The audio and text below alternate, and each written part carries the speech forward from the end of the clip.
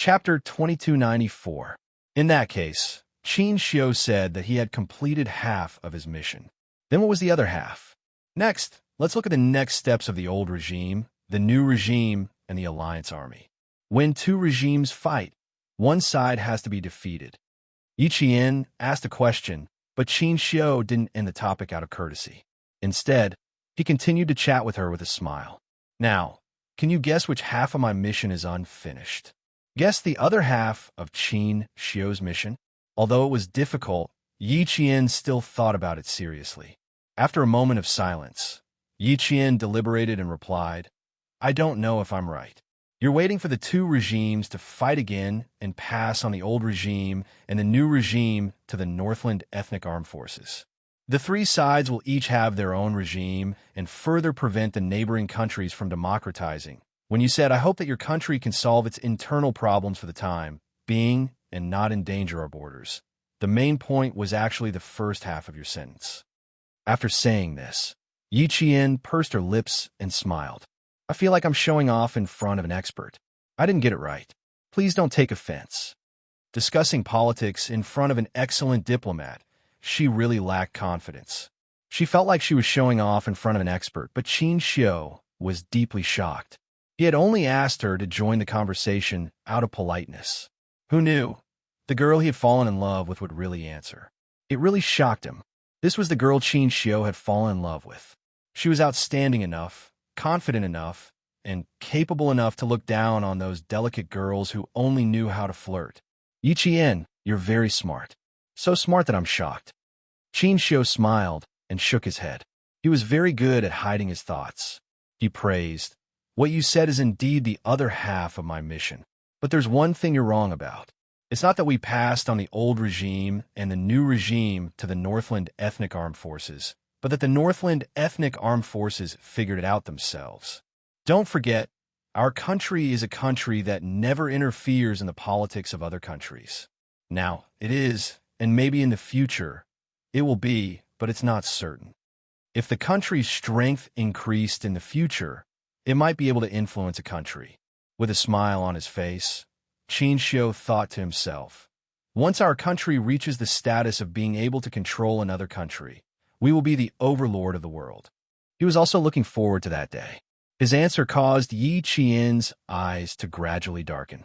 Xianxia, he wanted to spread the news that he had entered the neighboring kingdom to negotiate, so as to achieve the goal of letting the armed forces of the Northlands guess the conspiracy of the old government and the new government.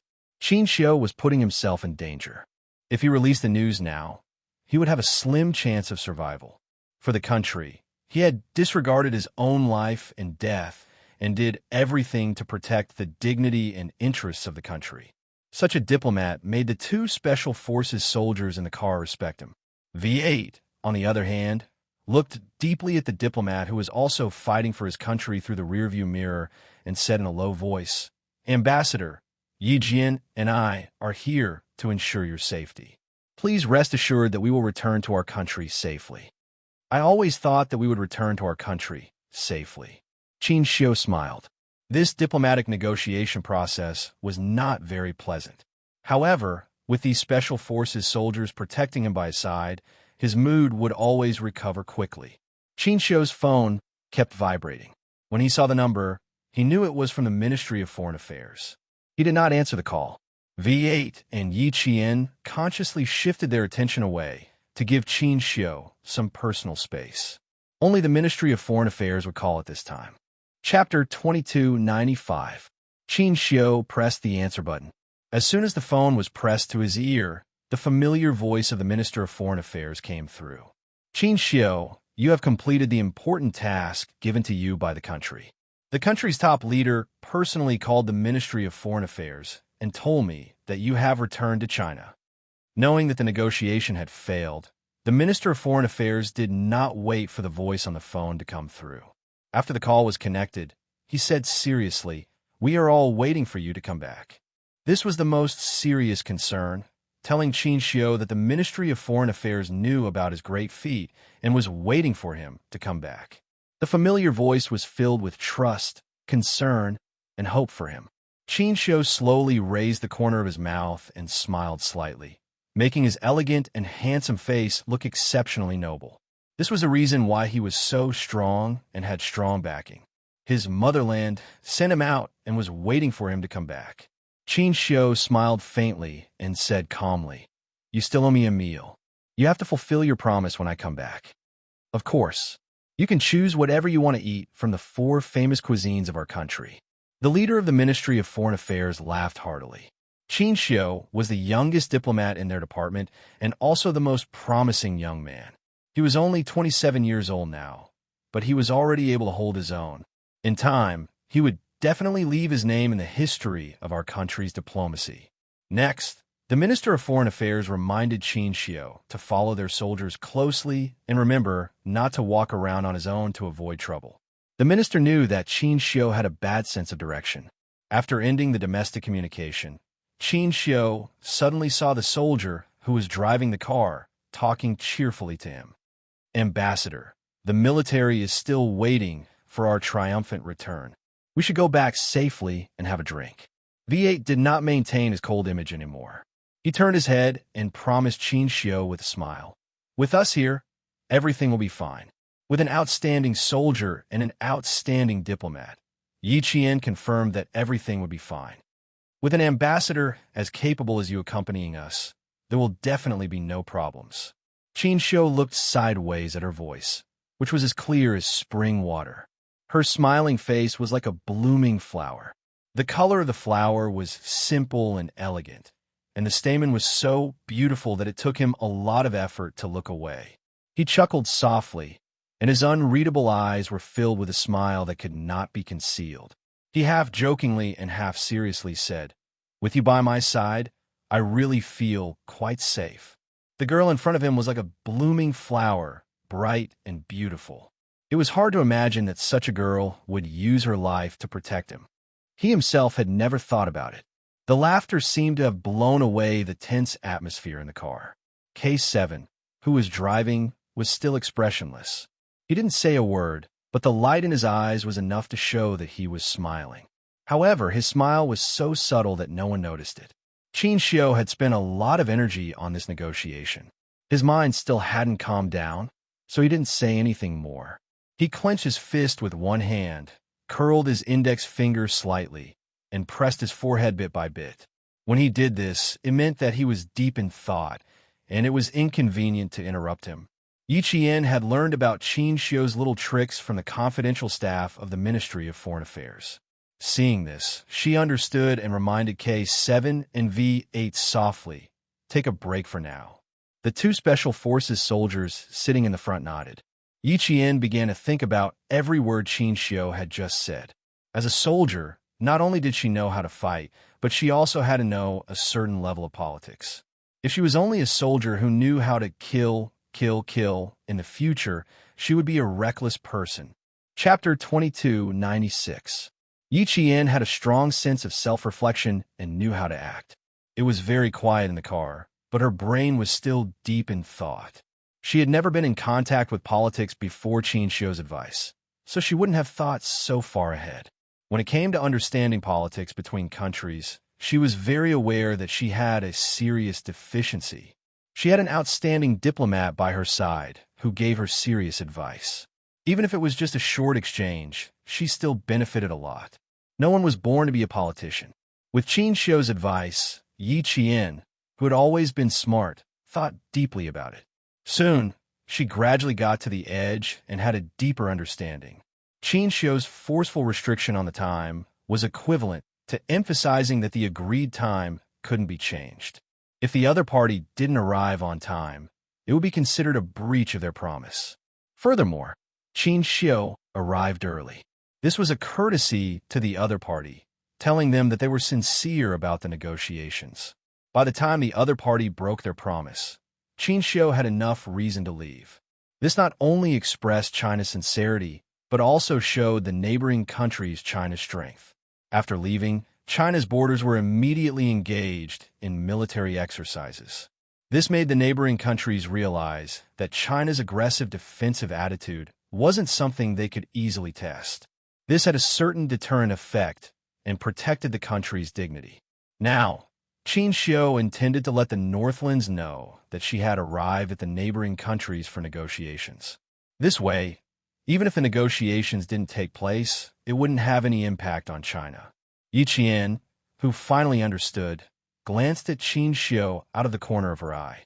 She gave the other party a big thumbs up in her heart. Really amazing. Captain Xia and her brother were the best people she had ever seen. Now, Xianxia was added to the list. Yiqian admired people who were willing to sacrifice for their country. At this time, Xianxia had established a very high image in her heart. This showed her the power of an outstanding diplomat. Yiqian, who finally understood, quietly looked at Xianxia, who was still in his original position. She praised in her heart. Really amazing. The Chinese car drove for less than a kilometer. After hearing the latest report from the military group, the ambassador immediately contacted the new policy leader. Before he could speak, the new policy leader said angrily, "Invite the Chinese ambassador to my office immediately. I will talk to him personally." Under normal circumstances, the country's leaders would not easily meet an ambassador unless they had made an appointment beforehand. The New Deal ambassador was in a difficult position. "Please? Where should I go to invite him?" They had already left. By the time he finished speaking, the Chinese ambassador had already left. The leader of the new policy was so angry that he slapped the table. "Send someone to invite him back immediately. No matter what method you use, you must invite him to my office." Yes. The New Deal ambassador also realized the seriousness of the problem. China had never conducted such a large-scale military exercise on the border between the two countries. They were also skeptical and wary of the news they had received previously. However, when they thought of China's usual style of handling matters, they still subconsciously believed that China was just bluffing. But now it was wrong, all wrong. "Is the person Raleigh sent not here yet?" "Very good. I am now on the phone with Raleigh." Later, tell the person he sent and tell him how serious the consequences of China's anger are. In addition, General Wu Weinu said that the plan will not change. The leader of the new policy leader hung up the phone angrily and immediately picked up the receiver. He needed to talk to this lunatic Raleigh. Chapter 2297. The leadership of the new government was shocked by the maneuver launched by the Chinese side. The negotiator from the old government arrived late at the venue and found it quite unbelievable that the Chinese ambassador had not been seen. Left? Did he really leave? Are you joking with me? Did the Chinese ambassador really leave? How is that possible? Didn't I say that I would definitely arrive? Why did he leave?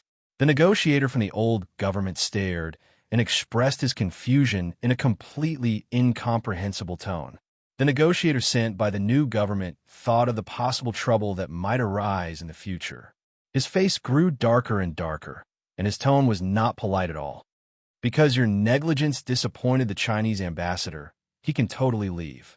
After all, the agreed time is 7 o'clock, and you are a full 20 minutes late." The attitude of the negotiator from the new government made the negotiator from the old government instantly pull a long face. "I am telling you very seriously that there is an urgent matter that needs to be dealt with and will arrive at 7:20. If we were negligent, we would not have called to explain." His face was ashen as if he had been offended. The more he spoke, the angrier he became. "A few years ago, the Chinese ambassador negotiated with our diplomatic personnel. He waited for nearly an hour and did not leave.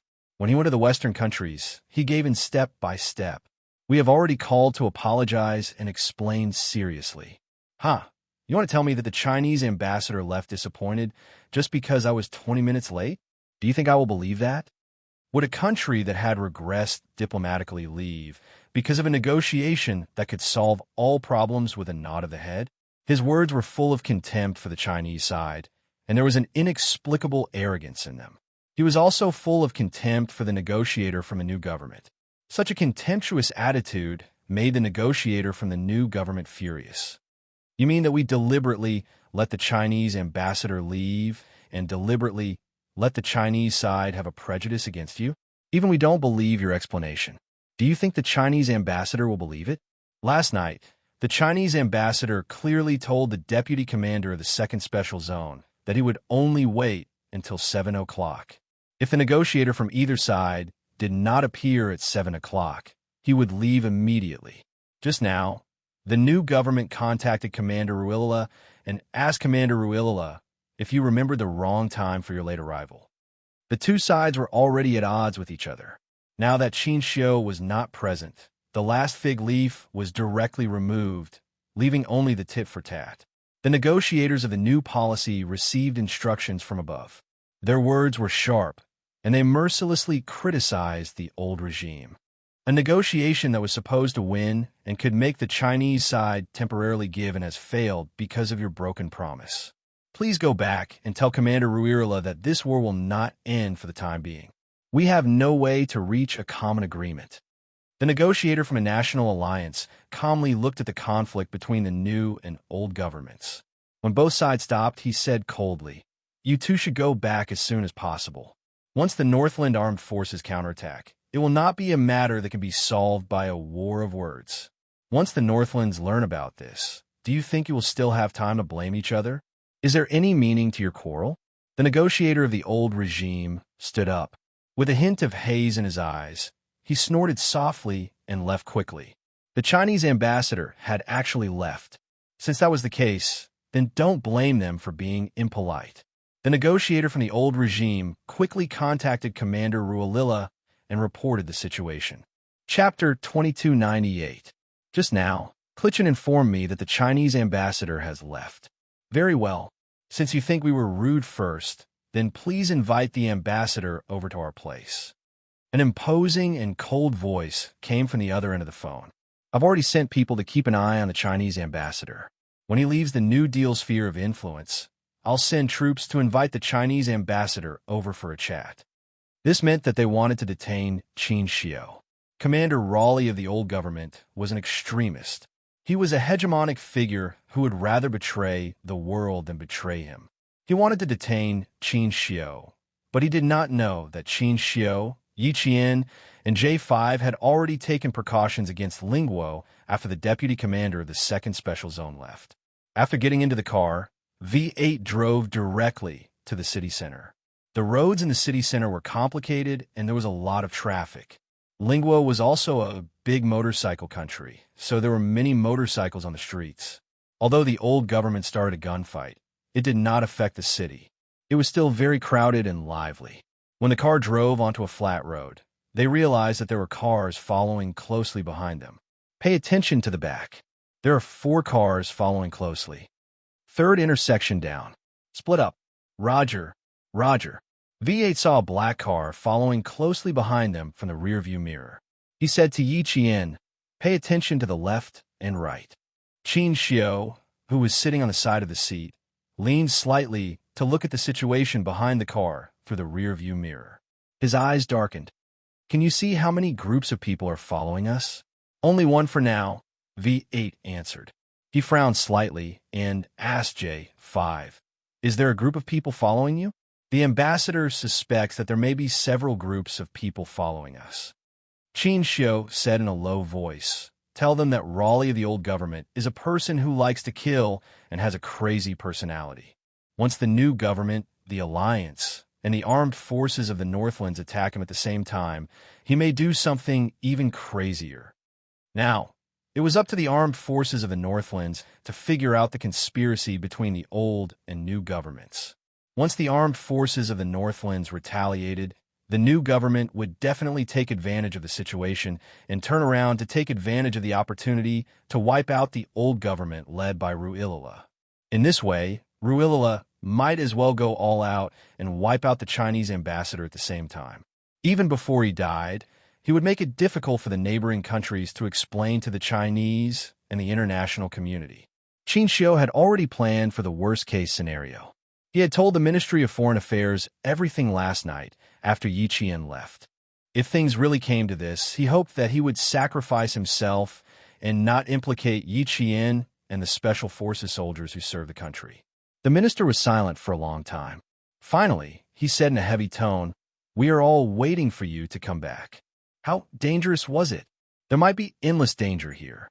Ruilala's troops were all fierce soldiers, and there were also some residents in the mountains who supported him. Therefore, Even if he was forced to step down by the New Deal military group, the troops in his hands did not decrease by much. For example, in the previous rebellion, he only sent out a regiment of troops. The loss of a regiment of troops did not affect Ruilala at all. It was like a small demon causing trouble. It did not affect him at all. The only impact was the military support of the national power. J5 and the Snowfield Brigade member codenamed Snow Eagle, who was driving the other car, both answered V8 at the same time. Please tell the ambassador that no matter how many groups of people they send out, we will leave safely. They would return to their country the same way they came. Not one less. Chapter 2299. Xianxia discreetly glanced at the rearview mirror in the middle of the car and saw the unfamiliar cars behind them that were not afraid of being discovered. He smiled and nodded. Yes, we will all leave safely. K7, who was driving the car, had a sinister look in his eyes. He said coldly, "There are two groups of people. Be careful. I'm going to take a detour now. Follow closely." Taking a detour meant that he was going to race. The driver of the K7 stepped on the accelerator and started the engine. Boom, boom, boom. The car left the crowd on the main street like an arrow and turned into a side road. V8 stepped on the accelerator at the same time and chased after them at the same speed. Snow Eagle, who was proficient in the local language of the neighboring country, did a wide drift and swept the rear of the car, scaring the arrogant cars that were following them and causing them to rush towards the green belt on the side of the street. The driver in the car was too shocked and sat in the car for a long time without coming back to his senses. His companions in the other cars asked him hurriedly through the walkie-talkie. When he came back to his senses, the driver still had a dazed look in his eyes as he replied, "I'm fine." The other cars did not have time to stop and check. They stepped on the accelerator and chased after them. The members of the Snowfield Brigade were all very good at driving. Although the car was driving very fast, it was very stable. Xianxia laughed and said, "I feel like I'm sitting in a cradle. I'm sleepy now." If he could say something like that, it meant that he trusted V8 and Yi Qian very much. He was indeed tired. When Yi Qian and the others went to rest in the wee hours of the morning, he had been talking to the head of the Ministry of Foreign Affairs, who was also his mentor, without any rest. In the morning, he had been arguing with the two ambassadors from a neighboring country. As he swayed, he really did feel sleepy. He did not mean to say that he wanted to sleep. Yi Qian saw this and laughed. "It's still daytime now. You should rest well. Otherwise, you won't have the energy to sleep at night." This was because they would use the night to meet up with G3 and the others who had completed the assassination mission and then fly back to China. Although Xianxia was young, he had also experienced a lot of bloodshed. Hearing this, he nodded. "Okay, I'll sleep for a while." After saying that, he closed his eyes and began to rest for a short while. V8 at the front wanted to whistle. This ambassador, there was nothing to say. He was very much to his liking. Soon, J5 and Snow Eagle were able to shake off the two waves of vehicles. V8 and K7 were the first to shake off their pursuers and enter the road leading to the other side of the city. Unlike China, which had sky eyes installed in every corner of the city, V8 and K7, who were familiar with the city, avoided the surveillance cameras on the main road and maintained contact with the vehicles behind them, telling their comrades where to go. They needed to reach a safe place on the other side of the city. The sirens of police cars could be heard from the main road, reminding Yi Qian and the others that the government of Lingguo had already notified the police to look for them. It was also indirectly telling everyone that the group of people who had just chased after them were from the new government. Only the new government could adjust the police and lock down the entire city. The lockdown of the entire city didn't affect Yi Qian and the others much. According to the original plan, they didn't leave the city during the day. The Snowfield Brigade, who were used to fighting at night, preferred to operate at night. Moreover, there was still no news from G3, so Yi Qian and the others weren't in a hurry to leave. As long as they left the venue and the territory controlled by the new government's army, they had enough power to deal with Lingguo without being discovered. The entire city has been locked down. We'll reach the safe place in about 1.5 hours. Roger, Roger. There are police cars heading out. Be careful, brothers. Chapter 2300. The three cars were separated by a certain distance, but they maintained contact with each other at all times. The driving cars were like fish swimming at the bottom of the sea, easily avoiding the pursuit along the way. Xianxia, who had entered a half-asleep state, suddenly opened his eyes and stared at Yi Qian in front of him. Why don't you rest first? I could still endure it for a while. The route back to China was arranged by the military, and Xianxia didn't ask. Now that they said she could rest, he thought about how Yi Qian didn't have much rest either, so he wanted her to sleep first. Because when night came, it was even more impossible for her to rest. Yi Qian, who was still in good spirits, was about to shake her head when the driver, V8, said, Yi Qian, you can rest first too. We might need to take turns driving from now on, so you need to maintain enough energy. Yi Qian didn't have much rest last night, but she did take a nap in the car during the journey from China's border to Lin Nation. V8 was the one who didn't have a good rest. She wasn't the only one who needed to conserve energy. V8 did the same. She didn't feel sleepy at all because she was all excited by Xianxia's brilliant negotiations. She asked V8, I'm not sleepy now. Why don't you rest and I'll drive? Xianxia smiled and reminded her, you need to be good at driving. Can you handle it? He had never seen Yi Qian drive before, so he had some doubts about it. The road conditions in Lin Nation are not as good as in China. I'm sure everyone knows about my return trip. Although it's misleading, the armed forces of Lin Nation shouldn't be underestimated. Since they have their eyes on me, they won't give up and will track me to the end. Yi Qian, our journey back to China won't be smooth sailing. Also, are you familiar with the road conditions? He was worried that Yi Qian wouldn't be able to handle the driver's duties if something happened because she wasn't familiar with the road conditions. He couldn't be blamed for being worried. The situation was grim, and it was better to be cautious. Not being familiar with the road conditions was indeed a problem. Yi Qian laughed.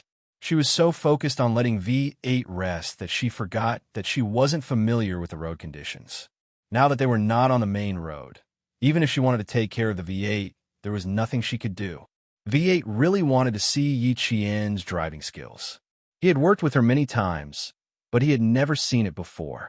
According to Q King, he was also a master and his standard was quite high.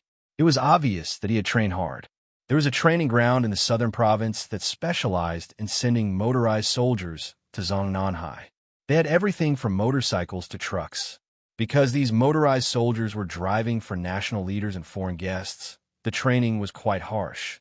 Not many people could endure it. If Qing Niao walked out of this training ground, then her driving skills were not ordinary.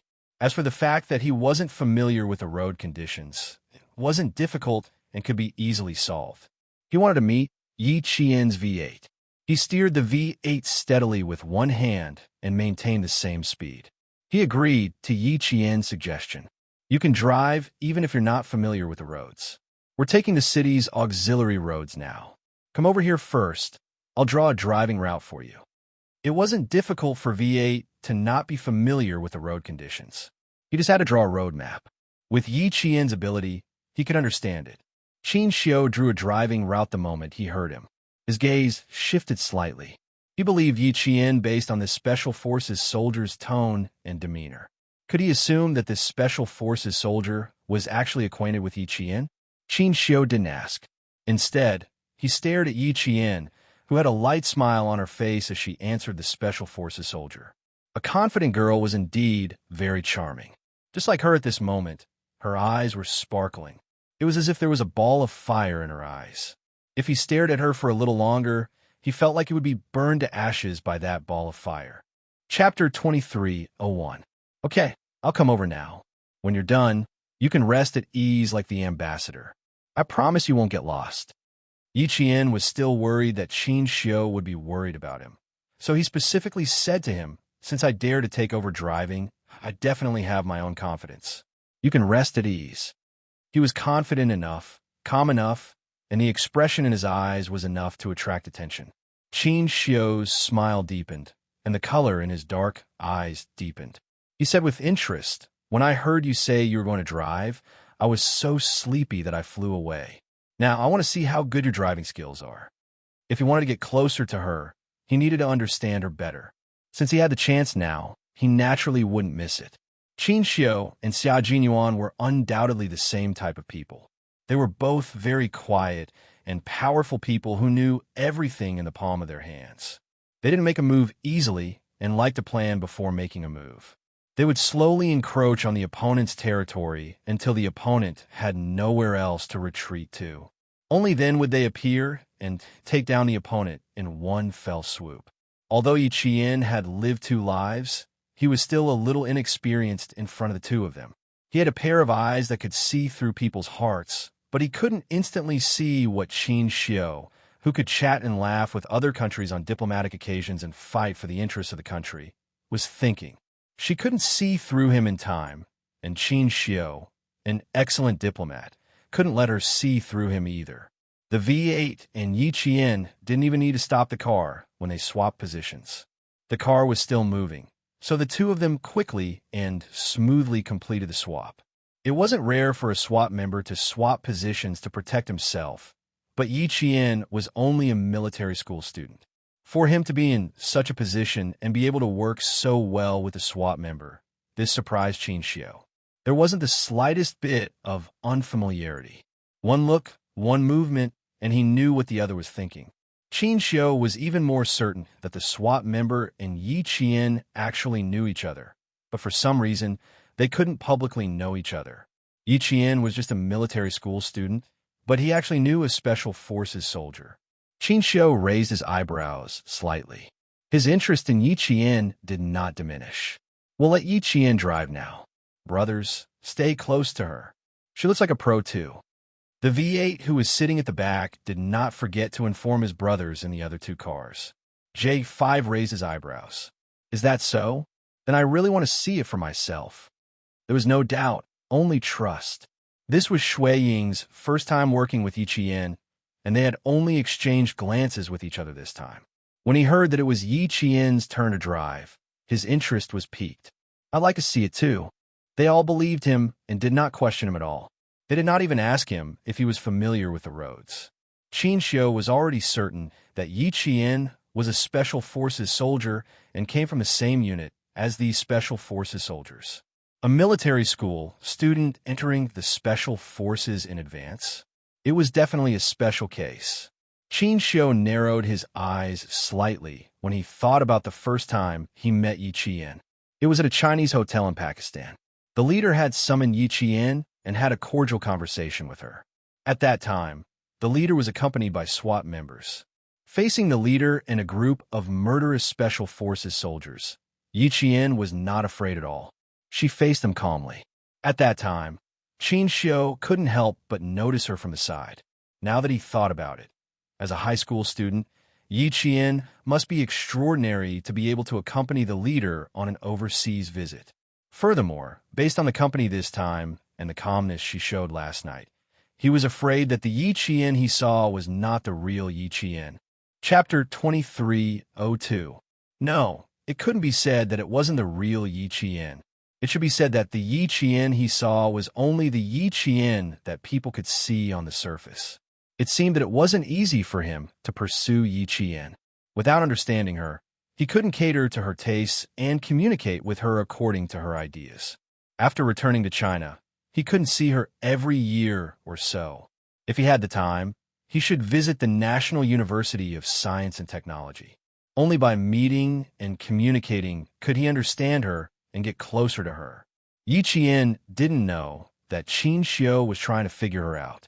He gripped the steering wheel smoothly and drove forward at the same speed as the V8. About 10 minutes later, the V8 had drawn out the rest of the driving route and marked out the number of meters they would need to turn onto which road. With a detailed road map, it was easy to remember and understand the distance they needed to take another road. Yi Qian memorized it in a few glances and sped up. J5 and Snow Eagle, who were chasing behind, saw this and couldn't help but widen their eyes. Damn, that's fast. At this time, with the Chinese side conducting a drill at the border, all the armed forces in Lin Kingdom knew that the Chinese ambassador had arrived overnight to negotiate with the people's government, the old government, and the National Alliance. Due to the old government's arrogant attitude, they didn't arrive on time. The Chinese ambassador, who arrived 10 minutes early to show his sincerity, was greatly disappointed and left without waiting for the old government's negotiator. When the armed forces in the north of Lin Kingdom found out about this, the higher-ups were furious. When the old government was fighting with the new government, artillery fire spread to the north, and a mortar was fired into China's territory. When the Chinese ambassador arrived overnight to negotiate, the old government deliberately broke their promise and caused the negotiation to fail. It was obvious that the old government had no sincerity in negotiating. Behind their lack of sincerity was that they didn't want to solve the actual problem and let the artillery fire continue to spread to the north. The war between the old and the new government was between the two governments. But what did it mean when they fired into China's territory and didn't want to negotiate? It meant that they had made up their minds to start a conflict in the north and deliberately let the artillery fire into China's territory. What was their reason for doing this? They wanted China to remain silent. So silent that they didn't stand up even when the old government and the new government's artillery fire occupied the north and accidentally entered China's territory. This was their shameless and self-righteous scheme. In the end, the Chinese side displayed an unprecedented display of strength and directly sent their troops to the border for an exercise. Furthermore, the border was less than 30 kilometers away from the Northland's armed forces. Once the artillery fire of the new and old governments landed on China's territory again, and if it accidentally landed on the Northlands during China's military exercise, the senior leaders of the Northland's armed forces in the emergency meeting had solemn expressions.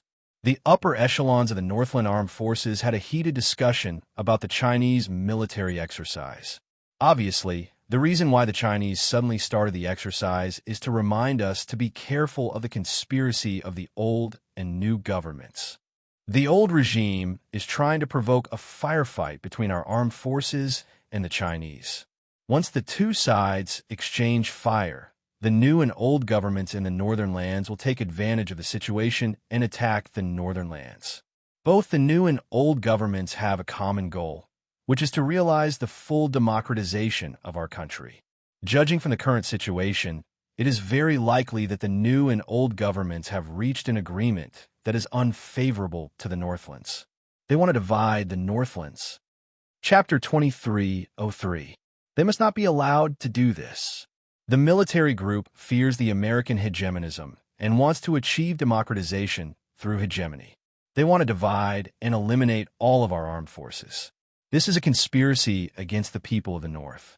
We cannot remain silent. The upper echelons of the armed forces of the North gathered together and started a new round of intense discussion about the war between the old and new governments. Soon, they came to a conclusion. The old and new government had reached a conspiracy agreement against the North. The Chinese maneuver was a reminder to the North. With a clear result, the armed forces of the North naturally could not sit still and wait for death. While secretly deploying, they told the old government, new government, and allied forces that they already knew about the conspiracy of the three parties. What? How did they know?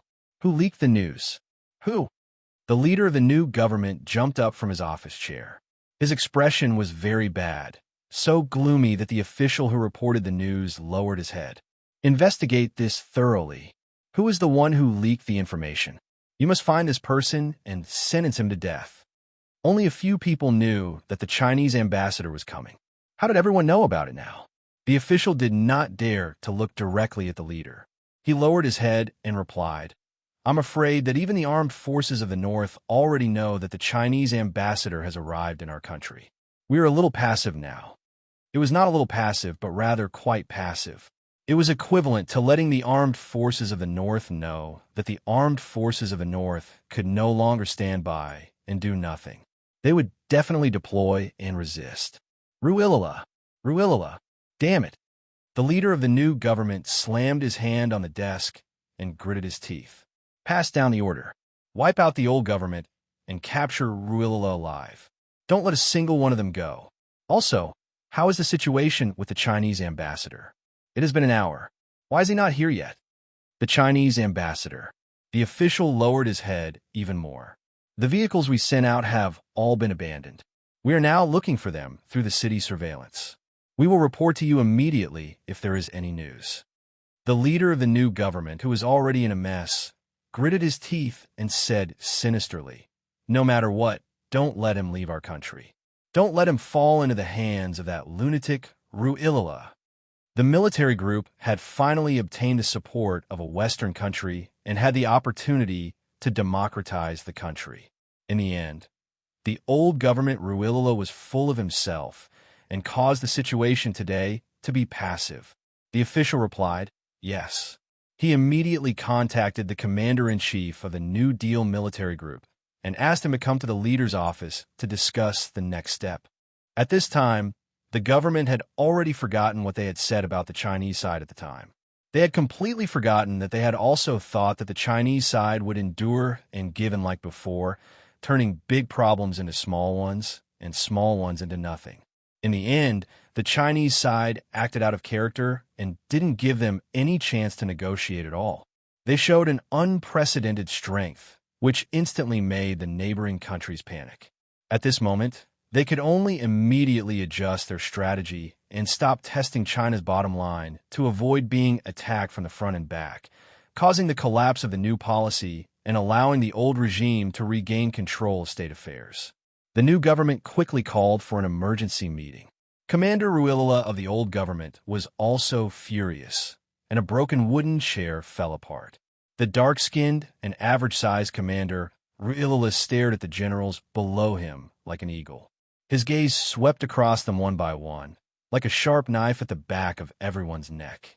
As his anger grew, the knife would rise and fall at any time, causing everyone to feel afraid. Chapter 2304. The Chinese ambassador only had a few people with him, and you let him escape. Useless. All useless. Commander Risla thought about how the armed forces of the various nations, as well as the armed forces of the Northland that he wanted, all knew that the Chinese ambassador had entered the country. Commander Risla, who had always been oppressed by the new government, was so angry that he unholstered his gun. He slammed the gun on the table. The Chinese ambassador must not fall into the hands of the new government and the armed forces of the Northland. We must find him first. After we find him, what if he doesn't cooperate? It's not up to him whether he cooperates or not. Commander Risla was in a state of madness. He had been oppressed by the new government for too long. If he did not fight back, he might be killed by the new government. So, he had to find the Chinese ambassador first. Not cooperating? He would make him cooperate obediently. When the people below heard this, they looked at each other.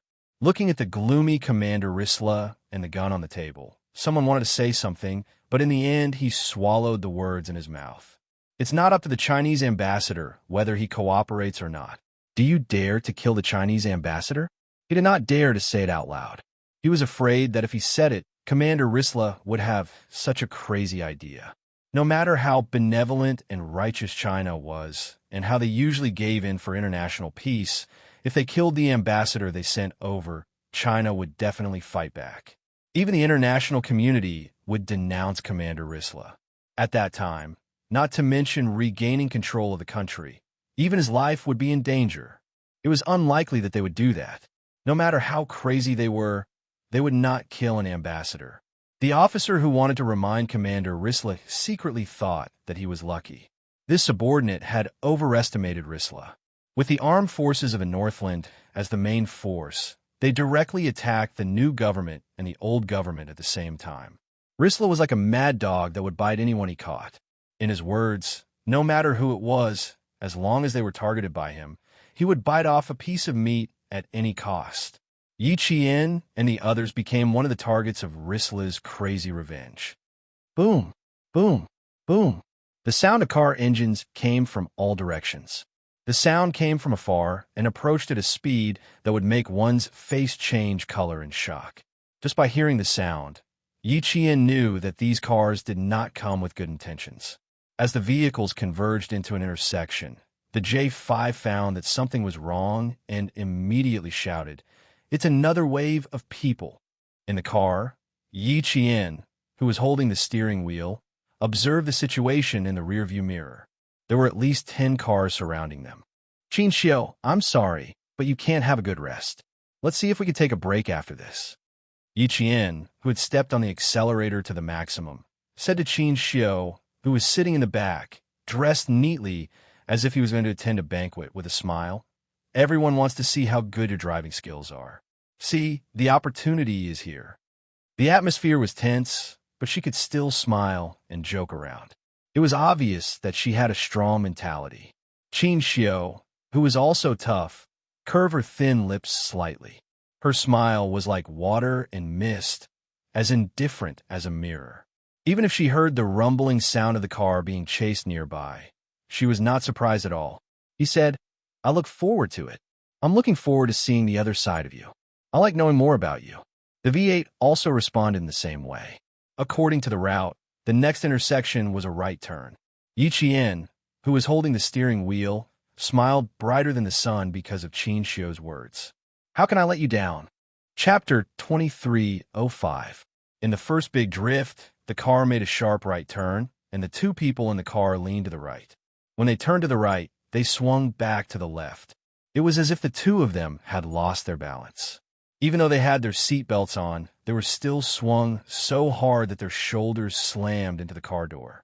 Before the V8 even sat up, he gave Yiqian a thumbs up. That drift was beautiful, perfect, without slowing down, a 90-degree turn, without slowing down the brakes, and with the accelerator pressed hard to complete the entire maneuver. That was not something that could be done just by being careful and daring. It required superb skill. Yiqian had practiced this type of 90-degree turn countless times at the Southern Province Automobile Troop Training Base. Not only were there 90-degree turns, but there were also 180-degree turns. She had practiced all of them, and her results were amazing. That kind of training was when she practiced with her own people. Now, she was fighting with the enemy. It was a completely different feeling. There was no sense of danger in the former, but in the latter, she had to fight to the death. When they turned to the right, there were 3 cars in front of the intersection. The car in front of the intersection was the first to notice the Chinese car rushing over. It immediately called for the other 2 cars to drive over. The cars on the left and right of the intersection turned out to be patrols. After receiving the call, they turned one after the other, stepped on the accelerator, and sped over at the speed of an arrow. Yiqian, charge forward. I'll bring up the rear. Shuang, lure the cars on the left. The J5 in the middle shouted, charge out of the intersection. I'll break through on the west side. These cars came with the intention of perishing together. They attacked from the front, back, left, and right in an attempt to get rid of Yiqian and her car in one fell swoop. Yiqian replied calmly, I'll be in front. Attack from the left and right. Take care of the left and right sides, then break through on the west side. The west side was the right side of the intersection. Okay, I'll follow up and provide support. Shuang, clear the cars behind. The J5 saw that Yiqian's voice did not change at all. She maintained her stability. He did not need to look to know that her skills were quite good. The beautiful 90-degree turn just now could be seen clearly. The first 2 waves of cars that the V8 team had shaken off could only be considered blocking and forcing them to stop. However, the dozen or so cars that appeared now were all recklessly rampaging around. It was obvious that these people were here to get rid of Xianxia. Knowing that the Chinese ambassador was sitting in the car, he still dared to be so arrogant. Xianxia knew that he was sent by the former government. Boom, boom, boom. The cars coming from 3 different directions at the intersection were getting closer and closer. Yiqian, who had his V8 gun ready, gently pressed the automatic window control button. As the cars coming closer and closer, Yiqian controlled the steering wheel with one hand and shouted in a low voice, fire! Bang! Bang! 2 gunshots rang out at the same time. The wheels of the 2 cars coming from the left and right exploded. The loud sound of the tires exploding was louder than the sound of the bullets. The 2 cars that were moving at high speed became unmanned. They were completely out of control. The cars crashed, and the people died as they moved in an S shape to the side of the road. The people in the car were obviously not as skilled as the members of the Shuayu team. The car sped out uncontrollably, and the pupils of the two men behind the wheel constricted violently, revealing a look of despair. They knew what mission they were on, but they did not think that they would die, because they thought that the person who died must be the Chinese ambassador. Chapter 23:06. Whoosh! Yi Qian retracted his pistol and turned the steering wheel nimbly and quickly, avoiding the two uncontrollable cars in an S shape. The rubber on the wheels flew off in an instant, and the exposed hubs screeched as they rubbed against the ground, creating countless sparks. When the three cars passed by, Yi Qian could almost see the despair in the driver's eyes. Despair? Ha! Not only should I make you feel despair, I should make you feel fear.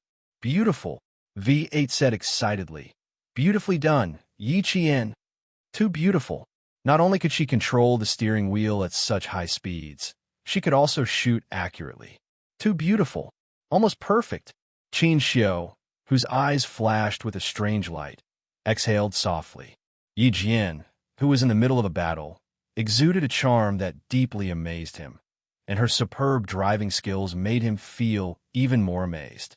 Yi Qian, you're just a freshman military school student, but you have the ability to subdue the special forces. Your personal charm is enough to amaze the world. The car in front of them was even easier to deal with. The J5 that came to support them directly fired a bullet at the accelerator. Bang! The explosion was accompanied by a rising fireball. Yi Jian turned the steering wheel, and the wheels made a terrible screeching sound as they turned to the left. Behind the car was a raging fire. It was estimated that the car would be burned to a metal frame in less than 5 minutes, and the people inside would be reduced to ashes. There were more than 10 cars surrounding Yi Qian, and 2 more cars rushed out from the alleys as soon as he broke through. Yi Qian, 4 cars come surround us. I'll take care of 2. You and V8 blow the tires and take care of the other 2. J5's cold voice came from the communicator. Don't give them a chance to go back alive. V, protect the ambassador. Don't worry, they won't be able to return. V8's lips curved coldly, revealing a wolf-like ferocity. Vroom, vroom, vroom. I'm going to charge out, sit tight. Yi Qian knew that as long as they could get rid of the 2 vehicles that were crazily surrounding them, they would be able to launch a full assault. Because the 2 vehicles were driving in a straight line, the narrow road made it impossible for the 3 vehicles to converge. Therefore, before the other party could open fire, not only would they have to finish firing, they would also have to think of a way to break out of the encirclement. They planned to open fire. Yi Qian, get out of the way. V8 gritted his teeth and fired continuously with his submachine gun when he saw that the 2 vehicles were acting strangely. There was no need for Yi Qian to shoot again. The car that was shot at by the V8 dodged to the side and crashed into their own car. The 2 cars collided, and the car that was hit was instantly flipped upside down. The 2 cars stuck to each other, and sparks flew everywhere as they headed towards Yi Qian and the others. Sit tight. Hold him properly. Xianxia and V8 only heard Yi Qian say 4 words before the car suddenly drove up a small slope on the side of the road. Then the car didn't drive on 4 wheels, but 2 wheels on each side. Squeak, squeak, squeak. The chassis of the 2-wheel car almost brushed past the 2 vehicles that were charging towards them. After charging for tens of meters, Yi Qian turned the steering wheel to the side again, and with a thud, thud, thud, thud, thud, the 2-wheel car returned to its normal 4-wheel driving mode. After the car was stabilized, V8 and Xianxia bounced a few times from the impact. Their expressions were like a string of ellipses. Behind them, Shuang, who had watched the entire process, said in a low voice, "That works too. This isn't an ordinary feat. It's so much better than the male soldiers." Chapter 23:07. In the end, not a single one of the dozen or so cars was left intact. They were either burnt to a crisp, or their headlights were compressed and couldn't start at all. There were also a few cars that were lying on their backs with their drivers covered in blood. No one knew if they were dead or alive. The burning cars were still on fire.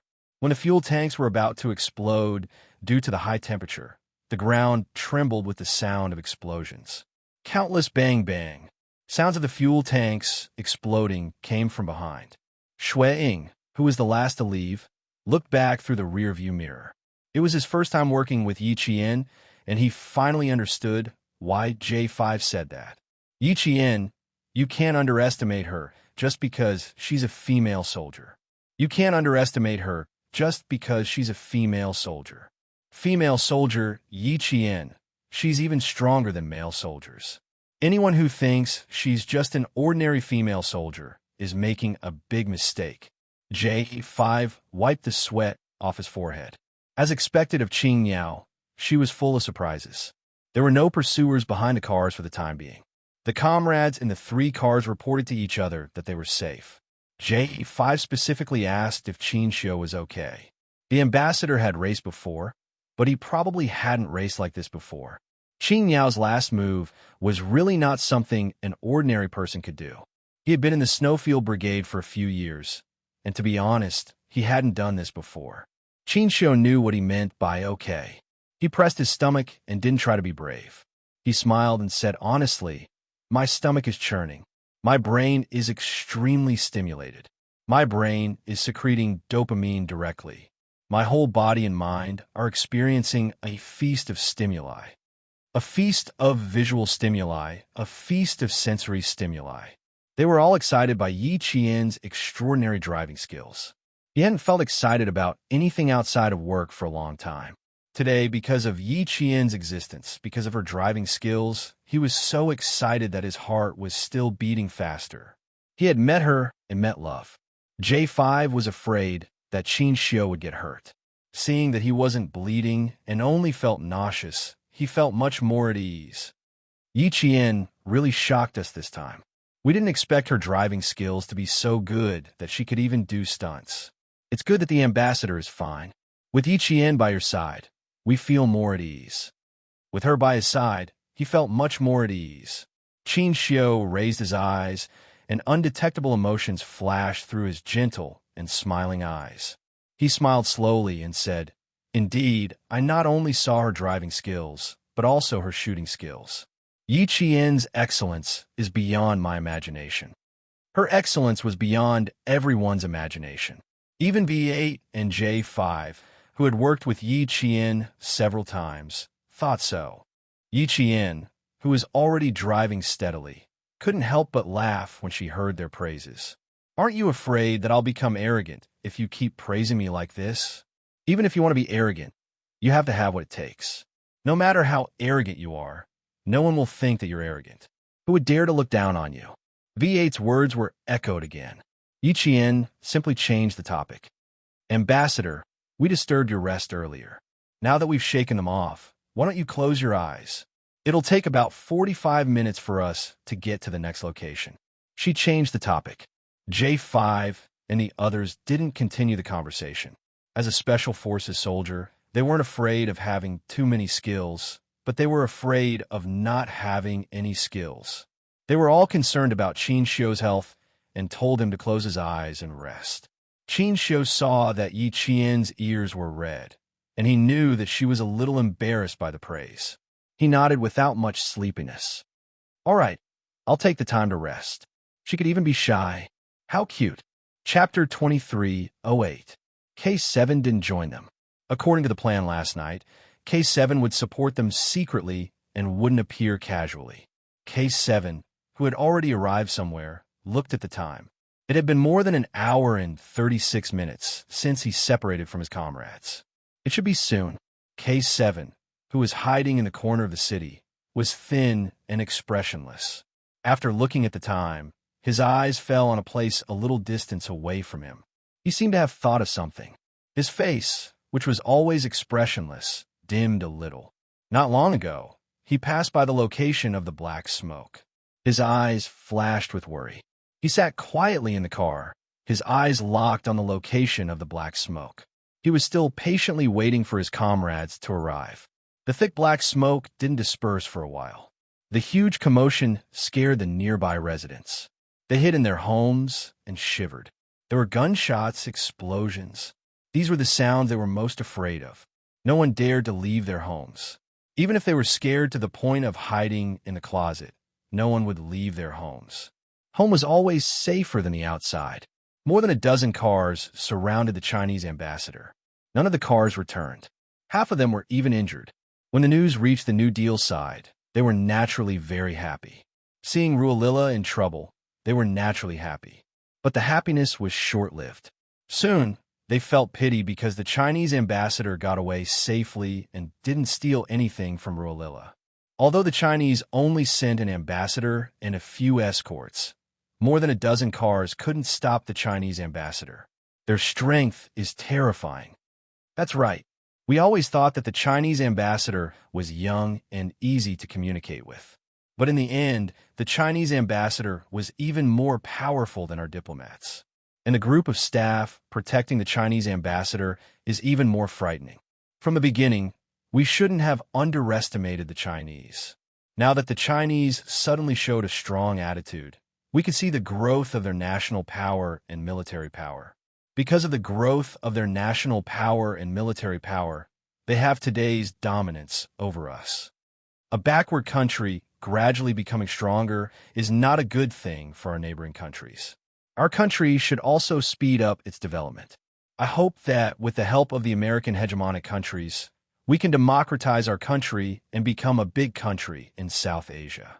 While the New Deal was reflecting on himself, he firmly believed that they must maintain a good relationship with the American hegemonic countries and become a big country in South Asia.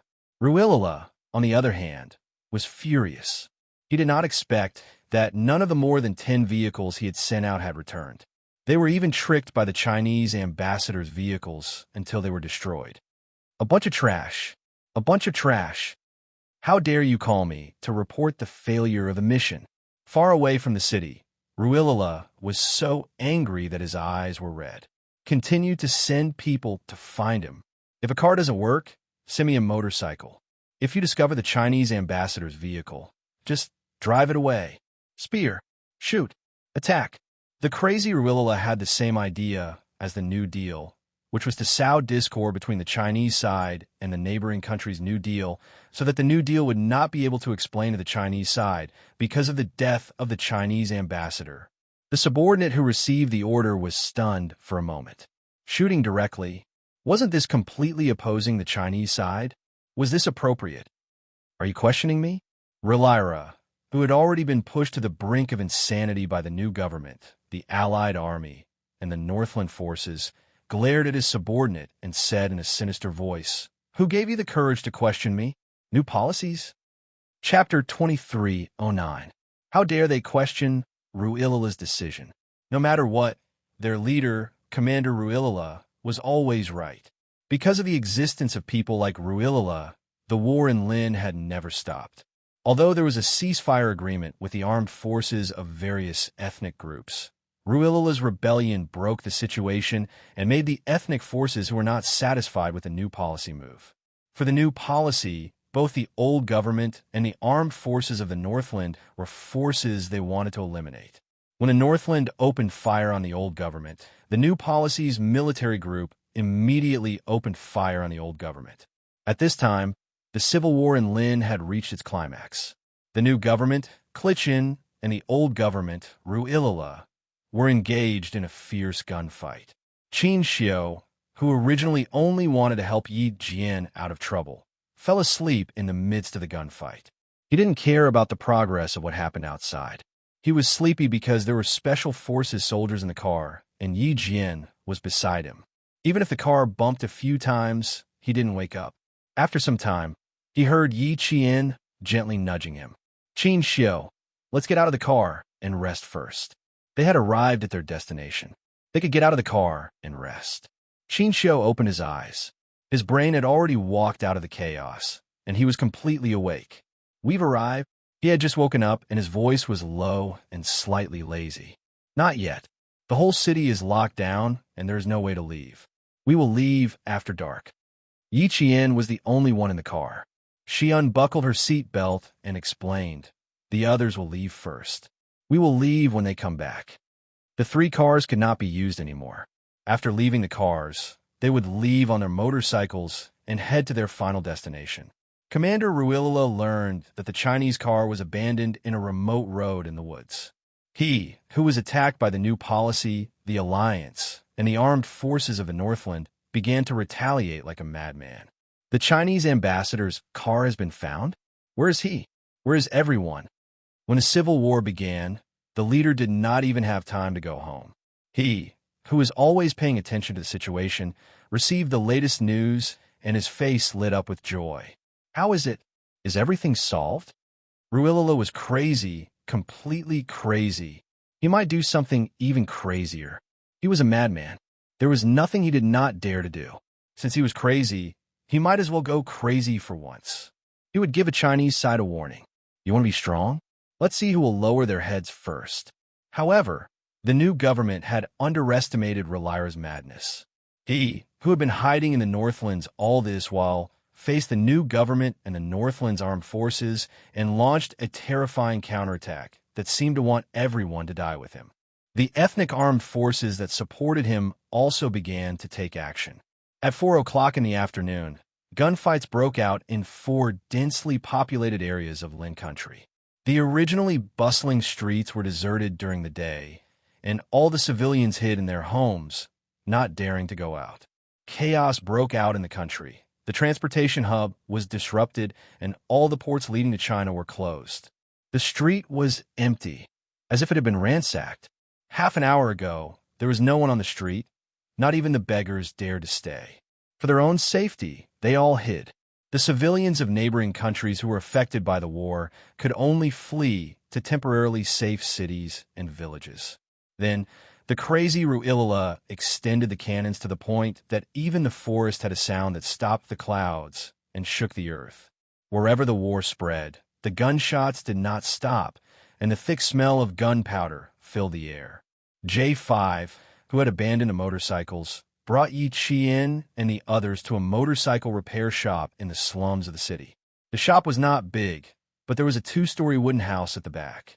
Not many people came out, and J5 brought Yi Qian and the others to the wooden house at the back. Chapter 2310. J5 was very familiar with the place. The unattended repair shop seemed to have been emptied due to the war, leaving only piles of scrap metal. There were also various scattered parts stained with black engine oil in the corner. Even the air was filled with the oily smell of engine oil, which was worse than the smell of gunpowder.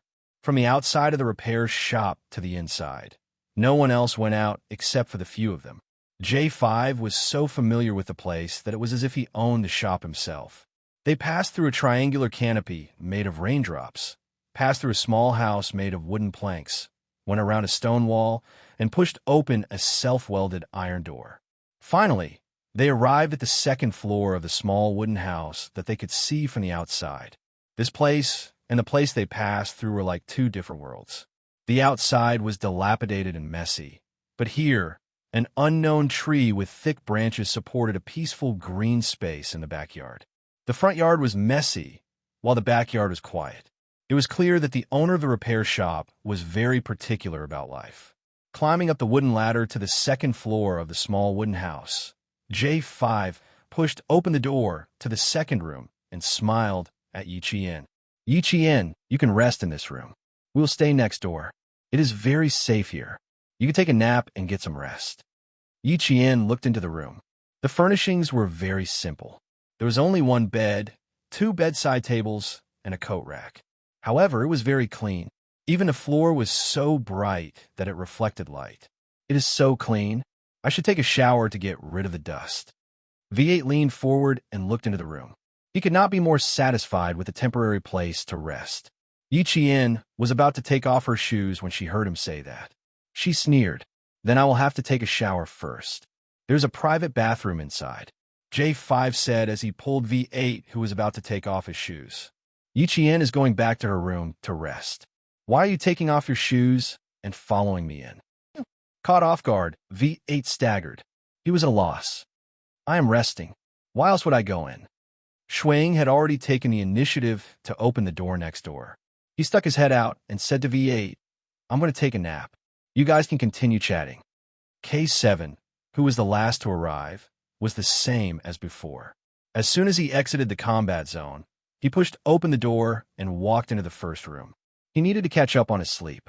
J5 patted V8's back and said, This is Yi Jian's room. You're a man. What are you trying to do by going in? With his comrade's reminder, V8 immediately realized how stupid he was. She slapped herself hard on the forehead and hurriedly explained to Yi Qian, "I'm sorry. I'm sorry. I thought everyone was resting in the same room, so I didn't think too much about it. Sorry. I'm sorry." He really did not think too much about it. Usually when he was on a mission with his comrades, he would not consider who was sleeping in the same room. He had forgotten that even though Yi Qian was his comrade, they were of different genders. Yi Qian saw the embarrassment on his face. Her eyes moved slightly, and she vaguely guessed what was going on. She pursed her lips and smiled. "I can understand. You forgot that we are of different genders, right?" V8 was a little embarrassed after his thoughts were seen through. He smiled awkwardly. Yes, I really forgot. It was mainly because in the battle just now, Qing Yao's ferocity made it easy for people to forget that she was actually a female soldier. She was more like a male soldier than a male soldier. Chapter 23:11. Xianxia, who was standing next to him, couldn't help but cough lightly to hide the smile on his face.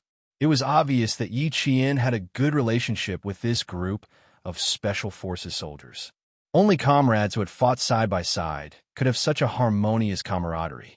J5 raised his hand to cover his forehead as he felt a headache coming on when his comrade admitted that he really thought of Yi Qian as a male soldier. He said to V8 helplessly, "Why are you talking so much nonsense? Rest with the ambassador for now. I'll go down and look for someone." He then said to Yi Qian, "Sometimes he's not very bright and sometimes makes stupid mistakes. You have to be more forgiving. If you really can't take it anymore, find a chance to settle old and new grudges together and teach him a lesson." V8 agreed. Of course. Next time if I do anything wrong, don't hold back. Just tell me. You just made a stupid mistake earlier and didn't think too much about it." Xianxia, on the other hand, understood V8's behavior earlier. It was just a habitual reaction. It meant that Yi Qian wasn't a female soldier in his heart, but a true comrade who had fought side by side with him. Yi Qian didn't feel offended. Just as Captain Xia said, on the battlefield, it didn't matter if you were a male or female soldier. Gender didn't matter. Soon, everyone went back to their rooms to rest. Shuang went back to his room alone for the time being, while V8 accompanied Xianxia to the next room to rest. J5 had something to do, so he didn't let his comrade accompany him. He went downstairs alone. Knowing that there was still a fierce battle ahead, they went back to their rooms and took the time to recover their energy to prepare for the upcoming battle. J5 said it was safe enough to sleep here. Yi Qian went into the room and immediately laid down on the bed without taking a shower. Although the repair shop was located in the slums and the outside was dilapidated, the room was clean and tidy. Even the bedding had a faint fragrance of soap. The temperature in the city was pleasant, neither hot nor cold. The temperature in the wooden house was also very comfortable. Yi Qian, lying on the bed, smelled the faint fragrance of soap and fell asleep in less than 3 minutes. Even Xianxia, who had taken a nap in the car, fell asleep immediately after taking a shower. In terms of combatability, he was worlds apart from them. Now that his home ground was over, he had to work hard to not be a burden to the Special Forces. No matter how he spent the night, he had to keep up with them. Yi Qian and the others arrived safely at their destination. Ruilala, who had nowhere to vent his anger, took out his pistol and fired randomly at the window of his office. Bang, bang, bang. The sound of dozens of bullets rang out. The subordinate who came to report the matter was so scared that his face turned pale and his legs trembled. When the guards outside heard the gunshots coming from the commander's office, they broke through the door almost at the same time and aimed their guns at the subordinate. There were less than 10 people in the Chinese cars. What about you? Even if you didn't send 100 people, at least 50, the cars were destroyed and the people were gone. In the end, you don't even know where the Chinese ambassador is now. I sent you out to solve the problem, not to create more problems for me. I'll give you one more chance. If you don't find the Chinese ambassador tonight, you can kill yourself. Ruilala smashed the empty pistol directly into the office. He smashed it so hard that the pistol bounced up and fell to the ground. The black hole happened to be right in the forehead of the subordinate, who was so scared that he lowered his head and didn't dare to make a sound. The subordinate, whose back was covered with layers of cold sweat, didn't say anything. He turned around, and his knees went weak, and he almost fell. Chapter 23:12. The guards who rushed in also hurriedly retreated. No one dared to make their commander angry at this time. Cultivation, the leader of a New Deal, frowned when he finally received news of the Chinese ambassador. It's one thing for the 10 cars Ruilala sent out to surround the Chinese ambassador, but now even the people we sent out don't know where the Chinese ambassador went.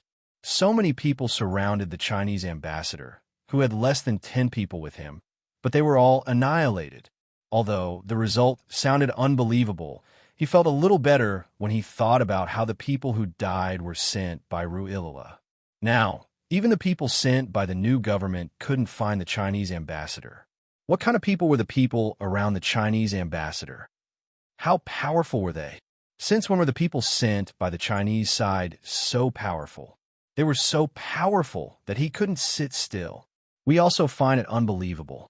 After all, the people sent by Ruilala weren't elites. It's normal for them to fail. However, the people we sent out were the elites of the military group, and even they lost track of them. Leader Cultivation, the people around the Chinese ambassador are more powerful than we thought. The situation of the new government official was much better than that of Ruilala's subordinate. Although he was also reporting bad news, Cultivation, the leader of the new government of the neighboring country, would not pull out his gun and shoot.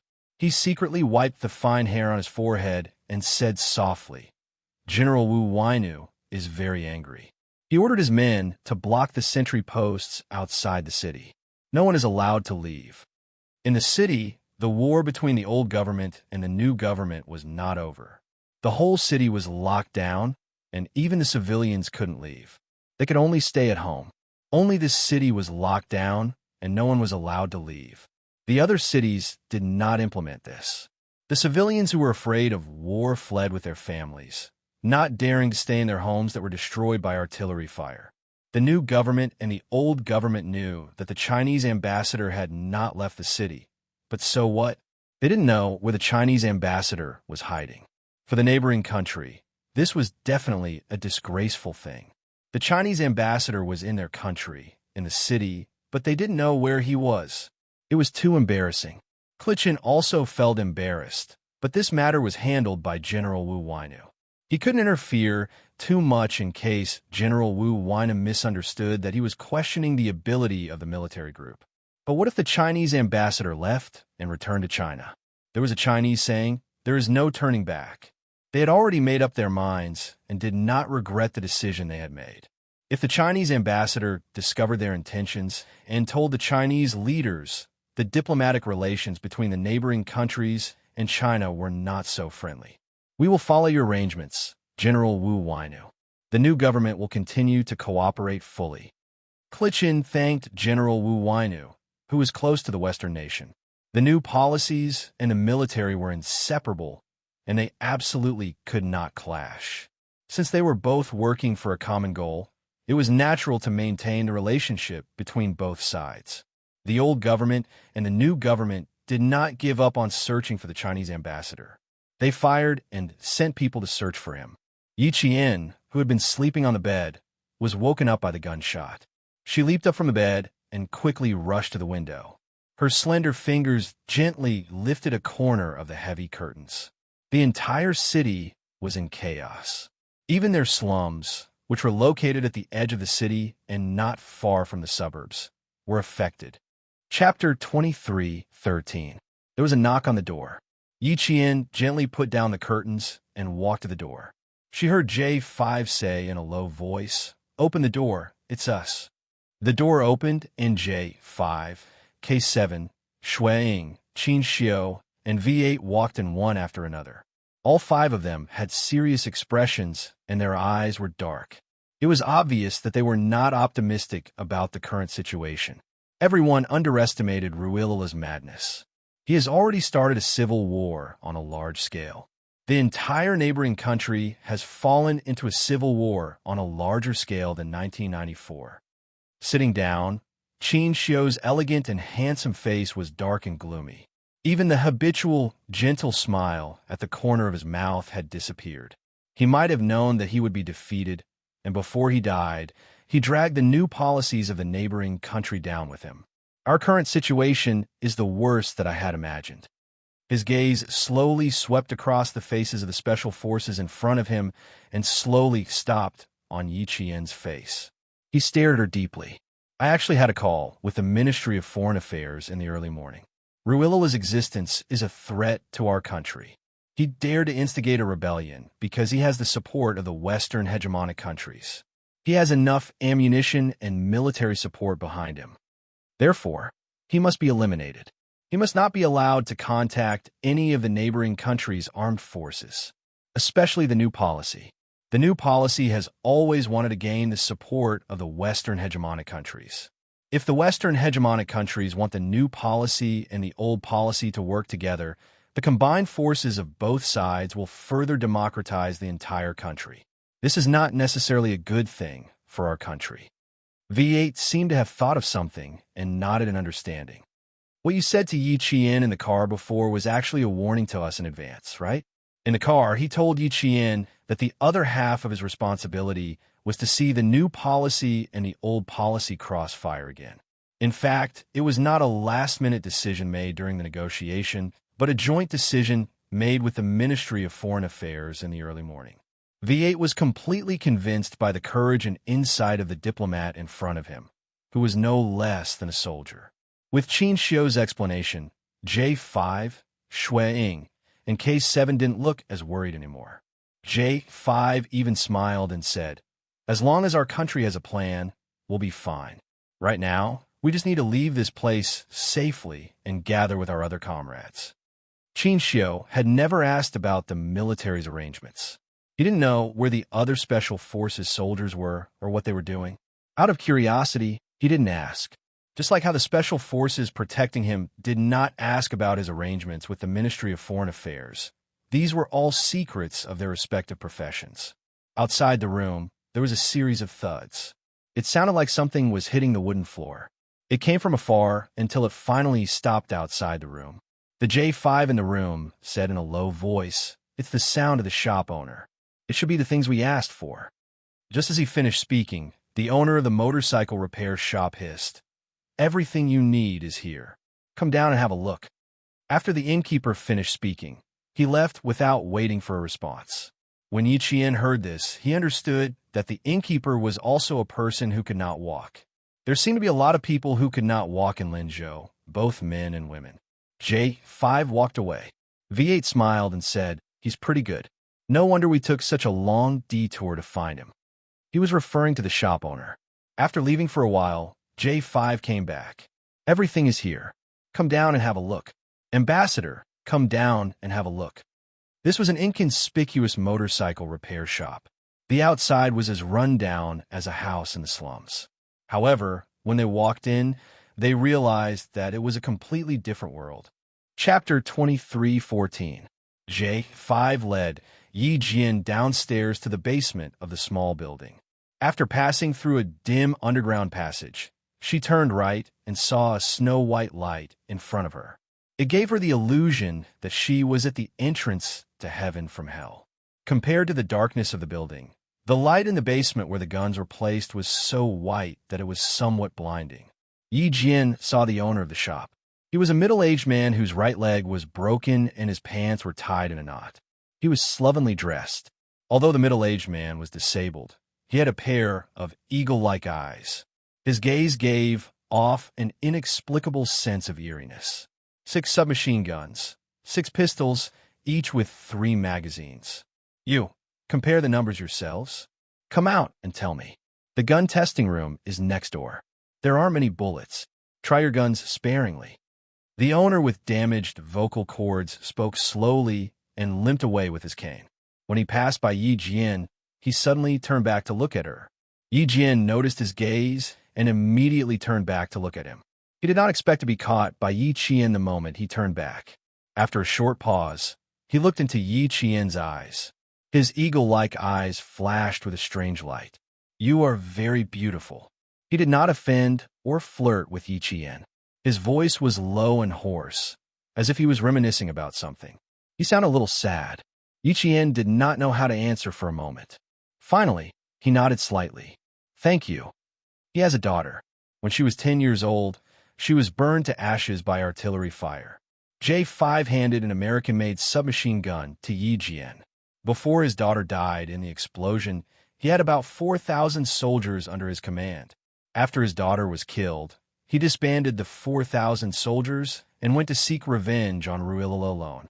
Unfortunately, he didn't get his revenge. Instead, he lost a leg. After recovering from his injury, he became the biggest arms dealer in this area. He's a man of his word. Otherwise, he wouldn't have brought Xianxia here to stay. The man didn't seem to understand English. When he saw Yi Qian take the gun, he nodded very lightly, as if to show his appreciation. Yi Qian did not look at him again. He lifted the gun with both hands to check if it was okay. As he lifted his hand, the silver wire wrapped around his wrist flashed a silver light under the snow-white light. Behind him, the man who had not left said, "You better not show the silver wire in your hand to us and the Sun Island." Yi Qian, who didn't understand the language of the neighboring country, realized that the man who hadn't left was talking to him. He looked at the J5 who had been communicating with him in the neighboring country's language. J5 was looking at the silver wire in Yi Qian's hand. He always thought that it was Yi Qian's favorite silver jewelry. He didn't expect that it was actually a self-defense weapon. Seeing Yi Qian's questioning look, J5 pointed to the silver wire on her wrist. He said that you'd better not show the silver wire on your wrist easily when you arrive at the neighboring countries and the Japanese island. Yi Qian was shocked. He turned around and looked at the man with his dark, clear eyes. "You know where it came from?" J5 translated. The man nodded. His dark lips, which had been smoking all year round, moved slowly. "I know. It's very powerful. It's very good that you have it." This time, he didn't speak the neighboring country's language. He replied in broken Chinese, pausing every word. "Here, it's best not to show it. It's not good." The Silver Wire Summer team had investigated its origin before, but they didn't find anything. A few years later, they didn't expect that an unremarkable arms dealer would recognize it at a glance. Yi Qian was shocked, but at the same time, he became vigilant. Chapter 23:15. You're going back to China. You come with me. The man said in a hoarse voice as he limped out of the basement with his crutches. When he suddenly said, "Back to China," J5's expression did not change. Yi Qian and the others' expressions turned cold.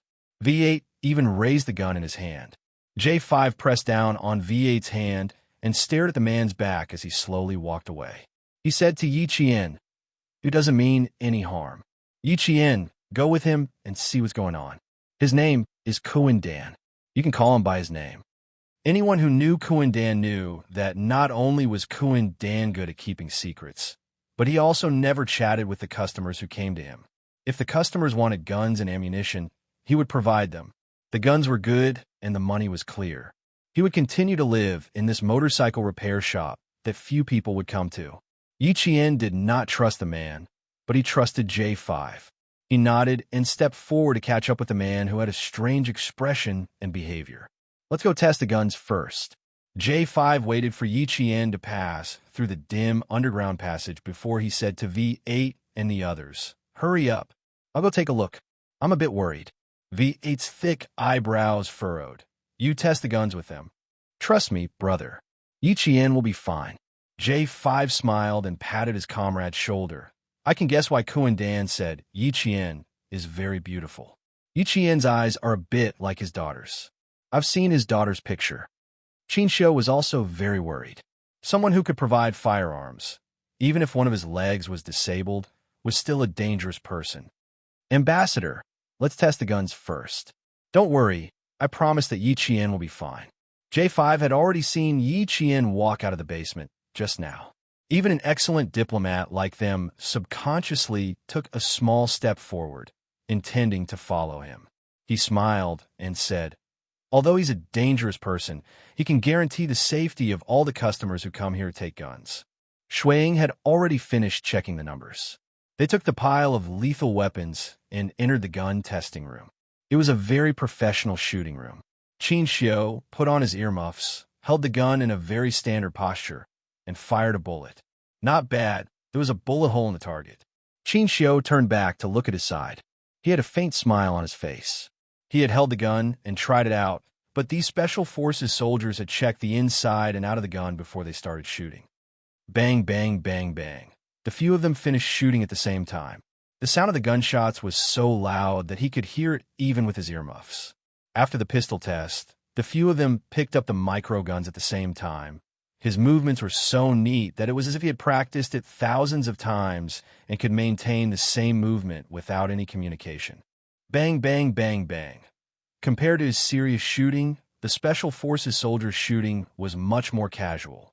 When they picked up their guns, they didn't even see how they aimed before the bullets were fired. This was the difference between him and them. As the saying went, every field has its own specialization. Outside, Yi Qian saw Kuan Dan use an iron hook to hook open a manhole cover. He turned his head and pointed down. Without saying anything, he went down first. Yi Qian pursed his lips, took a light breath, and slowly followed him down. Under the manhole cover was a simple ladder welded with steel bars. Although Kuan Dan only had one leg, his arm strength was quite impressive. He used one leg to climb up the ladder. The seemingly inconspicuous motorcycle repair shop was full of surprises. Under the manhole cover was a complicated underground air raid shelter that was warm in winter and cool in summer. Kuan Dan lived here and had everything he needed. Yi Qian walked in and stood at the exit. He didn't walk in immediately. Chapter 23:16. J5 said that Kuan Dan meant no harm, but since he knew about Silverthread's background, it was better to be cautious. Sit. Kuan Dan pointed at a leather sofa that was neither new nor old. He walked into another bomb shelter, as if he didn't see Yi Qian standing at the exit. When he came out, he had a common black plastic bag in his hand. He said to Yi Qian, "It's not easy for you guys to escape. The leaders of Ruilala, New Deal, military group, and a few ethnic armed forces are looking for you." Kuan Dan's Mandarin was not fluent, and his vocal cords were damaged. When he spoke, he paused for a few seconds before continuing. It took him twice as long to finish a sentence compared to a normal person. Yi Qian was a very vigilant person. When he suddenly said these words, a fierce look flashed across her eyes. She looked at Kuan Dan quietly and pursed her lips slightly. She remained silent and did not respond to what he said. "You're so beautiful." Kuan Dan, who was looking into Yi Qian's eyes, suddenly said this. His voice was hoarse and slightly sorrowful. He had been looking into Yi Qian's eyes the whole time. It was as if he was trying to recall another person's face through Yi Qian's eyes. Could it be that she looked like an old friend of his? Yi Qian couldn't figure out what he was thinking. She lowered her eyes slightly and replied with a faint smile, "Thank you for your compliment." "You're welcome. What I said was the truth." "Qian, your eyes are the most beautiful."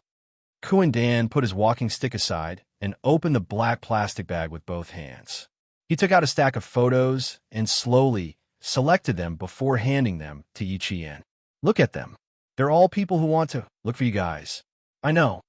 Yi Qian was shocked when she took a look at the photos.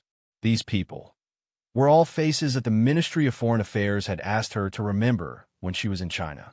And now, Kuan Dan said that these people were looking for them. How'd he know?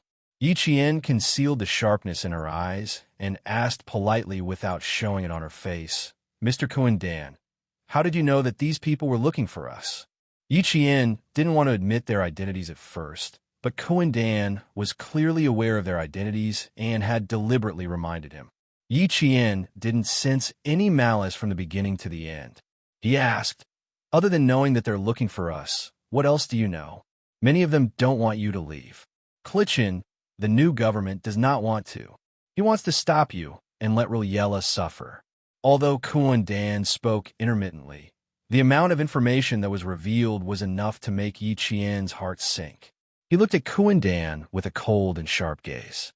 Just now, Xianxia only mentioned that Ruilala would attack crazily, but he didn't mention anything about the new policies. And now, Kuan Dan was telling him that the new policy was actually so despicable. They took the opportunity to fish in troubled waters and frame Ruilala. The temperature in Yi Qian's eyes dropped rapidly. They were so cold that they were like a ball of snow that never melted. He exuded a chilling aura. Mr. Kuan-Dan, how do you know so much? I'm a businessman. I have a lot of information. Someone sold me. I know when the news comes out, Kuan-Dan said calmly. I'm telling you that it's very difficult to leave. It's even more difficult to leave alive. You can. Listen to my arrangements. It'll be easier. The entire city was locked down. All vehicles were banned. Even motorcycles were not allowed to pass. It was very, very difficult to leave alive under such circumstances. Chapter 23:17. Yi Qian was a little tempted, but she didn't trust Kuan-Dan. However, she didn't mind listening to his arrangements first.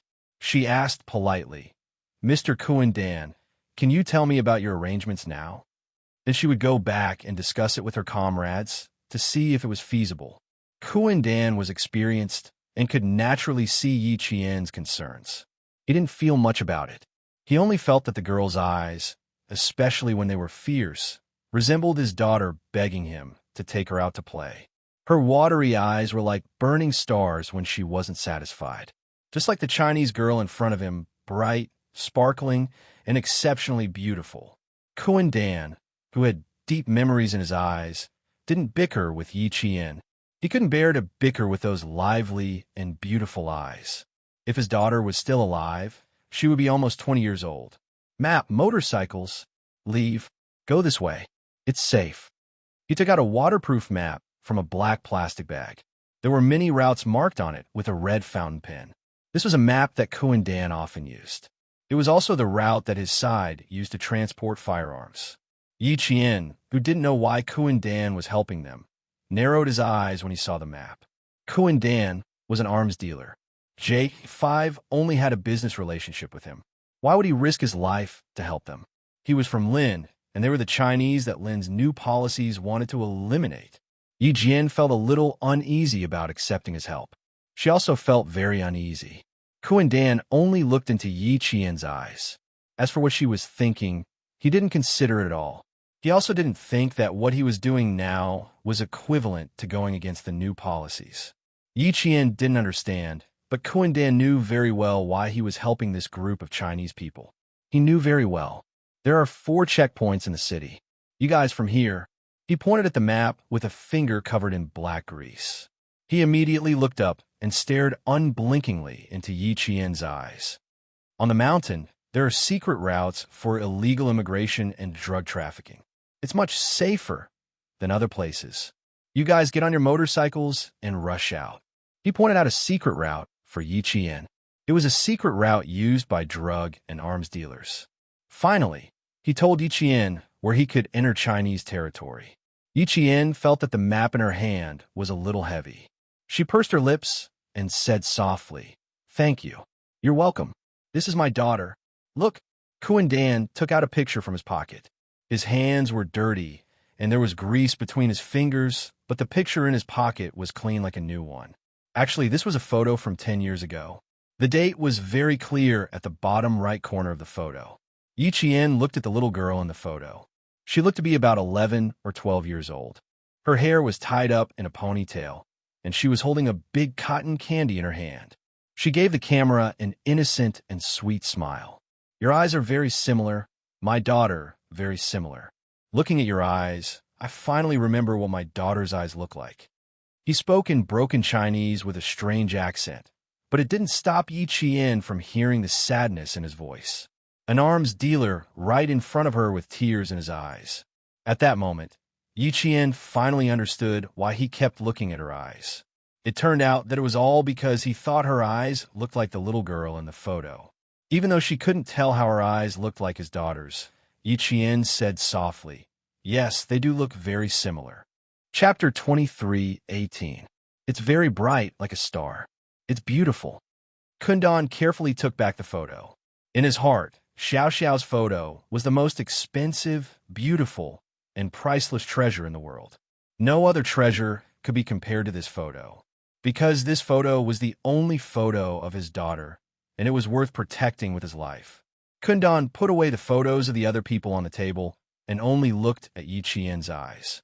He coughed softly and said, People of the Ming clan, don't like fighting and xenophobia, but it's safe. You can go there, very good, but be careful. Yiqian was very grateful that Kundan's eyes looked like his daughter's and gave her a precious kindness. She couldn't take the map away, so she took a pen and spread out a piece of white paper. Yiqian drew the route and the villages that Kundan mentioned. Actually, she didn't know if this route would lead them to the rendezvous point with G3, but it was better than nothing. If the plan changed, they could go back to China according to Kundan's route. It took Yiqian more than 10 minutes to finish writing. She checked it carefully again and then walked out of the bomb shelter with Kundan, who was waiting patiently for her. Xianxia and the others had been waiting in the basement for about 15 minutes. They were relieved when they saw Yiqian return. Xianxia walked to her and asked worriedly, "Are you okay?" "No." He showed me a few photos to remind me to be careful. They're all faces that I remember in China. Yiqian quietly looked at Kundan, who was finishing the deal with J5. She lowered her eyes and whispered to Xianxia, "He's really good." He even showed me a map that could lead us to our country and asked us to leave by motorcycle. I'll discuss it with them when I get back to my room and see if it's feasible. J5 was surprised and said to Kundan in the language of the neighboring country, "Motorcycle? I didn't order a motorcycle on my list." He was checking the list with Kundan, but there were 3 motorcycles in Kundan's list. But he didn't order one. He still had to bring the gun back to China to use. It was not worth it to buy a motorcycle and then abandon it after one trip in the neighboring country.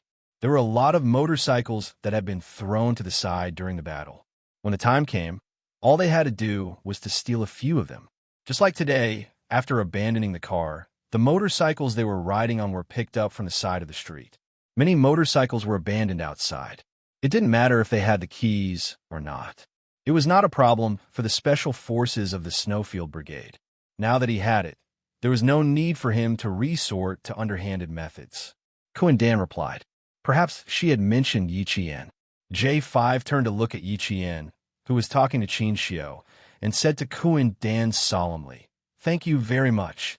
Because of Yiqian, Kundan promised to give them 3 motorcycles with full gas for free to help them leave. "Is it because my friend and your daughter have similar eyes?" J5 asked with a sigh. In return, he nodded without hesitation. That pair of eagle-like eyes flashed with a very bright light. "You also think her eyes look like my daughter's?" "That's right. Her eyes are exactly the same as my daughter's." Switching to the language of her own country, although Kuan-Dan spoke slowly, she was much more fluent. "If my daughter was still here, she would be almost the same. Thank you very much for your generosity." J5 thanked him again. Kuan-Dan was a strange person. He had a lot of resources in his hands, but he never took the initiative to help others. The buyer paid, and he supplied the goods. No one knew each other when they walked out of this place. Chapter 23:19. But today, because of Yiqian, he had made an exception. Not only did he provide them with motorcycles, but he also provided them with a secret route for the arms and drugs trade. For them, this was exactly what they needed. When they came out of the basement, they heard sporadic gunshots nearby, but the gunshots in the center of the city were still intense. When they returned to Yiqian's room, J5 asked Yiqian to take out the road map that he had prepared earlier. He then took out the city map for reference. The map was drawn on white paper that was neither waterproof nor fireproof, so Yiqian was extra careful when he took it out. He was afraid that he would tear it. Start from the auto repair shop and walk along the west side of the city. This way, we can avoid the old government and the new government. J5's finger gently traced the road map that Yiqian had drawn. Then he looked at the city map and said solemnly, "The route that Kuan-Dan gave us is a secret route for the arms and drugs trade. It's much safer than the route that I had prepared earlier. The route that he pointed out is the same as the one that we left the city in, so it's much faster to leave the city. The way back to China is also very short. If we don't need to meet up with our comrades, the route that he pointed out is indeed a good way to get back to China. Unfortunately, we can't choose to go back to China. In the end, they needed to meet up with their comrades, not go back to China directly. Therefore, they could only use half of the route that Kuan-Dan had pointed out. The rest of the route remained the same. It's much more convenient to have motorcycles. If everything goes well, we will arrive at the Shan village around 2 o'clock in the morning. The village is semi-sealed. Together with several nearby villages, there's an armed force of about 100 people. We need to bypass them and enter the mountain. It will take us about 3 hours to reach the helicopter landing point. The airport in the neighboring country had been closed, and the traffic in the city had been paralyzed. Driving a car was much better than riding a motorcycle. After replanning the route, J5 smiled at Yi Qian and said, "Kuan only provides weapons, but never transportation. Thanks to Yi Qian, he provided us with 3 motorcycles, so we don't have to go outside to get one." Yi Qian looked at the sky above the city, which was gradually being covered by darkness. The sporadic gunshots were much louder than during the day, and the sound waves when the bullets were fired were much wider. Wouldn't it make more noise when they drove motorcycles at night? At that time, wouldn't he become the center of attention? She voiced out her concerns. Night is also a good time for an ambush. After a period of rest, the battle at night will come at any time. This is our chance to leave, J5 explained with a smile. If the battle hasn't started, we can't leave for the time being. Yi Qian understood. She only thought that since the gunshots outside were getting softer and softer, it would be even quieter at night. She did not think that night was a better time to fight than day. This meant that Kuan was trustworthy. Yi Qian did not trust Kuan, but she trusted her comrades. There was one more important thing that he had to tell them. A shameful conspiracy about the New Deal. Kuan told me that the New Deal wants to take the opportunity to get rid of us and frame Ruilila. Xianxia, do you want to contact the Ministry of Foreign Affairs? Tell the country about the shameless schemes of the New Deal? Yi Qian knew what kind of reaction his comrades would have after he said those words. After he finished speaking, he watched quietly. Her comrades were like her. Their eyes were suddenly filled with murderous intent, and their gazes were as sharp as knives. But they controlled their emotions very well and turned to look at Xianxia. Chapter 23:20. It was up to their diplomats to decide whether or not they needed to inform the country immediately. Xianxia wasn't very angry. He accepted it calmly and said, "General Wu Wainu of the neighboring country's military group has a deep grudge with Ruilila. Even if the new Clichin wants to do something, he has to consider the influence of the international community and doesn't dare to take action. General Wu Wainu can do it. He has people and power. He can also use this opportunity to ruin Ruilila's reputation. He won't let go of such an opportunity. I previously guessed that he would use this opportunity to take action, but I still denied it. Now it seems that Ruilila isn't the only crazy one. Wu Wainu is also one of them. It had been the case since ancient times that foreign countries didn't kill their ambassadors. It was even more so now. Other than those terrorists who dared to do it, as a country, they absolutely couldn't kill another country's ambassador. They would be reviled by the whole world. Some countries might even break off diplomatic relations with a neighboring country. However, the neighboring country situation was different. There was a civil war. If the Chinese ambassador died, they could only express regret and apologies. They didn't want that either. J5 laughed coldly. We will make them pay for their shamelessness. He then asked Xianxia, do we need to inform the country? Yes. If something really happens to me, our country can respond immediately. Facing death, Xianxia smiled calmly and said, whether I die or not, the neighboring country will pay for their conspiracy. Xianxia was referring to the foreign trade between the two countries. J5 was referring to the actions of G3.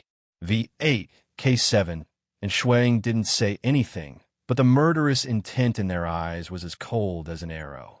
As a hot-blooded soldier, they absolutely couldn't stand the neighboring country's shameless conspiracy that didn't care about the Chinese country. Our country is weak and has no status. Our country has kept a low profile for so long. It's time for us to slowly raise our heads. Xianxia said softly. That elegant and handsome face revealed a cold sharpness that changed the entire temperament of a cultured person, becoming very strong. It's time to slowly raise its head. His words touched the hearts of the hot-blooded soldiers. They clenched their fists and loosened them. It will be fine. Everything will be fine. They had grown up in this era and served this era. They had witnessed the burdens of China when it was weak, and at the same time, they had witnessed the majesty of China when it was strong. There was a song that went like this: "The great Chinese side will invite congratulations from all sides." They were looking forward to this day. As the sky gradually darkened, the sporadic gunshots outside seemed to have stopped. The few of them gathered in a room and quietly waited for night to come. The day of war was very difficult for the civilians to endure. Listening to the gunshots and screams, they felt that every hour that passed was like an entire day. But to the special forces of the Snowfield Brigade, they weren't afraid of gunfire. To them, time was just a matter of taking turns to be on guard for an hour. In the blink of an eye, it would be dark. At 5 o'clock in the afternoon, at an inland river not far from the slums, several soldiers in military uniforms were commanding the civilians living by the river to pull out 2 motorcycles from the river with manpower and tractors. The military group expanded the search area and found 2 civilians using a tractor to tie a rope, trying to throw out a motorcycle that had fallen into the river. At the side of the road, there was also a motorcycle that had been salvaged. At this time, not many civilians had the courage to walk outside. In order to save their lives, they all hid here and didn't walk outside. The actions of these 2 people attracted the attention of the soldiers from the neighboring country who were searching. Chapter 23-21. After interrogating them with guns, they found out that the 2 men had gone to the river a few hours ago to collect the net. They found that the net was entangled by something heavy and could not be pulled up no matter how hard they tried. The other man saw that the sky was getting darker and darker, so he jumped into the river to see what was going on. When he touched the water, he was so happy that he immediately swam ashore. In the neighboring country, not everyone could own a motorcycle. At the very least, one needed to have a certain amount of money to own a motorcycle. However, there were actually 2 motorcycles in their fishing net. They salvaged one and were about to salvage the second one when they were surrounded by armed soldiers. They did not even need to be tortured. They just needed to be asked, and they confessed honestly. There were not only 2 motorcycles, but 3 in total. 3 motorcycles. It's very likely that they were left behind by the Chinese ambassador's people. The Chinese side sent 5 staff members to accompany the ambassador. Including the Chinese ambassador, there are 6 people in total. 3 motorcycles are just right. General Wu Wainu, the highest authority of the neighboring country's military group, held a large cigar in his hand. His voice was cold and fierce as he slowly passed down the order. Surround the area. Don't alarm them. Search slowly. We will find them tonight. General Wu Wainu was addicted to smoking. He smoked 4 or 5 cigars a day. His stubby fingers and middle fingers were smoky yellow from the smoke. Even his fingernails were smoky yellow. He was not tall and had a typical short stature. However, he had the ruthlessness of a soldier, which was intimidating. With his orders, Klitschin, the leader of the new government, even sat more lazily. The string in his heart was loosened, and the heavy stone pressing down on him was gone. He naturally felt more relaxed. The sky was very dark. It was so dark that it was as thick as ink. There was not even a single star in the sky. The city with the power cut was completely shrouded in darkness. Everywhere was dark. The atmosphere was so oppressive that it was difficult to breathe.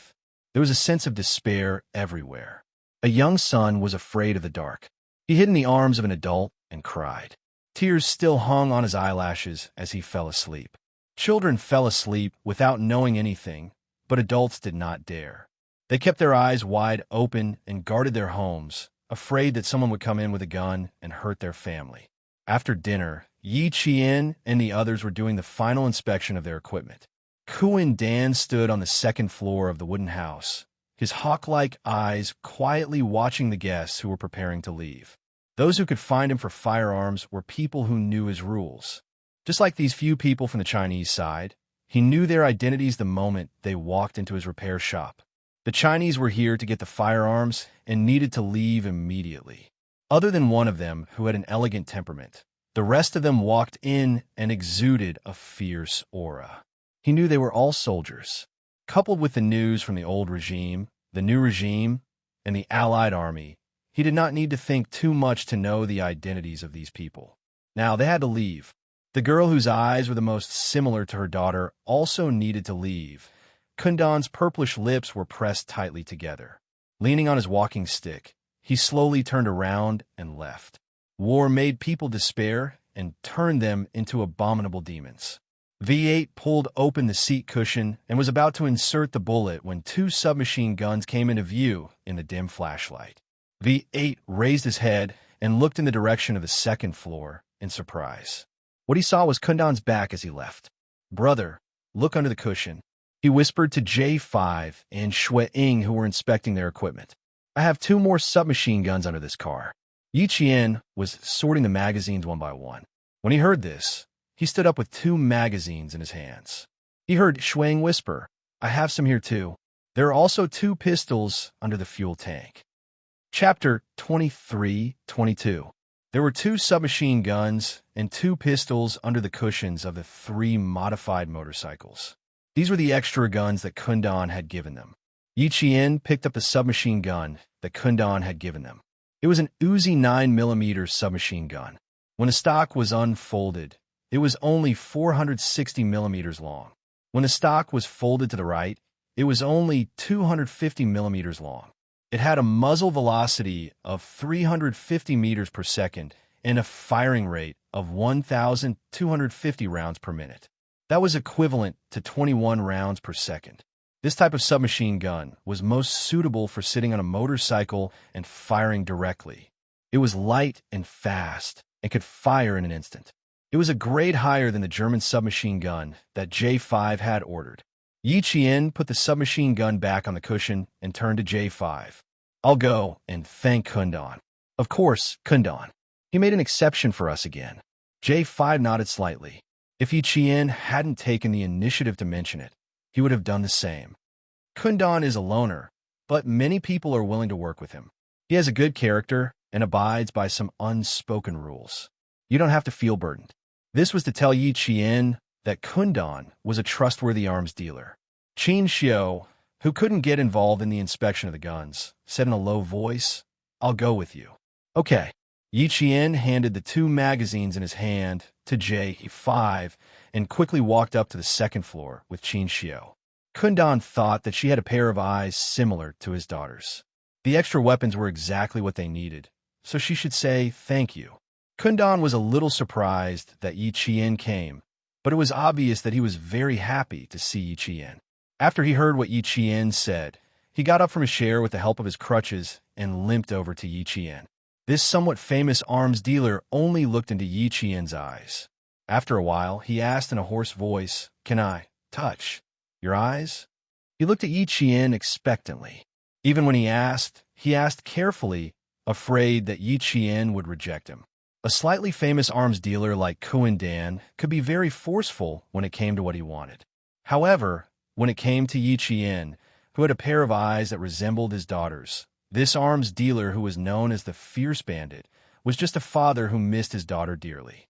He let go of his identity and forgot that he was just an ordinary father. Yiqian didn't refuse.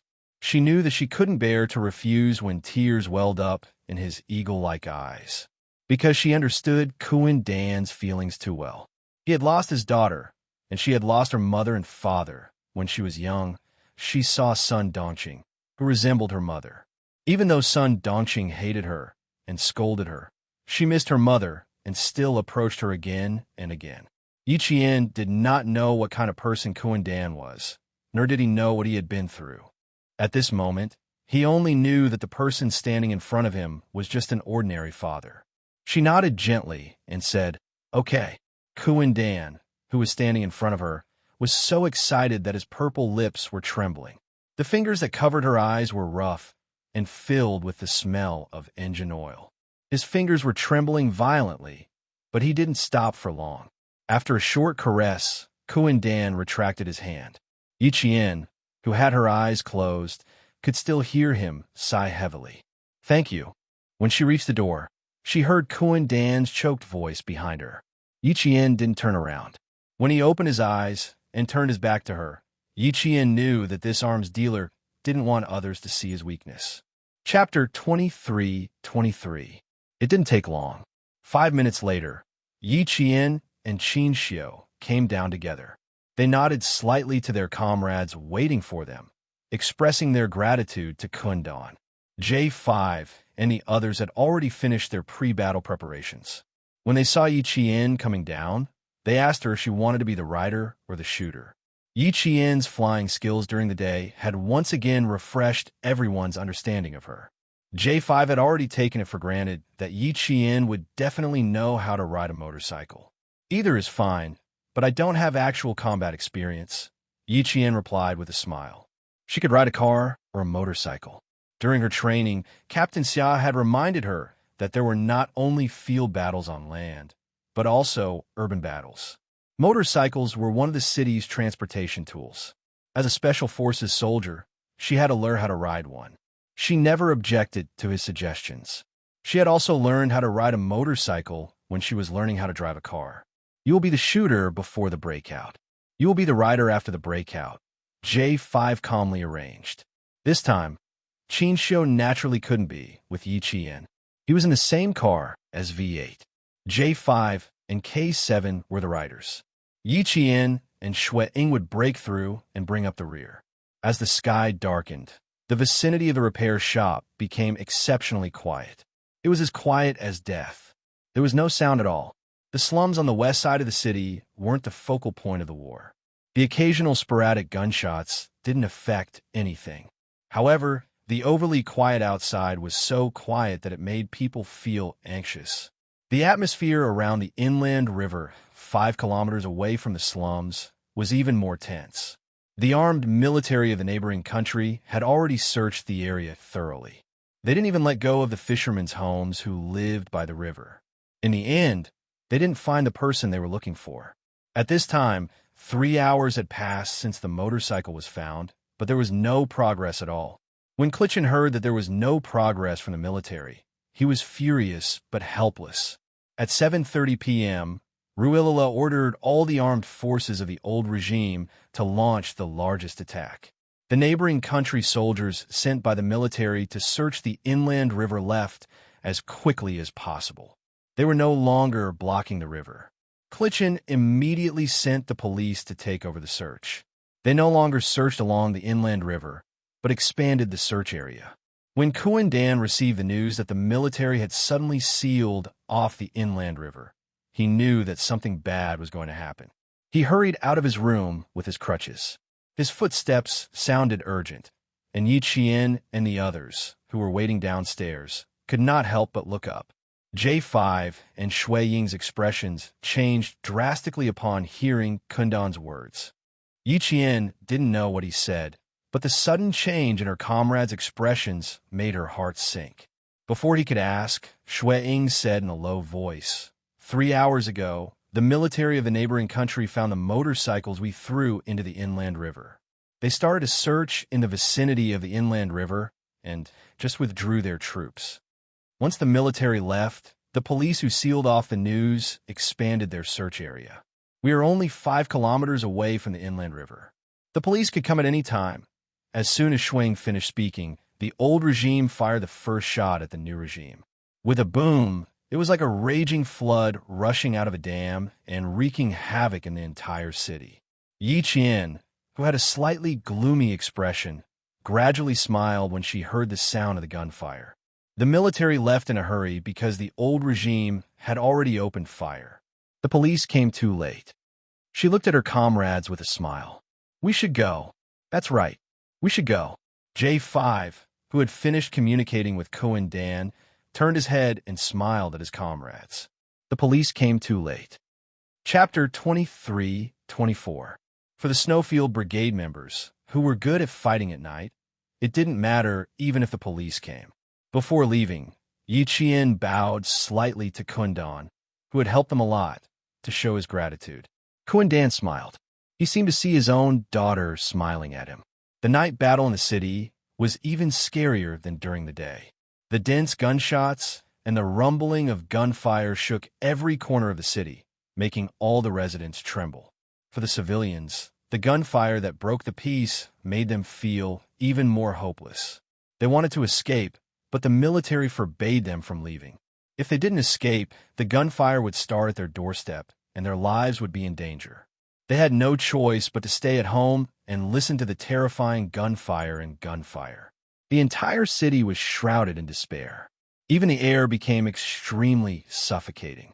It was as if there was despair everywhere. Yi Qian and the others didn't stay any longer. Since the war had begun, it was time for them to leave. At that moment, the Linguo police had parked their motorcycles outside the slums and set up barriers at several exits, preventing anyone from entering or leaving the slums. We should have searched this area earlier. Maybe we've already found him. Keep your voice down. Even Clichin can't question General Wu Wainu's decisions. How many lives do you have to say such things? I'm not the only one who thinks so. A few of the squad leaders think so, too. They should just fight their own battles. Why are they interfering with the city's affairs? A Linguo police officer complained. There are gunshots and gunfire everywhere. We have to come out at night to look for him. What if... Shut up. The police officer who was working with him interrupted his colleague. If he didn't interrupt him, he would have said something unpleasant. The police's search was much louder than the military's. They were all on motorcycles, and the alarms on their motorcycles had never been turned off. The woo-woo-woo sound had already alerted the residents of the slums and broken the peace there. The police came late, and not all exits were blocked. With Kundan's help, Yi Qian and the others rode their motorcycles around the narrow and complicated slums. Linguo's transportation was already backward, and the slums were located on the west side of the city. Needless to say, the traffic was even worse. The roads were so narrow that even a car couldn't pass through. Not only was there the smell of gunpowder in the air, but there was also a foul stench. Garbage and excrement could be seen everywhere. The low bungalows, the messy world, and the passing of motorcycles made these people, who had been tortured by poverty, shudder with fear. They were afraid that the motorcycles would rush into their homes in the next second. The stench got thicker and thicker. The K7 at the front opened up a narrow path and saw a small black river. The stench came from this small river.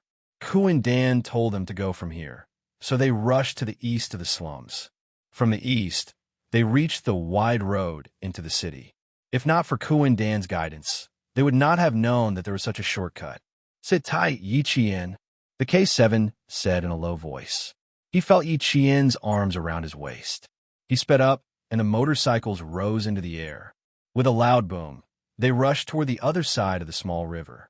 Yi Qian, who was sitting at the back, saw the situation on the road through his helmet. It was similar to the road they had just passed. It was narrow and uneven. On both sides of the road, there were bungalows with low roofs made of grass and tarps. If they were not careful, they could crash into one of the bungalows. Chapter 23-25. The motorcycle landed steadily. When the rear wheel touched the ground, Yi Qian bounced up and fell back down. The motorcycle didn't stop for even half a second. It continued to rush down. Yi Qian had already let go of K7's waist. She turned around and looked behind her. She saw J5's motorcycle flying over the river and landing steadily on the other side of the river. He caught up with her in the blink of an eye. Ku and Dan's motorcycles were all modified, so they were as fast as racing cars. K7's motorcycle sped up to its maximum speed. With a whoosh sound, the motorcycle rushed out dozens of meters in the blink of an eye. Before the civilians who heard the noise could react, the motorcycle left a trail of exhaust and disappeared. It didn't take long for them to escape from the slums. When they reached a wide road, the police who entered the slums already knew that 3 motorcycles were heading towards the slums in the east. Motorcycles found, 3 motorcycles found, 3 motorcycles found, heading towards the slums in the east. Block all routes in the east, block all routes in the east. The police from a neighboring country didn't find any trace of the 3 motorcycles, and they didn't know who was driving them. However, they were certain that the people who escaped from the slums were their targets. But after all, it was a battle between the old regime and the new regime. The police didn't dare to chase after the motorcycles with their sirens blaring as usual. After the new regime's General Clichin and Wu Wainu found out, they only had one request. Don't let the Chinese ambassador leave the city. The police on the west side of the city were mobilized. The east side of the city was filled with war. The new regime and the old regime were fighting to the death. Yi Qian and his men were fighting to the death with the neighboring country's police. With the cover of the artillery fire, the sound of the motorcycles was quickly drowned out by the sound of the war. It only brought a slight ripple to the night. Boom, boom, boom. Countless motorcycles chased after the 3 motorcycles that disappeared in front of their eyes. They were too fast, so fast that they didn't dare to chase after them.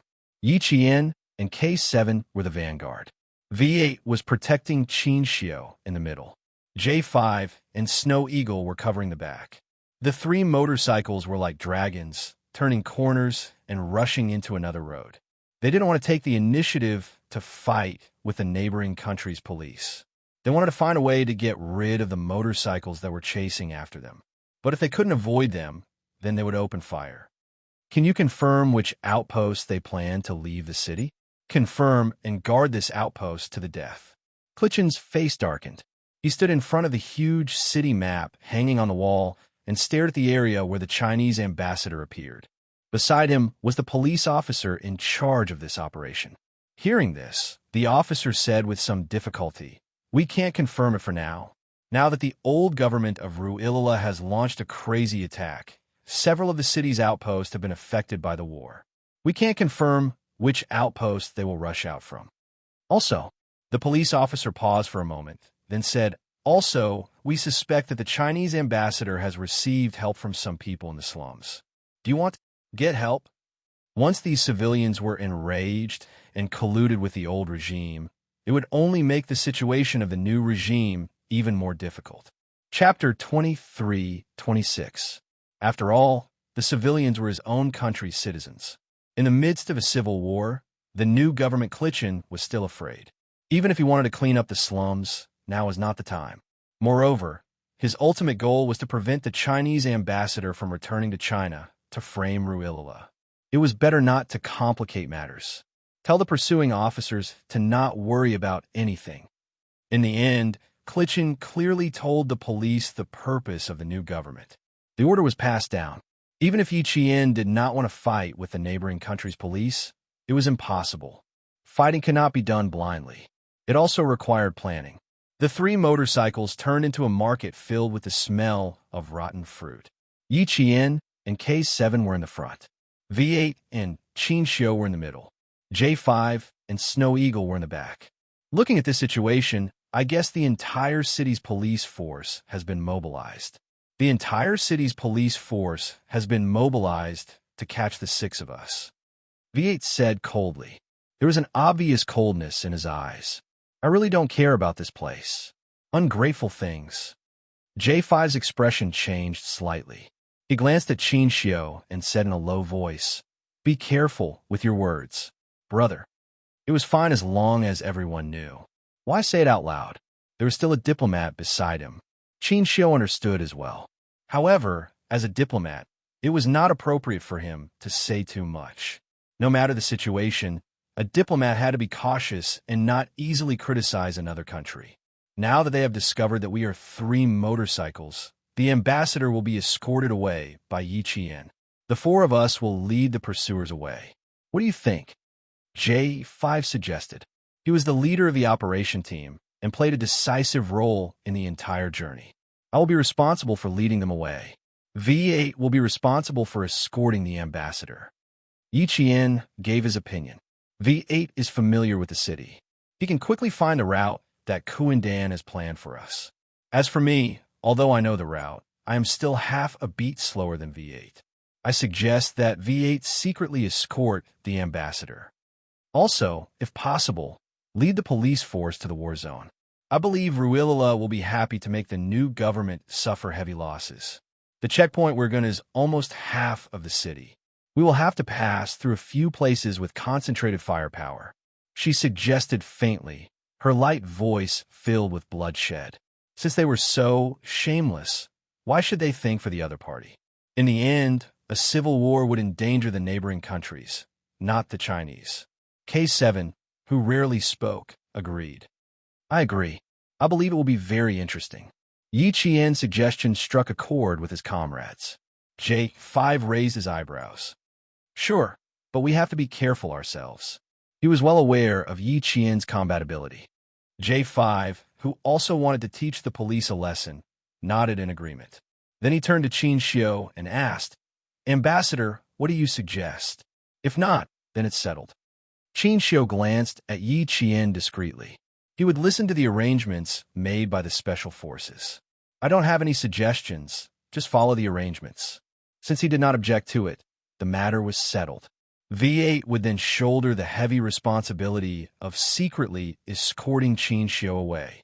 Before leaving, Yi Qian smiled at Xianxia. Then she left on the motorcycle without looking back. It was as if what she was about to face was not danger, but a journey that would allow her to indulge herself. Xianxia sighed softly. He wanted Yi Qian to stay, but he could not bring himself to say it. Ambassador, don't worry. Yi Qian is very capable. V8 heard his sigh and laughed. She will definitely come to meet us and return to China together. Chapter 23-27. Xianxia, who was hiding in the dark, pursed his lips. This was the first time he asked about Yi Qian. You guys are close with Yi Qian, right? Are you guys in the same unit? He couldn't easily tell anyone about Yi Qian. V8 smiled. Not really. The last time we went to Pakistan, wasn't the ambassador there too? We also met Yi Qian that time. It's even more impossible to be in the same unit. She's also a military school student. But why do I feel like the ambassador is closer to Yi Qian? The change of topic was equivalent to telling Xianxia that he didn't want to talk about Yi Qian anymore. Xianxia stopped asking and replied with a faint smile. I met her once when she was in her second year of high school. She had a bad sense of direction and had to trouble her to lead the way. We can't say we're close, just that we've met before. They weren't close, and the number of times they met was less than 5 times, but he was actually moved. So that's why. V8 understood. The sound of the motorcycles outside became fainter and fainter until only the sound of gunfire could be heard. V8, who knew that they had left, turned his head. As he spoke, he seemed to be biting something in his mouth. It's about time. V8 quickly left with Xianxia. Yi Qian's group went from 2 motorcycles to 4. 2 of the motorcycles were stolen from the motorcycle shop. The 4 of them moved left and right, suddenly turning and suddenly moving. First, they lured the police far away from Xianxia's hiding place. It's about time. K7, who was driving alongside her, made an OK sign. The 2 of them suddenly turned left and disappeared from the headlights of the motorcycles chasing them. Snow Eagle and J5 continued to move forward, luring away another wave. The scene of a motorcycle chase was quite spectacular. When the police saw that their targets had split into 2 groups, they immediately adjusted their tactics and split into 2 groups to chase after them. What they didn't know was that as the police split into 2 groups, the nightmare that everyone couldn't forget began. Yi Qian and K7, who turned left, circled behind the first group of police. They stopped and directly aimed their submachine guns at the motorcycles chasing after J5 and Snow Eagle. Shoot, shoot. Everyone shoot. Quick, quick. Behind, behind. Turn around and shoot. Turn around and shoot. Even though they were suddenly ambushed, the neighboring police who were chasing after J5 were still able to maintain their composure and quickly sent out a portion of the police to deal with the rear. Yi Qian and K7 did not want to face them head-on. No matter how good a dash was, it would not be able to fight against so many guns. After the 2 finished the first wave of shots, they quickly drove to the left and right and rushed past the sidewalk. The police from the neighboring country turned around and chased after them. Unexpectedly, the Chinese suddenly rushed up the left and right sidewalks and rushed straight at them. In addition, a wave of brothers had already been sacrificed. The 2 Chinese motorcycles rushing straight at them made them a little flustered. One of the motorcycles reacted quickly and turned around, wanting to give chase. Unexpectedly, before the police officer beside him could react, he suddenly turned around and knocked down the motorcycles beside him. There were a lot of people, a lot of cars, and a narrow road. As long as one motorcycle messed up, the whole place would be in chaos. Before the lingual police could react, Yi Qian and K7, who had rushed over from the side, opened fire again with their pistols. The two of them attacked the Lingua police from both sides, leaving no blind spots. While driving, they couldn't complete a dash, so the two of them shot at a single target with their pistols. How could the Lingua police be compared to the Snowfield Brigade's special forces? They were shooting blindly, hitting wherever they hit. On the other hand, Xianxia and K7 were shooting with a purpose. When they saw a target, they would immediately shoot. Often, the overturned motorcycles would also be hit by the police officers who were chasing after them. Chapter 23-28. Get down, get down, get down. Someone yelled and quickly abandoned his motorcycle to launch a counterattack. The sound of bullets, the sound of motorcycles crashing into each other, and the light from the burning fuel illuminated the scene after a fierce battle. A police motorcycle sped into the midst of their own people, and they only had time to shout, "Get out of the way!" Then, after a scream, multiple motorcycles crashed into each other. Bang, bang, bang. Bang, bang, bang. The sound of bullets suddenly became more intense, and the police started to fire from both sides. Some of the police had already turned around and were preparing to chase after Xianxia and K7. However, with Xianxia and K7 firing, they had no choice but to abandon their motorcycle and launch a counterattack. Shooting was a competition of speed, accuracy, and ruthlessness. There was only one chance, and if they seized the opportunity, even if there were only two people, they could quickly subdue the enemy. The sound of gunfire caused the police who were chasing after Xianxia and K7 to rush over. Xianxia and K7 did not give these people a chance to retaliate. They stopped shooting and drove away. Chase after them. Chase after them. Don't let any of them go. Don't let any of them go. The tragedy of the scene angered the local police. They left some of them to save the injured, and the rest immediately chased after them. There was no other way to deal with heartless people other than to be ruthless. Since Xianxia and K7 wanted to teach the local police a lesson, they would not let them go so easily. J5 and Snow Eagle had already lured a group of people into the crossfire, and Xianxia and K7 would take care of the rest. Motorcycles were smaller than cars, and they were more agile. It was Xianxia's first time riding a motorcycle, and she was not unfamiliar with it all. She brought out her usual training skills and controlled the motorcycle in an S-shaped trajectory to avoid getting shot. When she turned a corner, she suddenly threw her motorcycle into the center of the road, rolled to the side, and jumped off easily. Then, K7 drove Kuan Dan's modified motorcycle over. When he passed by Xianxia, he reached out his hand. Xianxia reacted quickly and grabbed his hand. As the motorcycle sped forward, she was as light as a swallow. She easily straddled the back seat of the motorcycle. With the helmet on, she leaned toward K7's ear. The helmet touched the helmet, and her cold voice drifted into the wind. Once the last wave is dealt with, the mission will be completed. The pursuers behind them had caught up.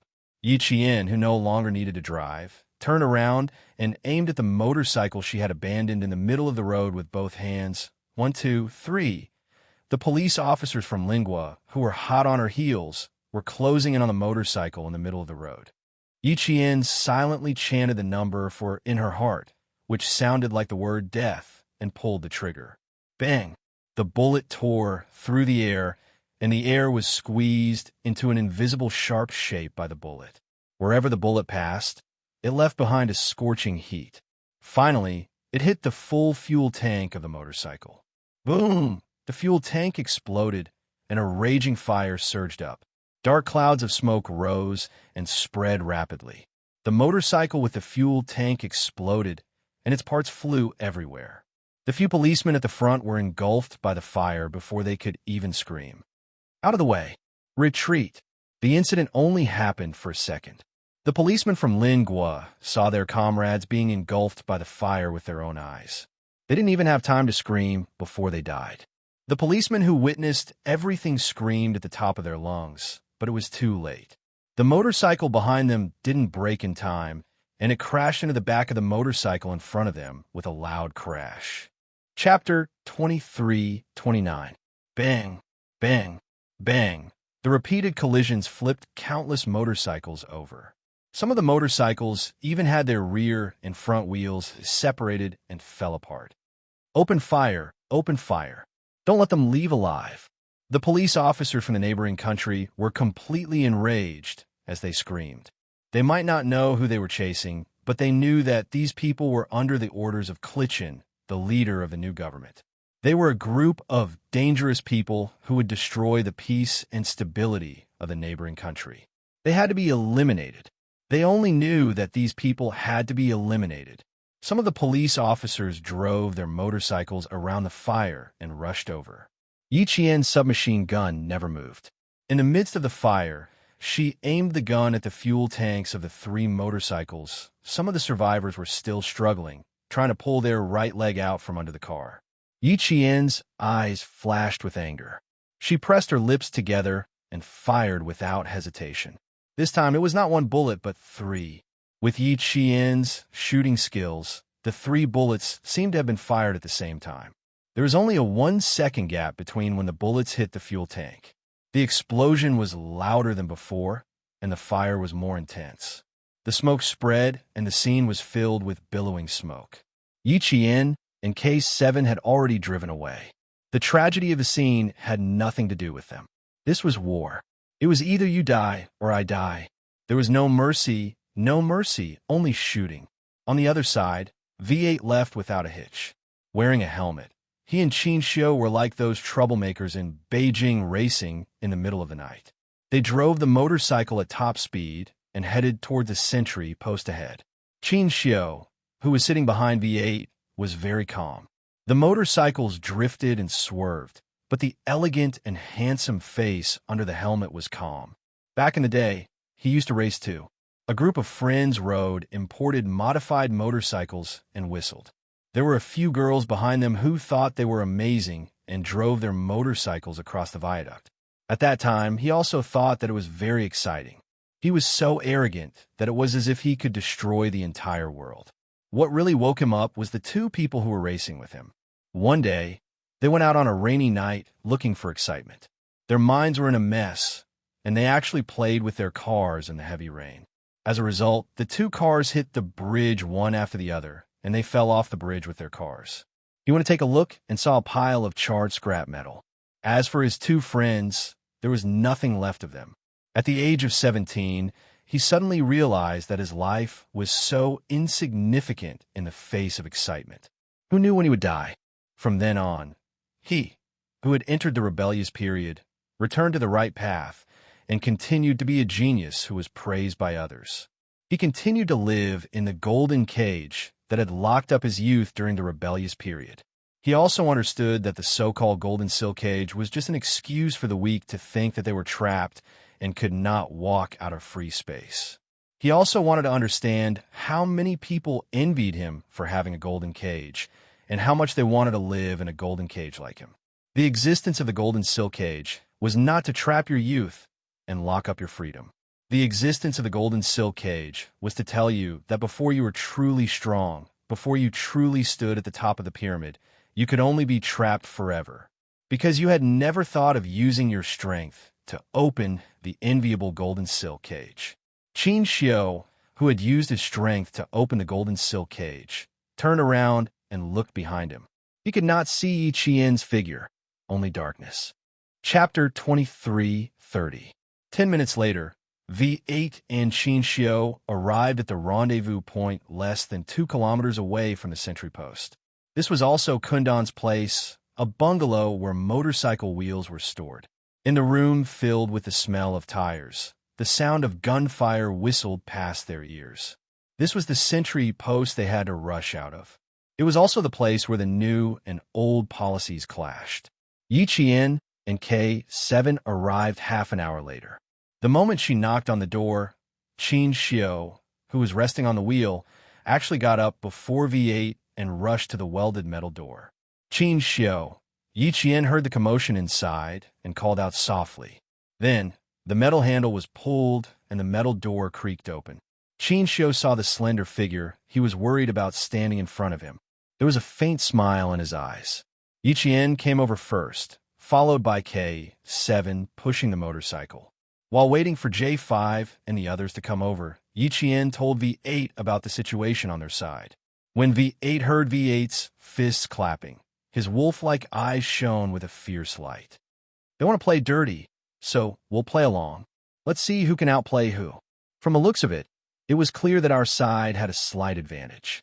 As a diplomat, Xianxia had been smiling ever since Yiqian mentioned her battle with the police. Yiqian, a military academy student from our country, used her hot-bloodedness, courage, and strength to fiercely retaliate against a neighboring country's disrespect to our country.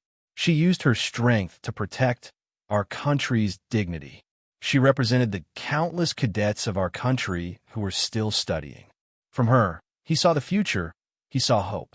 It was because of a cadet like her that no matter how many difficulties there were, no matter how high the mountain, it would not be able to stop our dream of becoming a powerful country. The two special forces soldiers standing next to her used their own paths and beliefs to tell Yiqian, this future military leader, that everything he did was his responsibility as a soldier. Good job, Yiqian. Your school is proud to have a military academy student like you. We are also proud of you. V8 looked at Yiqian with sparkling eyes and extended his fist. You're the best military academy student I've ever seen. It's my honor to fight with you. It's also my honor. K7, who had finished refueling the motorcycle, walked over. It turned out that the 2 punches had turned into 3 punches and congratulated each other for escaping death once again. Xianxia didn't join them. He knew that he couldn't join them at this moment. He understood the glory they shouldered as soldiers, and he also knew the responsibility they shouldered.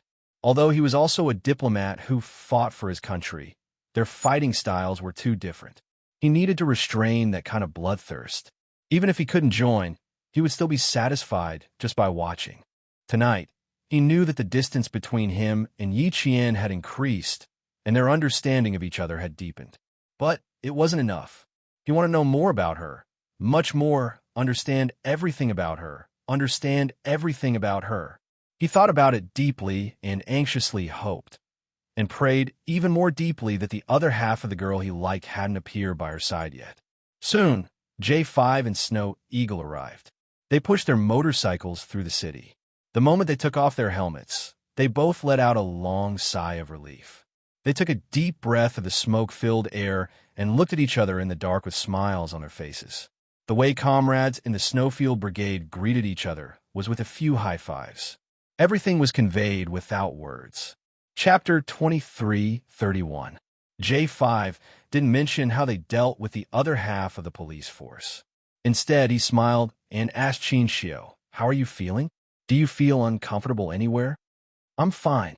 Xianxia, who had been holding the helmet in his hand, replied with a smile. With the cover of the darkness, his gaze fell on Yiqian, who was standing side by side with the special forces. The bungalow wasn't bright. It was so dark that he couldn't even see her silhouette clearly. But for some reason, he felt that she was smiling at him just now. Yiqian did smile at Xianxia, not only at him, but also at his comrades. She lingered on. Hearing this, she pursed her lips and smiled. Looks like our ambassador can be both civil and military. She didn't even ask how Xianxia was doing. Luckily, J5 came in and asked. That's true. I raced not long after I joined the army. I was arrogant when I sat on it, but when I got off, my legs were shaking and I vomited. I didn't expect the ambassador to be so calm after racing for more than an hour. Amazing. V8 revealed his embarrassing incident when he first joined the Snowfield Brigade. Seeing that Xianxia didn't react at all, he was even more impressed. Xianxia sneered. I had a rebellious period for 2 years. I went against my family and raced for 2 years. My craziness was almost the same as today. He didn't want to talk about his youthful and frivolous past. Now that he was here, he suddenly wanted to talk about it. It used to be a disgraceful memory. Now it seems like I'm really glad that I had 2 years of racing experience. His laughter was soft. He didn't dare to be too loud. Although there were gunshots, he was still worried that someone would hear. Shuiying, who was in charge of guarding with a submachine gun, couldn't help but chuckle. This young ambassador was very approachable. He didn't have the arrogance of a young person. He was only gentle and quiet. K7 had already filled up the last motorcycle. He tightened the cap of the fuel tank and said calmly, "Fill it all up. We can guarantee that we'll reach our destination." Yiqian's eyes narrowed slightly. She touched the silver wire wrapped around her wrist that was usually used as an accessory. She thought of Kundan. Without his help tonight, it would have been much more difficult for the 6 of them to leave the city. At the very least, it would not have taken them only 2 hours to leave the city. A beam of dim light shone on the dark bungalow. J5 spread the map on the dusty ground, and the light shone on the A4 sized map. The others, including Xianxia, knelt on one knee and squatted to check the map. "We're here now." J5's finger tapped on a spot on the map as his voice reached everyone's ears. "We're 3 kilometers away from here. The first checkpoint is the checkpoint of the Linguo military group." He raised his head and looked at Yiqian. "Yiqian, your shooting speed is faster than any of us. You and Old K will still be in charge of the assault. Kill all the sentries at the 2 checkpoints." "All right, no problem." Yiqian and K7 spoke at the same time. The 2 of them smiled at each other and extended their fists. There was V8 in between them. The 2 of them lightly bumped fists and smiled as they retracted their fists. Xianxia saw the tacit understanding between her and the special forces. His handsome and gentle eyes flashed with a hint of a smile. Her relationship with them was so good that it made him envious. Yiqian noticed that someone was looking at him. He raised his eyes slightly and saw Xianxia looking at him with a smile. Yiqian smiled back. Under the faint light, his eyebrows curved like the crescent moon. The 2 of them looked at each other for a short while. Yiqian was the first to look away and look at the map. Chapter 23:32. Xianxia, who felt a ripple in his heart, also lowered his head. He had to memorize it. Even though the map was useless to him, at least he knew where Yiqian would go to complete the mission. In the words of the Special Forces, complete the mission. According to Kun Dan's information, there shouldn't be too many soldiers here. Around 2 platoons. Yiqian, you and Old K will clear out the outposts. The 2 of us will support you. J5 pointed at Shuang. Then we'll charge out together. 2 normal platoons had around 60 people. Each outpost had around 3 people, so 2 outposts had 6 people. Yiqian was responsible for 1 outpost, and K7 was responsible for the other. 2 of them had to complete the mission, and one of them had to be the assaulter and open up a path of blood. I'll be the assaulter, and K7 will cover the rear. Yiqian volunteered to be the assaulter. Her firing speed was indeed faster than her comrades, so she was the most suitable person to complete the mission. Other than Xianxia, everyone had seen how fast Yiqian could fire. When someone else took out one, she was already ready to take out the third. No one could beat her speed. J5, Shuang, and the others quickly looked at each other and agreed with Yiqian's suggestion. She was indeed the most suitable person to be the assaulter. The final plan was Yiqian cleared out the second outpost, then went straight up the mountain. K7 cleared out the first outpost, and then J5 charged up the mountain on his bike. He would be the first to get a feel of the situation and attract the enemy soldiers. Yiqian would cover for J5 and clear out the first wave of enemy soldiers. Then K7 and Shuang would charge up the mountain on their motorcycles, and V8 would cover Xianxia as they rushed into the mountain. Yiqian successfully infiltrated the enemy's rear and used all his firepower to suppress the soldiers stationed in the neighboring country. K7 provided support, while Shuang covered V8 and Xianxia to rush out of the bloody path. Finally, J5 assisted Yiqian and K7 to rush out. They had to ensure that there were no problems in every part of the battle. For example, if the second sentry post in Yiqian was not cleared out before the K7, then the J5 would be shot dead by the second sentry post. As a result, Yiqian, who was in charge of the assault, had to complete every part of the mission ahead of time. Only then could he ensure that his comrades behind him could continue fighting. Their communications with the neighboring countries had been cut off, and they did not have any communication equipment. They could only rely on their tacit understanding to fight. Xianxia pursed his lips. He couldn't understand why Yi Qian was always at the forefront and doing the most dangerous things. He didn't ask. He wasn't a direct combatant, so he couldn't discuss the battle. Even if he had questions, he could ask them after they rushed out. After the battle deployment was completed, V8 would protect Xianxia. He would rush out after his comrades had cleared out a bloody path. The J5 rolled up the map and placed the butt of his submachine gun on the ground. He looked up and coldly glanced at his comrades. Since the military group and the new government are using firepower to besiege us, we don't have to be polite. Let's kill as many people as we can without wasting our time. After the battle, they can only blame the casualties on Ruilala. It has nothing to do with us.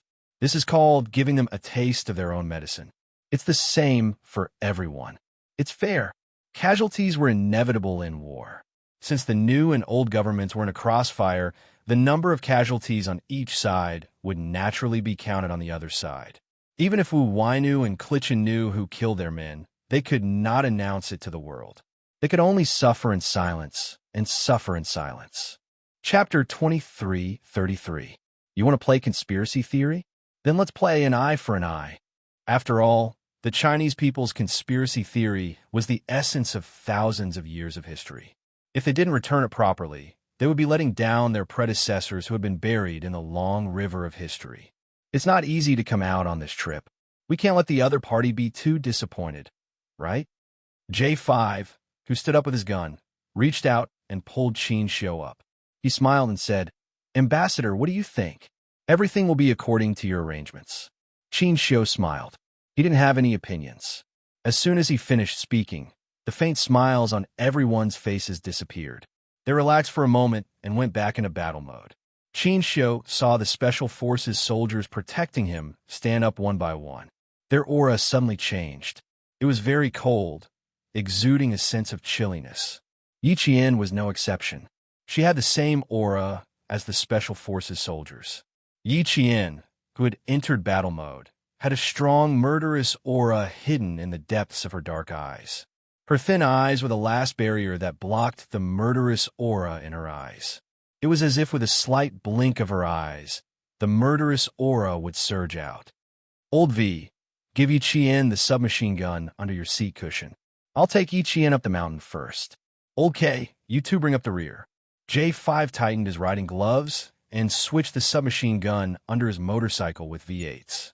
When he was dealing with Snow Eagle and the neighboring police, he had used up a lot of ammo. He needed to replenish his ammo with his comrades. V8 nimbly opened the seat cushion of his motorcycle and took out a folded submachine gun. He threw it to Yi Qian. "Take it, brother. I don't care about anything else. I just want to take the ambassador and charge straight ahead. I'll leave the charge to you, Yi Qian." Yi Qian was the vanguard of the charge out of the city, while K7 brought up the rear. It was still the same. The difference was that Yi Qian and J5 were on the same motorcycle, while K7 and Snow Eagle were on the same motorcycle. "Okay, no problem." Yi Qian took the submachine gun and smiled calmly. "I promise I'll complete the mission." "Okay, we'll check our equipment in the last 3 minutes. If there's no problem, we'll leave immediately." J5 gave the final order. The Special Forces of the Snowfield Brigade were preparing for battle. Yi Jian slung the fully loaded shotgun on her back and smiled at them. Her smile was faint, like a blooming flower. She looked delicate, but was actually strong. "Okay, you three drive well. K7 and I will cooperate well. Good luck." After finishing their pre-battle preparations, they high-fived each other and encouraged each other. This was also a form of pre-battle tacit understanding. The closed iron door opened, and a cannonball exploded. There was a burst of fire in the dark sky. Xianxia subconsciously looked in Yi Jian's direction. He saw Yi Qian look up at the fiery sky. In his eyes, the fiery sky turned into a blood-red color. He also saw the fearlessness of a soldier who was not afraid to sacrifice himself. Xianxia, whose heart was trembling, slowly looked away. He lowered his eyes and used his eyelids to hide the undercurrent in his eyes. Yi Qian, who was in full combat mode, was even more dazzling than during the day. She was like a bright star that fell into his arms. He gently and quietly placed her in his heart. From then on, because of her existence, his world lit up. Vroom, vroom, vroom. The sound of motorcycles rang out. V8 took Yiqian out of the room and headed towards the road that was created by the illegal immigrants. The three motorcycles were like arrows that were released from a bow. There was no turning back. Even though they knew there was danger ahead, they still charged forward. No matter if they sacrificed themselves or got hurt, they would not change their decision. Chapter 23:34. The speed of the motorcycle was so fast that the person sitting at the back had no choice but to hug the driver tightly. Xianxia turned slightly to look at the speeding motorcycle in front of him. He saw the slender figure behind the motorcycle tightly hugging the driver's waist with one hand. His eyes darkened slightly. His eyes dimmed, not because Yiqian was holding on to the Special Forces soldier's waist, but because she was in great danger. Even though he wasn't a soldier, he knew that the position of an assaulter was dangerous. The distance between the two sides was less than 500 meters. Yiqian and the others rushed into the mountain and made a big turn. From their vantage point, they could see the crossfire between the two sides. The crossfire between the two sides was fierce. The concentrated gunfire covered up the sound of the three motorcycles. The J5 at the front didn't turn on the motorcycle's headlights. Instead, he turned on the modified blue lights. They were close to the enemy soldiers and wouldn't be easily spotted. The three motorcycles turned on the uneven mountain road. They couldn't stop in the middle. They had to rush all the way to the bottom of the mountain before they could stop. It was 5 kilometers from the bottom of the mountain to the bottom of the mountain. It was 4 kilometers to break through the defensive line. Yiqian and K7 had to fight their way out of this 4-kilometer defensive line with the cover of gunfire and artillery fire. The motorcycles roared like pebbles thrown into the sea, not causing the slightest ripple. The soldiers guarding the mountain only heard the gunfire and artillery fire, but they didn't hear the motorcycles at all. The J5 led Yiqian to the entrance of the mountain. The others hid temporarily. Yiqian and K7 continued forward. "Be careful, Qingniao," he said softly to Yiqian, who was leaving. "I'll come to your aid soon." "Okay." Yiqian nodded. She naturally believed that her comrade would come to her aid soon. K7 had already gotten off the motorcycle. The two of them sneaked into the mountain under the cover of the night. Even though they had the help of Kundan, they still had to investigate carefully in order to pass through the next step. They would only be calm when they had a plan. V8 looked at his comrade's back as he left. His lips tightened. If he could, he wanted to join the battle directly and help his comrade avoid danger. But he couldn't go with them. He had to ride the motorcycle with the ambassador and wait to break out. Motorcycles were the next main means of transportation, so they couldn't be casually thrown away like in the city. After breaking out of the encirclement, there were still 4 kilometers of mountain roads before they could rush to the road that connected to another city. They had to go all the way north to a town called Nanyu. Only when they reached there could they abandon the car and leave. There was no way to sneak out of the city. It was a long journey, and they needed a vehicle. If there are heavy weapons on the mountain, the left side of the call is the best place to hide. K7 lay prone in the bushes and looked up coldly. They were very close to the first sentry post. The first outpost was right in front of them. This was K7's mission. Yiqian lowered his head and said softly, "This is a smuggling route. According to Kundan, heavy weapons do not exist." "You really believe what he says?" K7 was a bit surprised. He could understand why J5 trusted Kundan, but why would Qingniao trust him as well? Yiqian nodded. She did trust Kundan. She trusted Kundan instinctively. He said there are no heavy weapons. I believe him. Kundan had told them the safest route. The new government basically didn't care about it, because this smuggling route was protected by both the military and the national armed forces. The new government couldn't do anything about it, even if they wanted to. Chapter 23:35. The path to riches could only be guarded and not destroyed by heavy weapons. Even Ruilala had to abide by the rules. Otherwise, his road to wealth would be cut off. This was the rule of the drug and arms trade. You could not destroy someone's path to riches, or you would be asking for death. This was also why he could ride a motorcycle up the mountain without worrying about being shot by heavy weapons.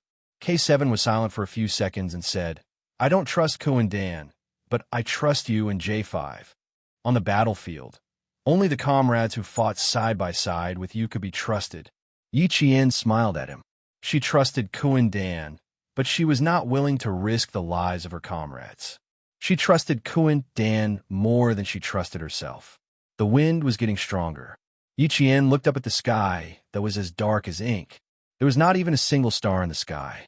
It was so dark that it felt like the sky was about to collapse. There was a sense of suffocation. The rain was coming. They had to break out of the encirclement as soon as possible. Yi Qian smiled softly. "After we pass the city's outpost, we will be in the country at this time tomorrow night. I will go over first. I will take care of the second outpost in 15 minutes. Be careful." K7 nodded and watched Yi Qian's figure disappear into the forest. The gunshots outside the mountain were so loud that not even the insects in the mountain were chirping. Yi Qian walked through the forest quietly. Without the help of night vision goggles, she used the light from the cannons to reach the second outpost. Assassinations are the only way to clear the outpost.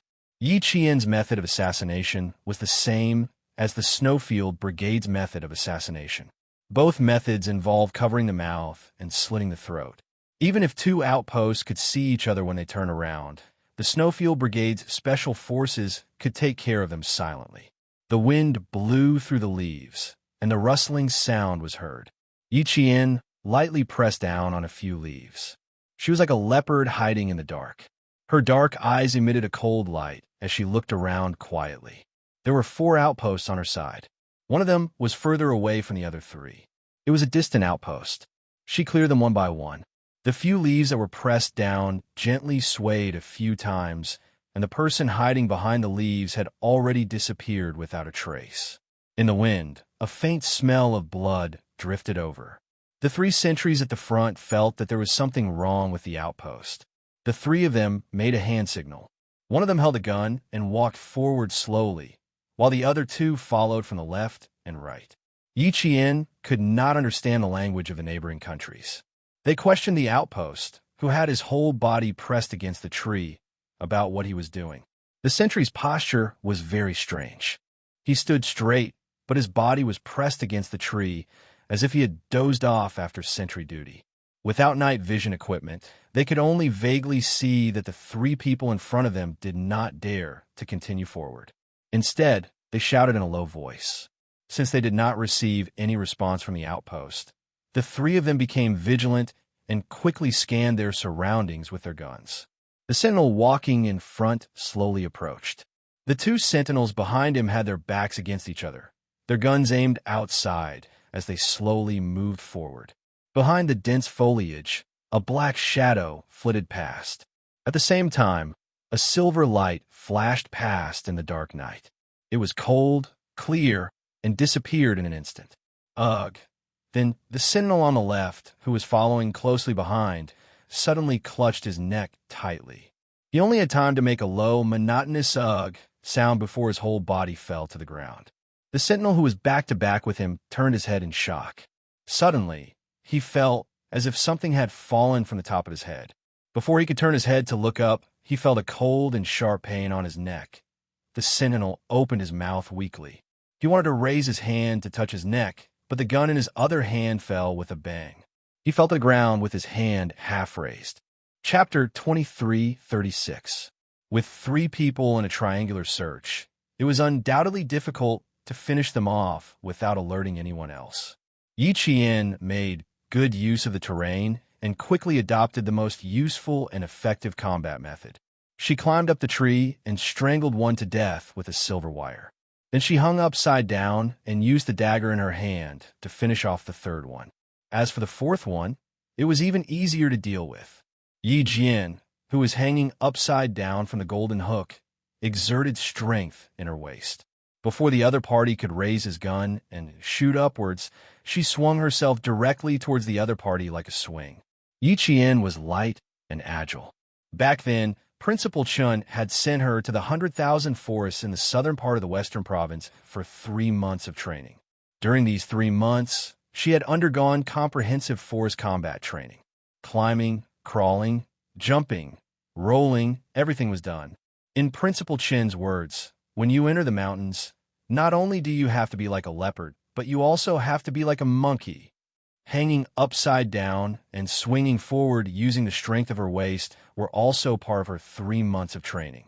At the beginning, she fell and bled, and her hands and feet were bruised. By the end, she could easily control her body. Only she knew how hard it was. While swinging, Yi Qian saw that the enemy had finished loading the gun. Her eyes were filled with hostility as she grabbed the enemy's gun with both hands and spun it forcefully. Using the enemy's gun as a support, she landed firmly on the ground. At the same time, she threw the gun away and lifted her right leg to kick the enemy's lower abdomen, where the diaphragm was. The diaphragm was the most sensitive part of the abdominal pain nerves. Using all her strength, the enemy sentry was in so much pain that his face turned pale and his entire body constricted. He held his abdomen with one hand, while his right hand reached for the gun at his waist. Yi Qian didn't give him a chance. She grabbed onto a tree branch and swung forward. While in the air, she kicked the enemy's weapon out of his hand. Her left foot stepped on the enemy's arm first. Then she twisted her foot and bent her knee to the enemy's jaw. With her right hand, she attacked from the side with the dagger and stabbed it into the enemy's neck. Yi Qian had been too hasty and used too much force, so the dagger was stuck in his throat. When he pulled it out, he had no choice but to twist it around a bit. In the night breeze, the smell of blood grew stronger. Yi Qian, whose pants were stained with blood, had no time to deal with the 4 sentinels. She needed to take care of as many targets as possible to ensure that her comrades could attack. Ku and Dan had only said that there were about 2 normal platoons, but no one knew exactly how many people there were. Someone came down from the hill. Yi Qian, who was hiding behind a tree, could tell from the sound of the footsteps that there were 3 people in total. It was the patrol team. Yi Qian tightened her grip on the dagger in her hand. Fighting alone, she took a deep breath of the smoky air and slowly exhaled. 3 figures walked past her. Now is the time. Her hands were as fast as lightning. One of her hands covered the mouth of the last sentry, while the other used a dagger to slit the sentry's throat. The entire process was too fast, and a sentinel had been taken care of in just a few seconds. Yi Qian's movements were swift and nimble. The 4 sentinels were 1 meter apart from each other. She had taken care of the last sentinel without alerting the 3 in front of her. Even so, Yi Qian's palms were slightly sweaty.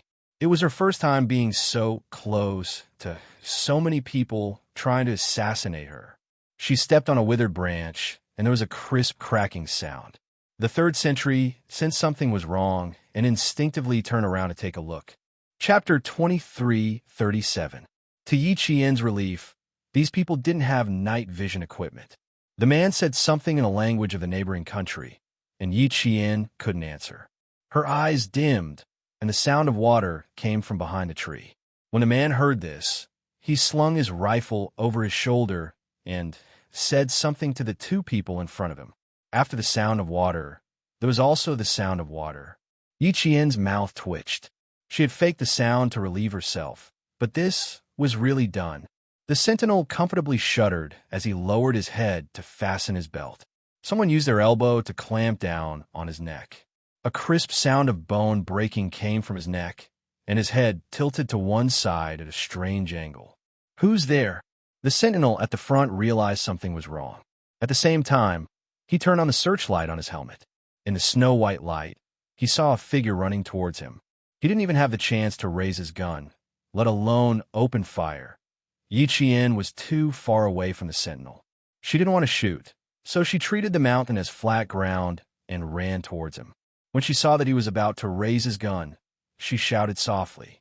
She rushed in front of the sentinel and grabbed the butt of the gun with one hand. Her fingers moved nimbly, and she unloaded the magazine and smashed it into the center of the sentinel's head. Within 15 minutes, Yi Qian had taken care of 7 people. It was already very fast, but for them, who needed a break out of the encirclement, it was too slow. They only had half an hour to break out of the encirclement. Snow Eagle, who was baiting the enemy, started the motorcycle. The K7 had already eliminated the first sentry, and now they needed to rush up the mountain to support Yi Qian. Yi Qian, who had vaguely heard the motorcycle, got up and ran towards the side of the road. She needed to intercept the first alerted neighboring country soldiers. A light flashed through the forest. It was the light of the motorcycle's headlights. Yi Qian was lying in ambush by the side of the road, and she fired at the first wave of alarmed neighboring country soldiers. Bang, bang, bang, bang. The sound of concentrated bullets came. The first few neighboring country soldiers who rushed down didn't even have the chance to raise their guns. They fell to the ground. The sound of motorcycles and gunshots alerted the soldiers guarding the smuggling road. This time, they didn't make the same mistake as before and rush down to check. Instead, they opened fire directly. Yi Qian, who had fired the first shot, had already moved to her combat position. When she heard the footsteps, she fired almost at the same time as the soldiers from the neighboring country. The Xiaowei could fire at a rate of 1,250 rounds per minute, which meant that it could fire 21 rounds per second. Yi Qian's side was able to wipe out their enemies in an instant. Get down, get down. The soldiers of a neighboring country who found that they were ambushed roared, picked up the rifles in their hands, and fired directly at the opening point. More than 10 rifles fired blindly. Even Yi Qian was suppressed to the point that his entire body was pressed against the ground. Even his face was pressed against the ground, and he did not dare to raise his head at all. The bullets hit the ground, hitting pieces of dirt one after another, and then smashing them into pieces. The bullets hit the rocks, and sparks flew everywhere as the rocks shattered with a bang. After a while, the motionless Yi Qian was covered with a thick layer of soil. Yi Qian did not move. She allowed the bullets to fly past her head.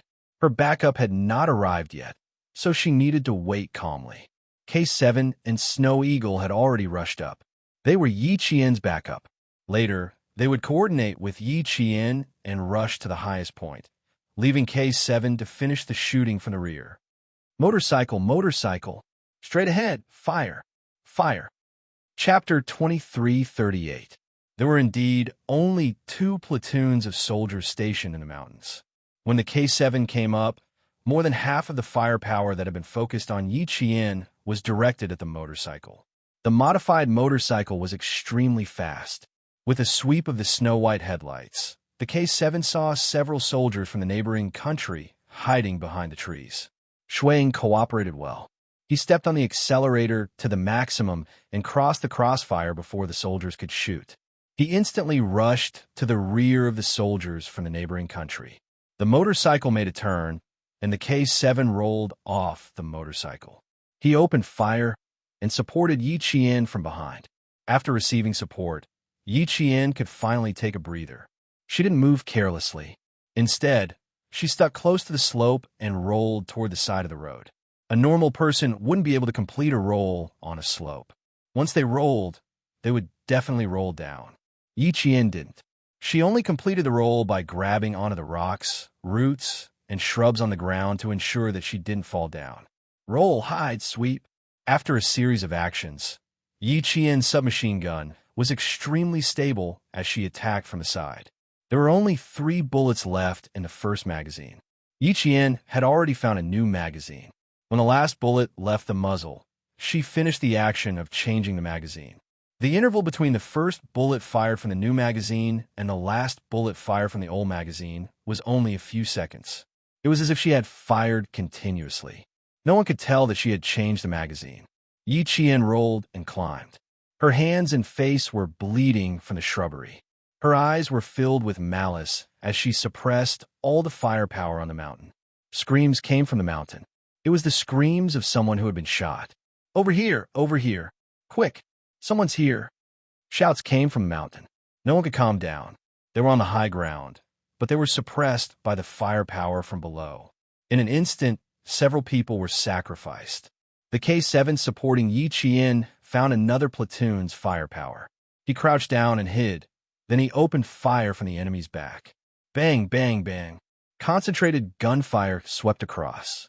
There was a mist of blood in front of them. V8, who had yet to make a move, clenched his jaw tightly. Even his spine was stretched into a straight line. There were at least 50 to 60 people in the two platoons. 50 to 60 people.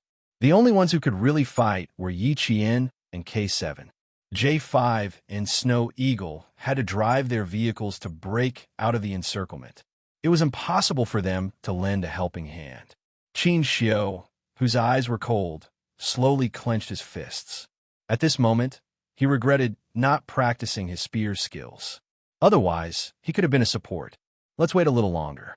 We'll rush in as soon as the higher-ups give us the order. The senses of the special forces were very sharp. V8 sensed the change in Xianxia's aura and quickly said softly, "It won't take too long. They'll settle it soon." In this battle, other than the camouflage provided by Kundan, they didn't even have night vision goggles. It was undoubtedly risky to fight without knowing how much firepower the enemy had.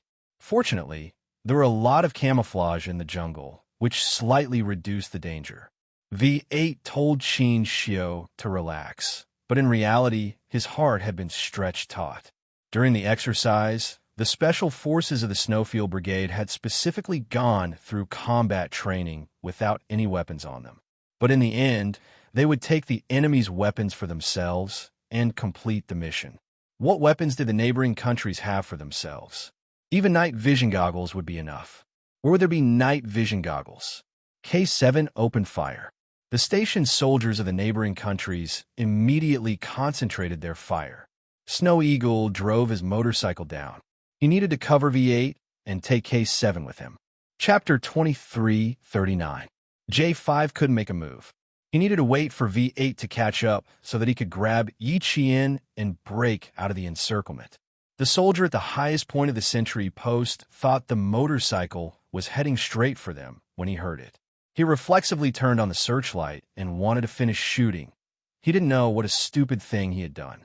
As soon as the searchlight shone, Yi Qian, who had crept up from the side of the road, shot at the sentry post. K7 broke the pole that was holding the searchlight. The searchlight that lost its support fell down. The shaky searchlight swept toward the camp of the soldiers. K7 put out the searchlight with a shot. Yi Qian, who could see the corner of the searchlight, finished shooting immediately. Everything happened too fast. The two platoons of soldiers split into 4 waves. One wave was aimed at Yi Qian's original position. One wave was aimed at K7. One wave was aimed at Shuang, and the last wave was aimed at Yi Qian's current position. Half of the soldiers had been wiped out, so they didn't have enough firepower. Now that they were split into 4 waves, they were shot down by Yi Qian and K7 with their submachine guns. In less than 10 minutes, Yi Qian and K7 used the guns in their hands to open a bloody path for their comrades. The firepower on top of the hill decreased significantly. It wasn't until K7 fired into the air that V8 knew he could bring Xianxia to break out of the encirclement. "Ambassador, sit tight. We're going to charge." He started the motorcycle and pushed it to the maximum speed.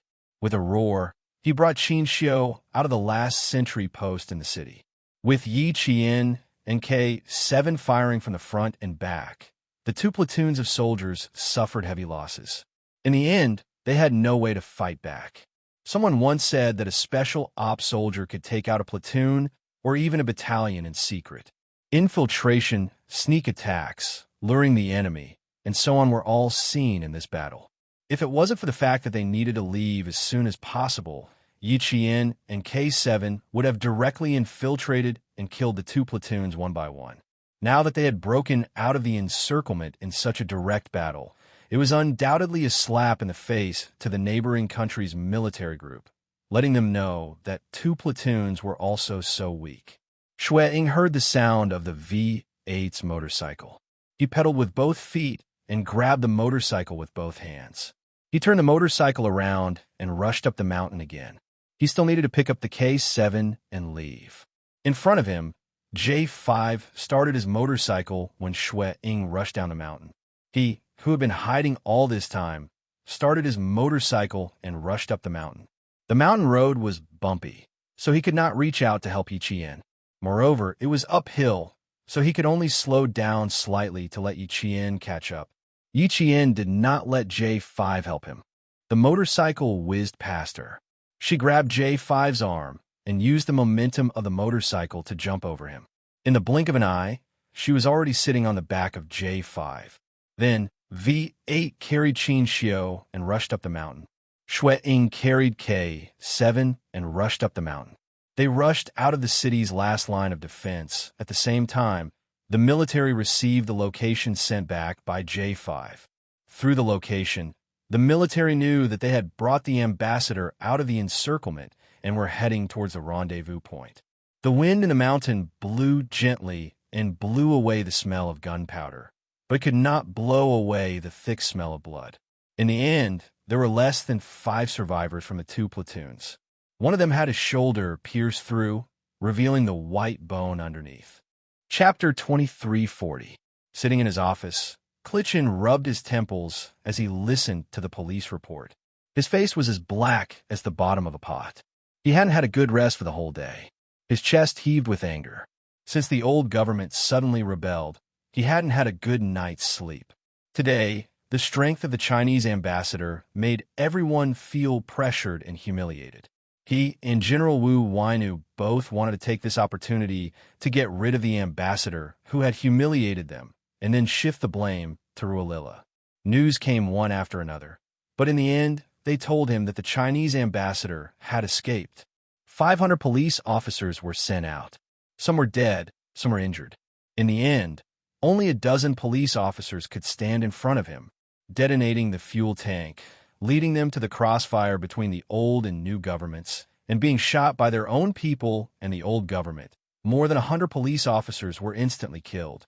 And what about the Chinese ambassador? There was no news of his life or death.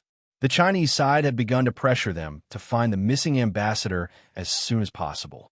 Otherwise, they would send troops into the neighboring countries to look for him. Now that there was civil strife, how could they allow the Chinese to send troops in? He was so anxious that he didn't know how many strands of hair had turned white. But what he didn't know was that there was more news that shocked and angered him. An official reporting the situation knocked on the door. Before Clichin could answer, he pushed the door open and came in. What? He escaped the city. The Chinese ambassador escaped the city. Clichin was shocked after hearing the report. What's the situation with General Wu Wainu? He didn't know how heavy the military's losses were. The official, sweating profusely, quickly replied, General Wu Wainu is furious. The 2 platoons stationed on the mountain were almost completely wiped out. Only 5 people survived. 2 platoons were wiped out. Only 5 people survived. Clichin, who was shocked, pressed his hands on the desk. He slowly sat back in his chair. What kind of people did the Chinese side send out? What kind of people did they send out? The people sent by Ruilila were wiped out. The people sent by the new government were wiped out. And now General Wu Wainu's 2 platoons were wiped out. Who were these people? How? How could they be so terrifying? Sitting back in his chair, Clichin's back was covered in cold sweat. After a long time, he asked in a deep voice, Does General Wu Wainu have any arrangements? After sacrificing so many people and letting the Chinese ambassador return, where would the face of their neighboring countries go? It was simply a great humiliation. They sent an elite platoon. There's no news yet, but the old government has also discovered the Chinese ambassador. The reporting official did not dare to speak loudly. Including the Chinese ambassador, there were only 6 of them. In the end, the 6 of them managed to wipe out hundreds of people. Even as he sat there, he felt a chill run down his spine. There was only one thought that flashed through his mind. The Chinese side is not to be trifled with. Their calculations were wrong. Although General Wu Wainu is very angry with the participation of the old regime, if the Chinese ambassador accidentally dies, we can directly explain to the Chinese that this is Ruilila's bad deed. Neighboring countries' new policies and military groups will definitely eliminate Ruilila to give China an explanation. This was the best way to push all the blame onto Ruilila. Clichin felt a little better when he learned that the military group had sent another elite platoon to hunt him down. The elite platoon was the special forces of the military group. Chapter 2341. With the help of the special forces, Even if the Chinese ambassador escaped from the city, it would be difficult for him to escape from the hands of the special forces of the neighboring country. Cultivation trusted the special forces of his country very much. Cultivation took a sip of cold water to moisten his throat and smiled. General Wu Wainu is a truly great general. Everything he does is for the sake of democratizing our country. No matter what happened to the Chinese ambassador tonight, all the consequences would be borne by the madman Ruilala. Xianxia knew very well what the new policy was, and so did the Chinese side. G3, who had completed the mission, received the order to quickly provide support without delay. Damn it, dirty tricks. After learning about the new policy and the military group's plan, G3 cursed in a low voice. He said in a tense voice, "In that case, let's play a trick too. Being kind to others is being cruel to ourselves. Major General, we can't be cruel to ourselves. If a tiger doesn't show its power, it will be treated as a sick cat? Bah, either we don't play or we play big. Let's see who can win." Blowing up the oil depot was not a small matter. The Major General pondered for a few seconds before replying. The oil depot is located in the north. The forest in the north of the neighboring country is connected to our country's forest. Once it is detonated, there will be a forest fire. Even if I agree with your idea, the military is unlikely to agree. The news from the diplomat made the military very angry. Now that Yi Qian had already broken out with our ambassador and taught the neighboring country a lesson, if they only blew up the oil depot now, the loss would outweigh the gain if the fire spread to our country's forest. They would have to send troops to put out the fire. G3 laughed coldly. His gravel voice was like a sharpened knife, revealing a sharpness that seeped into his bones. Don't worry, their oil depot is buried very deep. Even if a fire rushes up, the soil above will suppress the fire. There's also a small reservoir above. They set up the oil depot here, so it's obvious that they have made sufficient fire prevention preparations. The oil depot is not big, and there isn't much oil stored. If we blow it up here, at most the neighboring country's military group will be angry, but they won't feel bad. Also, our face hurts from the heavy rain. Even if there's an open fire, the rain will extinguish it. Major General Liu was concerned about whether his country's forests would be affected. Since it was feasible, Major General Liu said in a low voice, "Give me 5 minutes to inform the higher-ups first." The small oil depot was located in the forest near the Northland Armed Forces. From here, it could be seen that the neighboring country's military forces were secretly preparing to attack the Northland. The northern lands were of great importance to China, and China did not wish for the northern lands to fall. The Major General spread out the map and sent it to the higher-ups of the Army Department at the same time. Soon, G3 received the latest order and said to his comrades, Come, brothers. Let's help the Northland Armed Forces. Burn them all." After completing the decapitation mission, they arrived at the oil depot of the neighboring nation's military group. This was their logistics oil depot. If there was an explosion, the oil depot in the Northlands would basically be finished. "Wiring, blow them all up." G3's tone was harsh, and his eyes were filled with hostility as he stared ahead. He said ruthlessly, "They are heartless, so don't blame us for being unjust. Since they want to play with us, I'll grant them their wish. Daring to play dirty tricks? Then let's play bigger." Half an hour later, the underground logistics oil depot of the neighboring country's military group in the depths of a mountain suddenly exploded. Raging flames soared into the sky, and a huge fireball soared up. It was like the power of an atomic bomb explosion, and a mushroom cloud appeared. Chapter 2342. When G3 and the others finally came out, they were covered with nearly 10 centimeters of dust.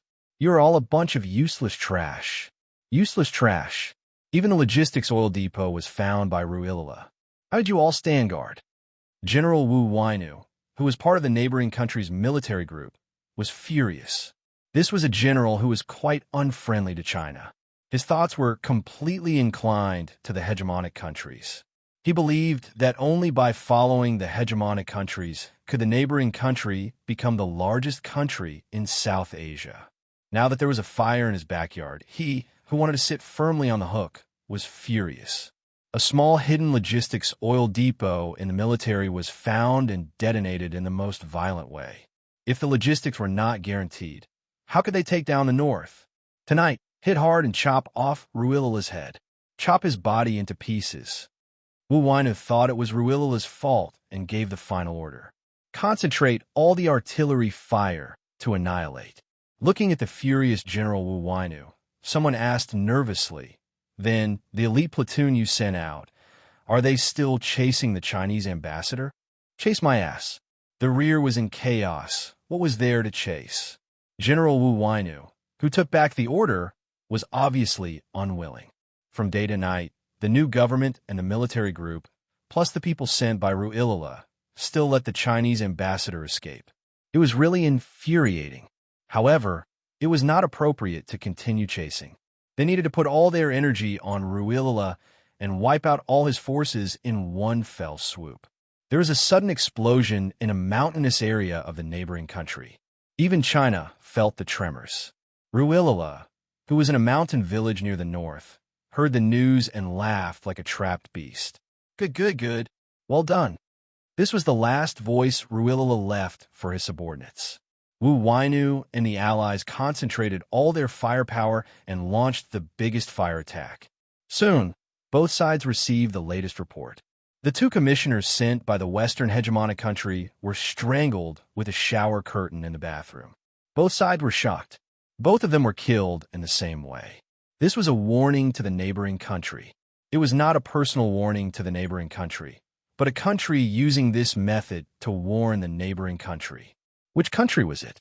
The answer was obvious, but where was the evidence? There was none. Clichin and General Wu Weinu were so angry that their faces turned green. They had guessed that the deaths of the two commissioners were probably assassinated by the Chinese side.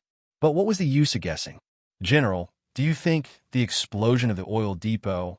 A senior official from the Lin military group raised his suspicions. Could it also have something to do with China?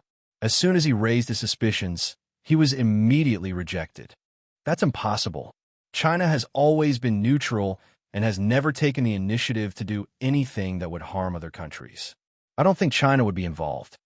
It's not impossible. Look at how strong the Chinese side's attitude is this time.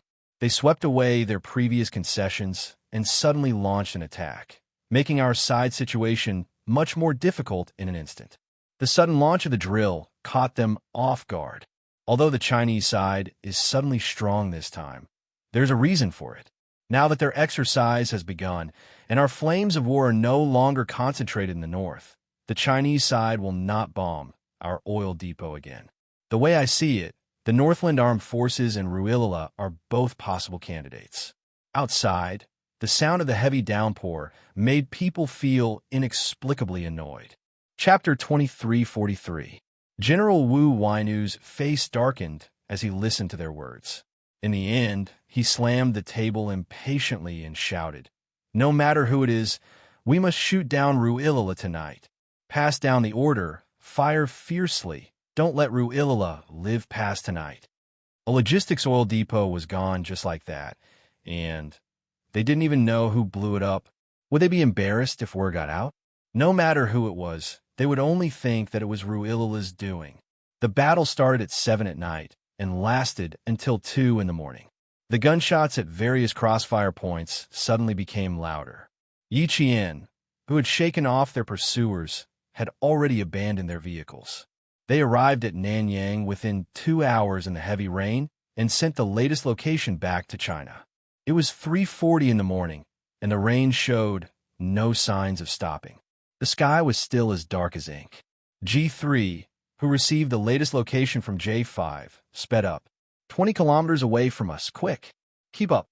G3, who was carrying a rifle, wiped the rain off his face and waved his hand. He sped up and walked into the dense forest. There were many poisonous insects in the forests of neighboring countries, and there were also drought leeches that would quietly stick to people and suck their blood. When they passed through the forest, they could shake out countless unknown insects with a shake of their bodies. Yiqian, who was soaked all over, had a drought leech stuck to the back of his neck. It was sucking until it hurt. He raised his hand and touched it.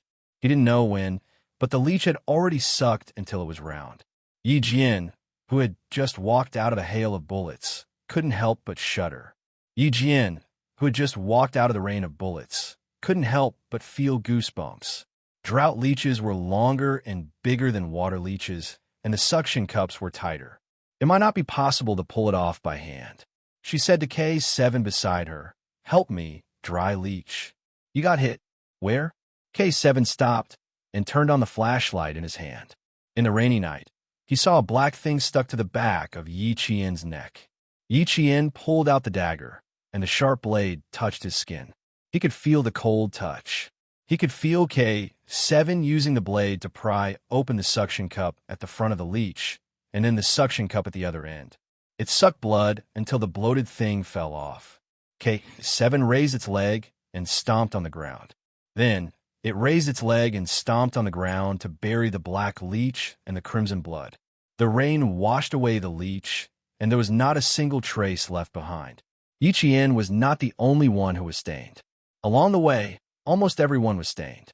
There were stains on their arms, legs, and even on Shui Ying's face. The rain was too heavy, which made it difficult for them to walk in the forest. They grabbed the leaves with one hand and slid down slowly on the thick, withered leaves. If they were not careful, they would fall on their buttocks, and their tailbones would hurt so much that their facial features would be twisted. The air in the forest was not fresh. Walking in the valley, other than the smell of rotting trees, there was also the smell of burning smoke in the wind. It was 4:30 p.m. Although the rain did not stop, there was finally a thin line of smoke in the sky. Yi Qian, who had braved the rain and climbed up the mountain, saw thick smoke billowing in the mountains to the north. There was the smell of burning oil in the wind. They looked at each other, and there was an answer in each other's eyes. There was the smell of burning oil in the wind, and the heavy rain could not suppress the smoke. No matter how they looked at it, it looked like an oil depot explosion. It was possible that the underground oil depot had exploded. The collapse of the soil around the oil depot would cover the fire, and the thick black smoke would rise into the sky. That was why they couldn't see the fire. Chapter 23:44. J5's gaze flickered slightly, and a dark glint flashed across the depths of his eyes. From the direction, why did it look a little like the route G3 and the others would take to complete the mission? Could it be G3 and the others doing? Since they were still in the neighboring country, they could not confirm if their pursuers were still behind them. After a short rest, they immediately set off. According to their original plan, they should have arrived at the rendezvous point by now. After rushing out of the city and being circled by their pursuers, they were already an hour late. There's a sound. Yi Qian, who was going down the mountain, whispered. He pulled Xianxia and quickly hid behind a tree, using the dense foliage to hide their figures. J5 and the others were already hiding behind a tree. They held their breaths as they listened to the faint rustling sounds at the foot of the mountain. When they tried to listen more carefully, the rustling sounds they heard earlier had disappeared. It seemed like the people walking had also discovered them and immediately stopped to hide. Damn, don't tell me we've encountered the local armed forces. The T6 combatant, who was wearing a military uniform of an unknown country and had paint smeared on his face, whispered to Z7. At the same time, he gripped his rifle tightly, ready to fire in the next second. Z7 Han Jing shook his head and stared coldly ahead. The people above did not move. It was obvious they had also discovered them and were in a silent standoff. This kind of standoff was very time-consuming, and they could not afford to waste time. Yi Qian and the others felt that they could not afford to waste time either, so J5 spoke in the neighboring country's language. He had just spoken when a loud shout came from below. Damn, I was so scared my heart almost jumped out of my chest. It was the T6 combatant's voice. Those on top of the mountain rushed down the mountain, while those at the foot of the mountain rushed up the mountain. The tense standoff was immediately broken. Several figures flitted past the trees like cheetahs to welcome their victorious comrades. I was so scared I had a heart attack. I thought we'd encounter the local armed forces and was wondering if we should fight them. In the end, you made a sound. The gun in my hand almost slipped out of my hand. The excited T6 combatant did not pay attention to his image. He rushed up and roared, his voice full of joy. Yi Qian is behind me. There's also the ambassador. Kid, pay attention to your image. J5 hurriedly reminded his comrade in case he said something even more rude. It couldn't be helped. Sometimes soldiers could be very rude in private.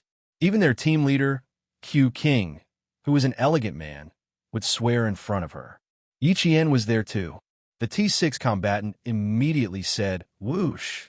His relationship with Xianxia was still ongoing, so he could not afford to leave a bad impression on Yi Qian. In a heavy rain, the comrades in arms bumped fists and palms against palms.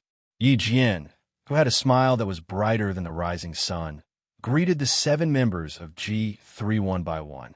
The sudden reunion made all the comrades so happy that they couldn't suppress their smiles.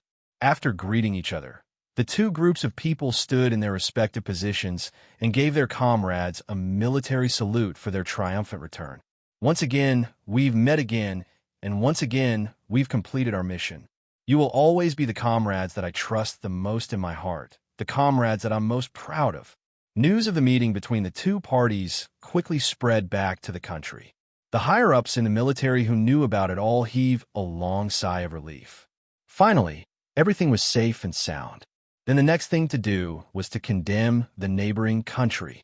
At 8 a.m., everyone arrived at the border between the 2 countries. A helicopter was already waiting for the hero's return. Rumbling sounds could be heard as the helicopter's propellers rotated at high speed, crushing the surrounding vegetation. When the helicopter took off and left, some of the vegetation was even snapped by the wind. Chapter 2345. It didn't matter if he apologized or not. The little fox that he was so worried about was coming back soon. Reporting. The soldier's loud voice came from outside the door. Xianxia turned off the television and opened the door with his long legs. His little fox had arrived at the Border Defense Company's helicopter airport. Xianxia didn't need the soldier to lead the way. He strode towards the Border Defense Company's airport. On behalf of the military, he was going to welcome the brave Special Forces soldiers back to their country safely. After the helicopter landed, Xianxia was the first to come down, followed by Yi Qian, followed by the male soldiers.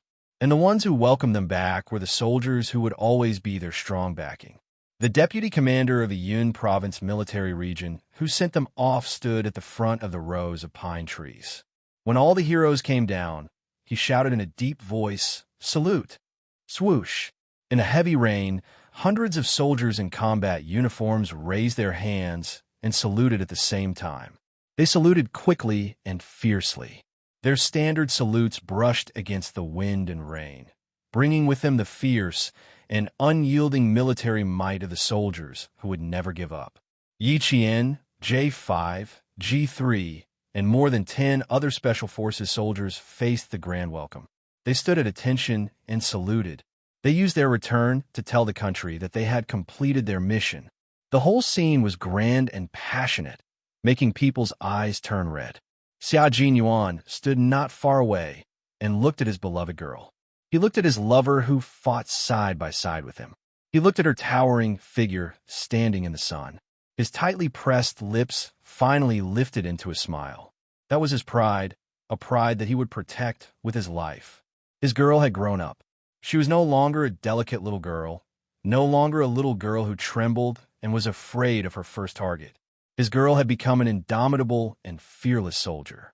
She used her gun to defend the country's dignity and used bullets to tell those people why China dared to be strong. He accompanied her through the wind and rain and witnessed her metamorphosis again and again. Finally, she broke out of her cocoon and became the most dazzling star. Yi Qian, who had shaken hands with the deputy commander, seemed to feel something. Her gaze passed through the rows of soldiers and landed in the distance. She saw the most familiar figure, tall and slender, as proud as a mountain. Their gazes were separated and even passed by the soldiers. In the crowd, in the mountains and rivers, no matter where you are, my gaze will always find you. Because standing there, you are the target that I will never give up on. Yi Qian, whose face was covered with fine scars, smiled. Her lips curved and her eyes revealed the sweetest, most beautiful, and most gentle smile. Every time she returned, she would always see the figure that he was waiting. Chapter 2346. As the soldiers left, Xia Jinyuan's figure gradually disappeared from Yi Qian's sight. Yi Qian didn't stay any longer. She said to J5 softly, "Q King is here. I'll go look for him first." His wound was still recovering, and he was standing in the rain waiting for her. She had to hurry over and drag him back to his room. "Q King is here?" J5, who didn't notice anything, looked around and asked Yi Qian to leave first. He was one of the few people who knew about their relationship. Yi Qian didn't stay any longer. She followed the soldier's footsteps to look for the figure who left. She didn't need to spend any effort to look for him. The figure who was waiting for her was definitely not far away, quietly waiting for her arrival. Yi Qian walked very quickly without looking back. She didn't notice that there was a gaze following her closely. "Is Yi Qian in a hurry? Why are you in such a hurry?" After talking to the staff sent by the Ministry of Foreign Affairs, Xianxia walked over to J5 and asked in a low voice, "Shouldn't she be changing first?" The rain had been pouring since midnight. Although she was a female soldier, she was still a girl. Walking in the rain for 8 to 9 hours was very bad for a girl's body. J5 naturally wouldn't say that Yi Qian was going to see Xia Jinyuan. He smiled and said, "She's a female soldier. She can't change with us male soldiers. She left in a hurry to change alone." This explanation was very good. Xianxia didn't suspect anything. They were going to go back to their rooms to take a shower, rest for a while, and then set off for Beijing. Yi Qian had already seen Xia Jinyuan. The tall and slender man was standing in front of her with a smile on his handsome face. He was looking at her with gentle eyes as he walked over step by step.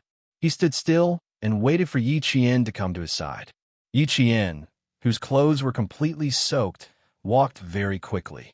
Xia Jinyuan could even see water droplets dripping from the corners of her clothes and pants.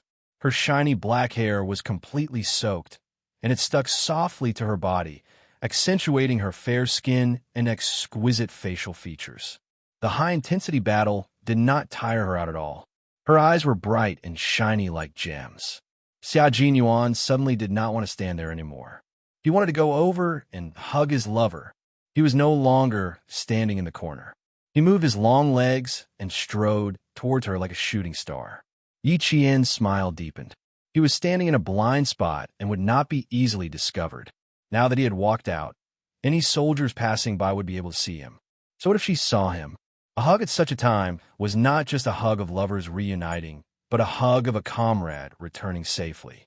As he strode over, Yi Qian couldn't help but trot over. Yi Qian still had an injury on his waist, so he had to be careful. Xia Jinyuan did not care about his injury. It was precisely because of his injury that he did not participate in this operation. When he found out about the new policies of the neighboring country and the shameless scheme of the military group, he really wanted to grab 2 guns and rush to the neighboring country. Now that the lover he was worried about was back, he did not care about his injury. When he got closer, Xia Jinyuan's handsome face darkened slightly. There were several thin streaks of blood on her fair face. The longest one ran from the corner of her eye to her chin. After being drenched in the rain, the area around the wound was already red and swollen, showing signs of inflammation. Xia Jinyuan gently touched her wound with his fingers. His thin lips were tightly pursed as he wrapped his long arms around her and pulled her tightly into his embrace.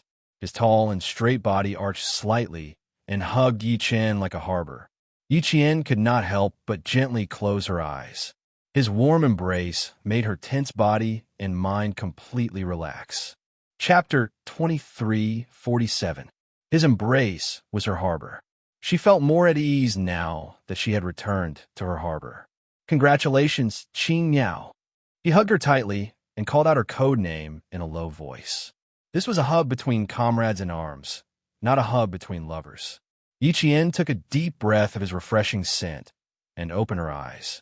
She smiled and replied, "Thank you. I made you worry." He was indeed worried, but he also felt proud. "My little girl has grown up. I'm proud of you, little fox." Xia Jinyuan couldn't bear to let go of her in his arms. Her small and soft body was in his arms. Instantly, all the emptiness in his heart was filled. He truly felt that she was back, safe and sound. He felt a little helpless. He clearly told her that no matter who went out to fight, the people who stayed behind should wait patiently. There was no need to worry, no need to be afraid, even if they had to sacrifice themselves. That was the path a soldier should take. But when he found out that she had gone out to fight alone, accompanied the Chinese ambassador to a war-torn country without any equipment, he felt as if his heart had been struck by a heavy object. It was so painful that his heart stopped beating. Waiting was a scary thing. It was torturous both physically and mentally. If he wanted to get used to fighting separately, he had to get used to it too. Yiqian felt his arm tremble slightly and knew that he had been worried about her.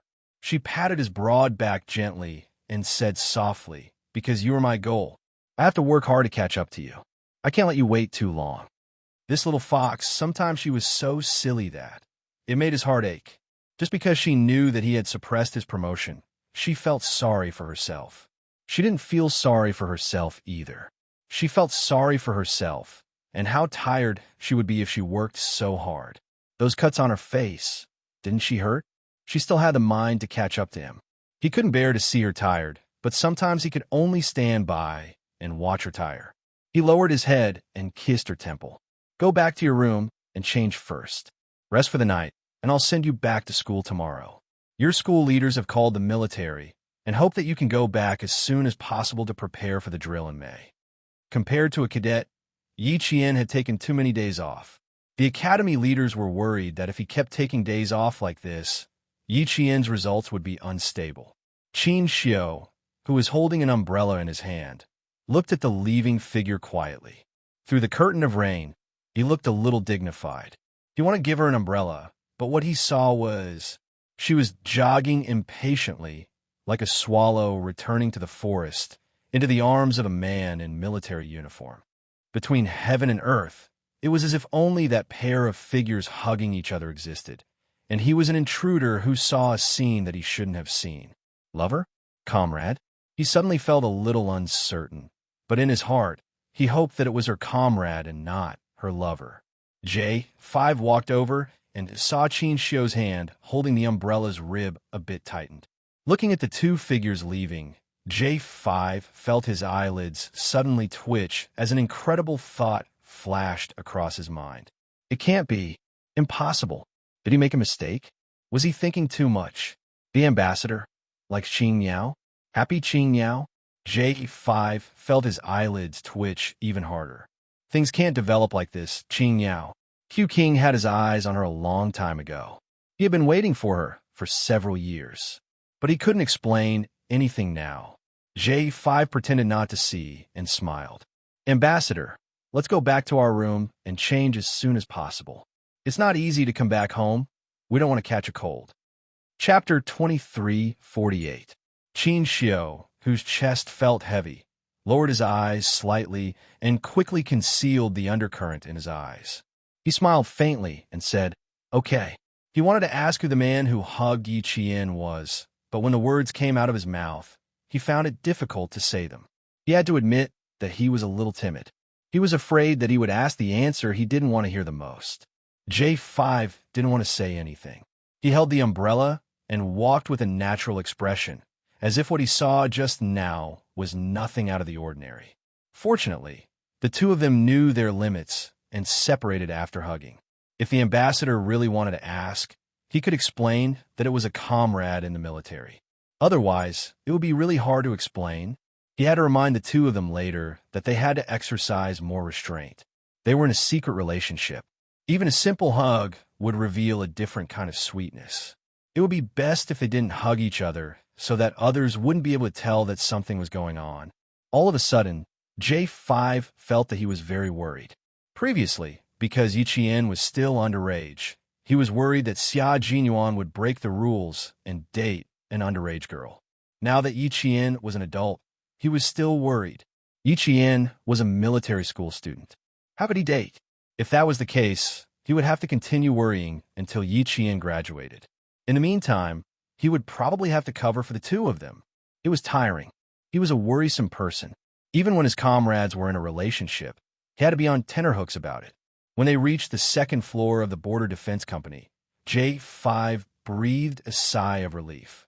Along the way, the diplomatic ambassador, who had a verbal battle with a neighboring country's negotiator, remained cold and calm. He didn't say anything and just walked slowly. Every step he took was extremely steady. It looked like he was strolling in the rain, happy and carefree. In fact, that wasn't the case at all. Walking beside him, J5 could clearly feel that the ambassador's aura had become very fierce. It swept away his elegant temperament and was even more powerful than yesterday's negotiation. Previously, J5 thought that he was overthinking things. Now, it seemed that he didn't expect it at all. This outstanding diplomat was really interested in Yi Qian. That's right, Yi Qian was really attractive, especially those who were extremely outstanding, such as Q King. They would all be attracted to her. Now, with the addition of an outstanding diplomat, J5 was not surprised. Xianxia closed the umbrella and gently shook off the water droplets on the umbrella. He smiled at J5 and said, "Thank you for your hard work these days. Have a good rest. See you later." "You're welcome, Ambassador." J5 closed his umbrella and replied calmly, "See you later." Xianxia's room was on the second floor, while J5 and the others were on the first floor. J5 stood still and politely watched Xianxia go upstairs with the umbrella. Watching the ambassador walk up the stairs step by step, J5 couldn't help but let out a sigh of relief. However, before he could completely relax, he saw the ambassador suddenly turn around. J5's nerves tensed up. He looked at the ambassador's face, which was drenched by the rain but still looked exceptionally elegant, as if it had been carved from fine jade. The ambassador asked him with a faint smile, "Which room is Yi Qian in?" "What happened to not asking? Why did you ask?" J5 smiled and said, "She came back earlier than all of us. I'm not too sure which room she's in. Is there something you need from her, Ambassador?" "I want to ask if she's returning to the capital or returning to the academy. I want to see if she needs to explain the reason for her leave to the academy. If necessary, I plan to accompany her back to the academy," Xianxia said with a smile. J5's heart tightened when he heard this. It seemed that this ambassador was suspicious. "Rest assured, Ambassador, Yi Qian's mission is arranged by the military. The military has already communicated clearly with the academy, so there's no need to trouble you, Ambassador," J5 replied calmly. His tone was normal, and there was nothing strange about it. Chapter 2349. Seeing this, Xianxia didn't ask any more questions. There were some things that didn't need to be asked in detail. Just by looking at it, he already had the answer. Without asking any more questions, Xianxia said, "See you later." Then he turned and went upstairs. When he looked up, there was a faint darkness in his eyes. He didn't need to get the answer from someone else. He wanted to hear Yi Qian tell herself. But what right did he have to ask about her personal matters? Facing an outstanding diplomat from another country who was deliberately making things difficult for him, he felt unprecedentedly confused about his children's affairs. If Yi Qian really had a boyfriend, what would he do? Give up? Or continue to pursue her? Knowing that she already had a boyfriend, if he continued to pursue her, wouldn't he be an immoral third party? Psychologically, he couldn't get over this hurdle. But when he thought about giving up, Xianxia closed the door, but his slender fingers holding the umbrella didn't put it down. Xianxia's fingers were very slender, and his joints were as delicate as his person. Even though he was holding the umbrella tightly, the lines of his fingers were still beautiful. After a while, he put the umbrella in the corner with a cold expression. He took off his suit and unbuttoned his white shirt while thinking about walking towards the bathroom. Giving up was also difficult. He couldn't go against his morals, and he didn't want to give up. Then let's just leave it at that. He would pretend that he didn't know anything, that nothing had happened, and let nature take its course. After turning on the shower head, Xianxia raised his head and let the warm water splash on his face. Soon, the bathroom was filled with steam. Amidst the sound of the water, the man's slender but graceful body was faintly discernible in the steam. Xianxia, who had been learning Sanda for a long time, was also a classic example of a man who looked thin in clothes but had great body when he took them off. Yiqian, who came back earlier than him, had already finished washing up. She sat on the edge of the bed and dried her hair by herself with a hairdryer. There was no one in the room. The man who came back with her saw the countless small cuts on her palm. His eyes were clouded, and he went out to get the first aid kit. With some pain on her face, Yiqian put down the hairdryer and went to the bathroom to look in the mirror. She saw a few bloody cuts from the shrubbery on her face. The cuts from the corner of her eyes to the side of her jaw were the most conspicuous.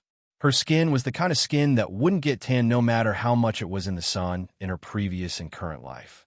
After being drenched for 8 or 9 hours, her originally fair skin was sickly pale, and this made the bloody cuts on her face even more. There were many wounds, and there were signs of inflammation. No wonder Captain Xia immediately sent him back to his room to get the first aid kit. She had to treat it. Although she didn't really care if there was a scar on her face, she couldn't let the wound get infected.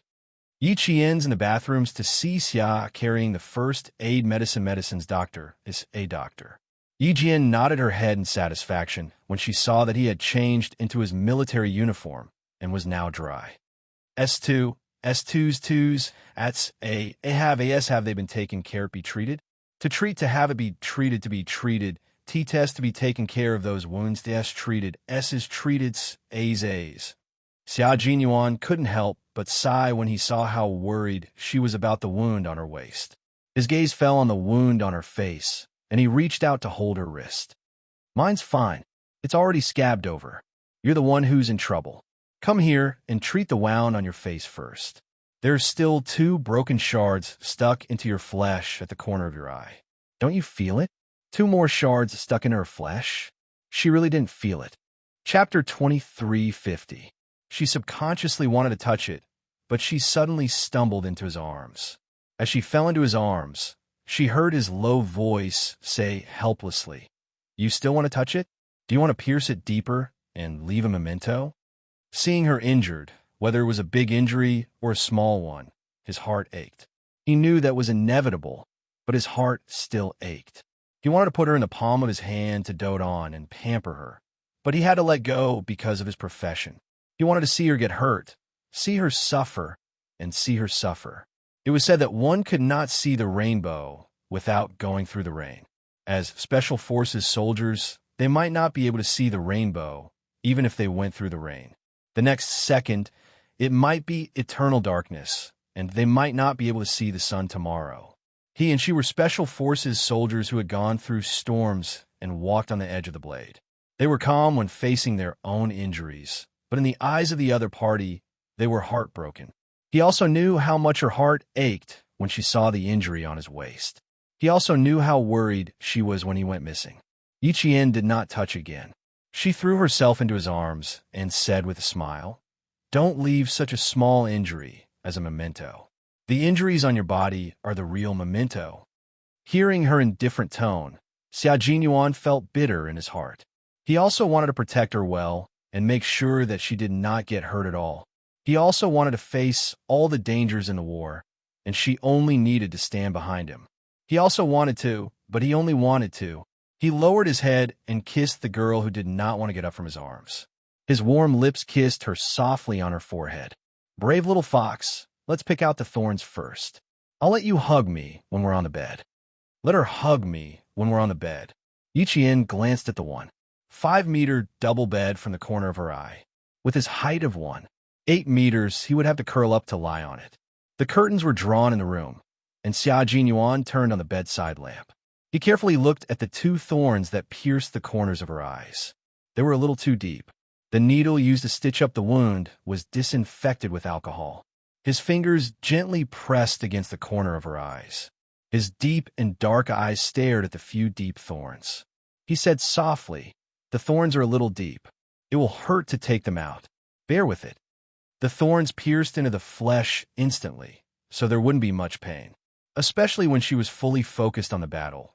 She didn't even feel anything when the thorns cut her face. It was a little painful to use the needle to pick out the thorns in the flesh.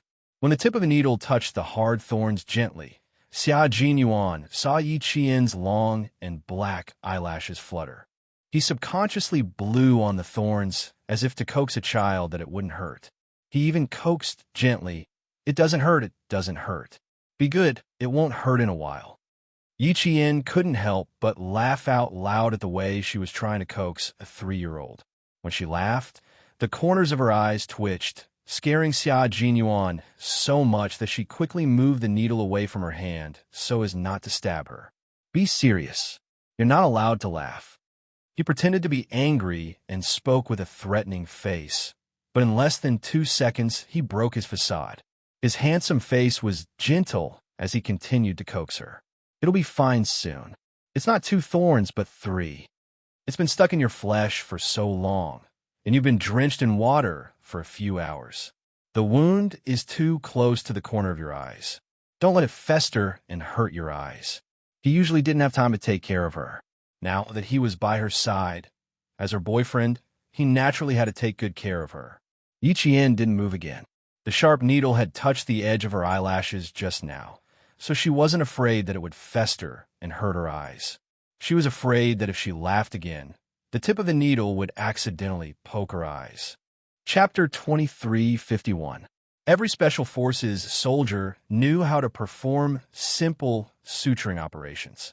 Removing a thorn was a piece of cake. After removing all 3 thorns, there were 3 bloody cotton balls on the stainless steel plate. The thorns were indeed deep, but fortunately, they weren't long. It wasn't much of a problem to remove them with iodine. His face, palms, elbows, and knees were all injured to varying degrees. The most shocking injury on his leg was the injury on his calf. After a night, the injury on his calf was bruised, and there were even purple spots of blood on it. Xia Jinyuan didn't say a word as he poured safflower oil onto his hands. He rubbed them until his palms were hot. Then he pressed them against Yiqian's calf and rubbed them. Yiqian didn't even know when he had been hit. He lay on the bed and endured the pain while Xia Jinyuan rubbed away the blood clots. Slowly, his calf began to feel a burning sensation. The warm energy brought an indescribable sense of comfort. You don't have experience fighting alone in the jungle, but the J5 soldiers do. Why didn't they remind you to check your body for injuries that need treatment? If it's inconvenient to use safflower oil, they should at least spray it with painkillers. Your skin is fair to begin with. Even a slight bump would leave a bruise. Now that you're bleeding under your skin, the J5 soldiers on the helicopter should have reminded you to treat it. Xia Jinyuan's deep voice was a little tense. If you listened carefully, you could faintly hear the anger in his voice. She didn't know if the oil had a hypnotic effect, but the warm energy slowly crept up from her calf to her head. The warmth was exceptionally comfortable, and even her drowsiness slowly crept up. Yiqian listened indifferently. The corners of his lips curled up as he replied, "It's okay. It's not as serious as the last time you kicked me. The bruises you left behind last time only disappeared after the new year." Xia Jinyuan's right hand, which was rubbing her calf, paused. He felt helpless. He wasn't afraid of anything since he was young. He could do whatever he wanted outside the house, and had been like this for the past 20 years. Until now, there was only one thing he was afraid of. He didn't look up.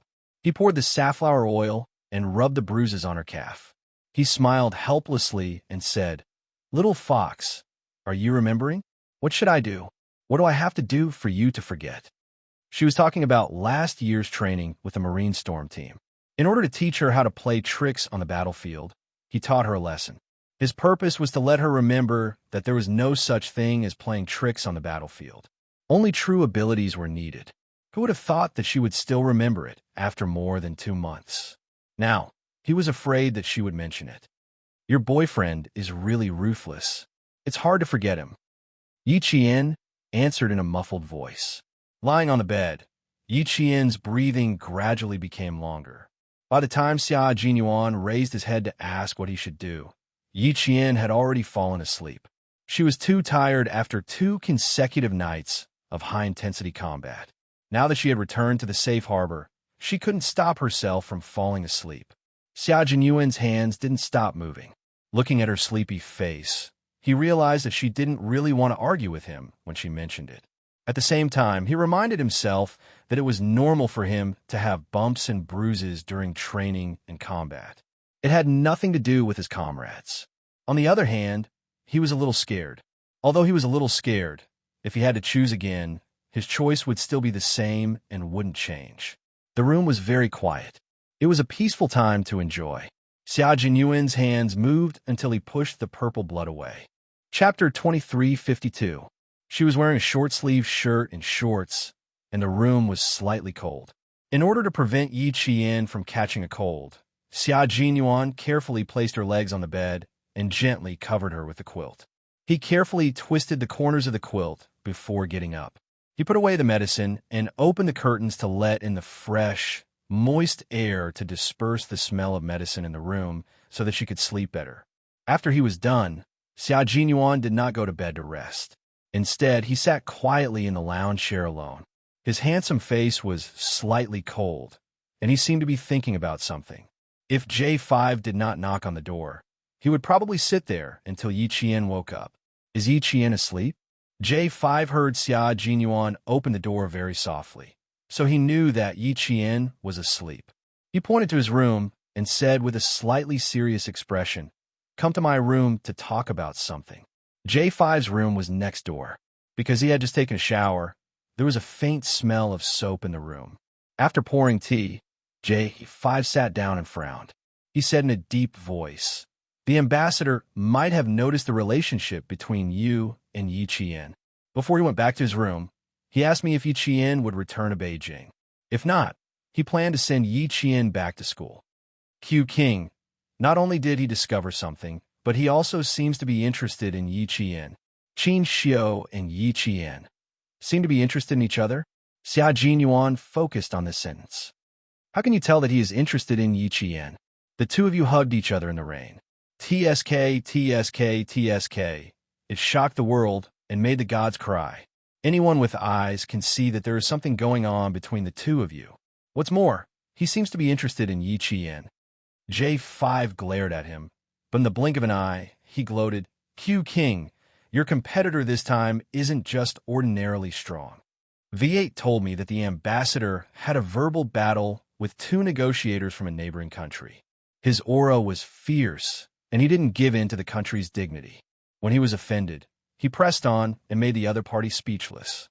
Yi Qian was there at the time. He was full of admiration for Xianxia. With such a strong rival in love, Q King, you have to be careful. Just because of this, he had to be careful? Xia Jinyuan stretched his legs lazily and leaned back in his seat. Even his voice sounded nonchalant as he said, "My relationship with Yi Qian is not something that can be attracted to Yi Qian with just one exciting negotiation. I'm just a little surprised. Xianxia is interested in Yi Qian, but I didn't notice it at all. You're quite confident. Overconfidence is arrogance. Don't be too proud. If you ask me, the ambassador has a better chance of winning than you." J5 poured cold water on Xianxia without hesitation and listed out his good points. Handsome, you don't have to say it. You can see for yourself. His temperament is as elegant as the nobles sitting in the palace. He's witty and knowledgeable. He knows when to advance and when to retreat. He knows how to behave himself. Most importantly, he's a diplomat. He also fights for the country, but his sacrifice rate is lower than ours. He also has more holidays than us. Most importantly, his focus is on the country. As long as he has the time and the heart, he can fly to the military academy to visit Yi Qian in the night. Q King, what do you think your chances of winning are? If you ask me, you have the advantage in terms of time. The analysis was not bad. It did sound very threatening. But so what? The love between him and the little fox was not based on romance, nor was it based on time spent together. Their love was completely based on the fact that they were willing to put their lives in each other's hands. They were willing to fight side by side and vanquish their enemies together. Chapter 2353. Through the smoke of war, through the flames of war, his and Little Fox's love wasn't something that could be easily interfered with. Xia Jinyuan raised his eyes.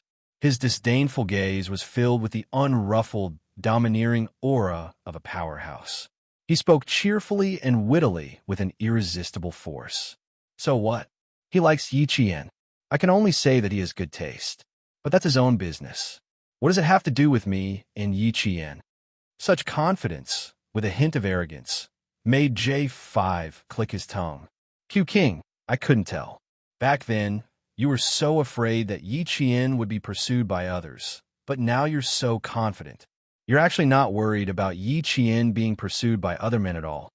I don't believe that when you heard me say that the ambassador is interested in Yiqian, you didn't feel nervous at all, J5 said with certainty. Then, he looked at Xia Jinyuan without blinking, trying to discover something. Before he could discover anything, the domineering Lieutenant Colonel Xia frowned and admitted, "A little, but it's okay. My girlfriend is so outstanding. There will probably be more flies flying around in the future. I have to work harder." Not nervous? Nonsense. How could he not be nervous? Xianxia, one of the top young masters in the capital, a language genius, the youngest diplomat, the most handsome diplomat, the most promising diplomat. His long list of most was enough to make people's eyes linger. Just as J5 said, he was lucky that he won in terms of time. If the young Xianxia and the young Yiqian met, Lieutenant Colonel Xia's eyes darkened. Then, he really wouldn't know whose girlfriend Little Fox was. It wasn't that he was belittling himself, but Xianxia was indeed very outstanding. His character was also quite good. Among the young masters in the capital who didn't have any scandals, Xianxia was one of them. Even the old man at home said that Xianxia alone was enough to support the Qin family. Apart from family Xia and his children, old Master Qin had only commented on two other people. One was Xia Jinyuan's brother-in-law, Li Jinyan, and the other was Xianxia from the Qin family, who was worthy of being a role model in Beijing. From this, it could be seen how outstanding Xianxia was. Wasn't he nervous? How could he not be nervous? But this kind of thing couldn't be solved just by being nervous. The main thing was to let the other party know the difficulty and back off. Here came the problem. His current identity was still that of a boyfriend who couldn't see the light of day. How could he make her back off? J5 saw that he was deep in thought, and his eyes flashed with a teasing smile. Suddenly, he thought of a very important thing. Something was wrong. What he wanted to say was not that the ambassador had taken a liking to Yiqian. Why was it that he and Q King were analyzing the chances of the ambassador winning? His main point was that the ambassador had found out about the relationship between Q King and Yiqian. Stop. Let's not talk about whether the ambassador will become your love rival and make you feel threatened. Q King, our main point now is how you're going to deal with the ambassador if he finds out about your relationship with Yiqian. This was a very serious matter. Although the military academy didn't explicitly state that students weren't allowed to date, everyone knew that dating in the military academy had a bad influence. Once the academy found out, they would come out and talk to the students first. The military academy students were the future of the country's national defense, and they were also the backbone of the country. During their time in school, all of their energy should be spent on their studies. From a personal point of view, it was understandable why military academy students would date, but from a national point of view, love would always come second. Chapter 2354. Yiqian was so outstanding that J5 didn't want her relationship to leave a bad mark on her military academy career. He was worried that as more and more people found out, Yiqian would be implicated in the end. You too. Sai, why don't you continue to bear with it? Meet less, chat less, and travel less together. If you really need to meet, why don't you bring a few more comrades with you? What if the two of you travel together and there's a bit of distance between them? Don't let others see any signs. J5, who was worried sick, came up with one idea after another. It could be seen that he was really thinking for Xia Jinyuan and Yijian. However, Xia Jinyuan had already considered this matter, so it wasn't a big problem for him. However, because Yiqian was worried that her relationship would affect the academy, he understood her concerns and respected her decision. Seeing J5's serious expression and unconcealed worry, Xia Jinyuan smiled and said, "Qin Xiu, although I'm not familiar with him, I believe he's not the kind of person to gossip. Since he discovered something but didn't ask any of you, it's obvious that he's not someone who likes to ask about other people's private affairs. The Qin family has strict rules. If he really likes Yi Qian and discovers my relationship with Yi Qian, I think with his upbringing, he won't do anything immoral to interfere with other people's relationships. After all, he's a diplomat who represents the image of the country, not an ordinary person. Anyone who interferes with their relationship would be a third party. With Xianxia's upbringing and pride, he wouldn't allow himself to become a third party. After hearing Xia Jinyuan's detailed explanation, J5 felt that he was worrying for nothing. He yawned and waved his hand with a tired expression. I have to go to sleep. When a situation in the northern lands stabilizes, we should return to the base and prepare for the overseas competition. Xia Jinyuan didn't intend to leave yet. He raised his eyebrows and said with a faint smile, I haven't asked you anything yet. Why are you in such a hurried sleep? We haven't seen each other in a while. Let's catch up and have a chat. J5 stood up with his hands on the armrest of the chair and slowly sat back down. What do you want to talk about? Or do you want to ask me something? Since he didn't even let him rest, it was clear that he had something to ask. I want to know more about Qin Yao's performance in this operation, Xia Jinyuan said. If he didn't want to ask about Yi Qian, he wouldn't disturb his comrade's rest. He crossed his slender fingers, and there was still a faint smile on his handsome face, but the darkness in his eyes was slightly darker. This is the first time she has received a mission to protect the safety of an important person. I want to know some details about her operation this time. She probably wanted to know if Qin Niao had any shortcomings. The smile on J5's face disappeared, and his expression gradually turned serious. Qin Niao's performance has always exceeded our expectations. She's very calm, and her reaction speed is amazing. When did she have car training? This time, we were surrounded by more than 10 cars. Her driving skills were eye-opening. A one-sided breakout from the encirclement has truly shocked all of us. There's a car training ground in the southern province. She basically spent all her time there during high school.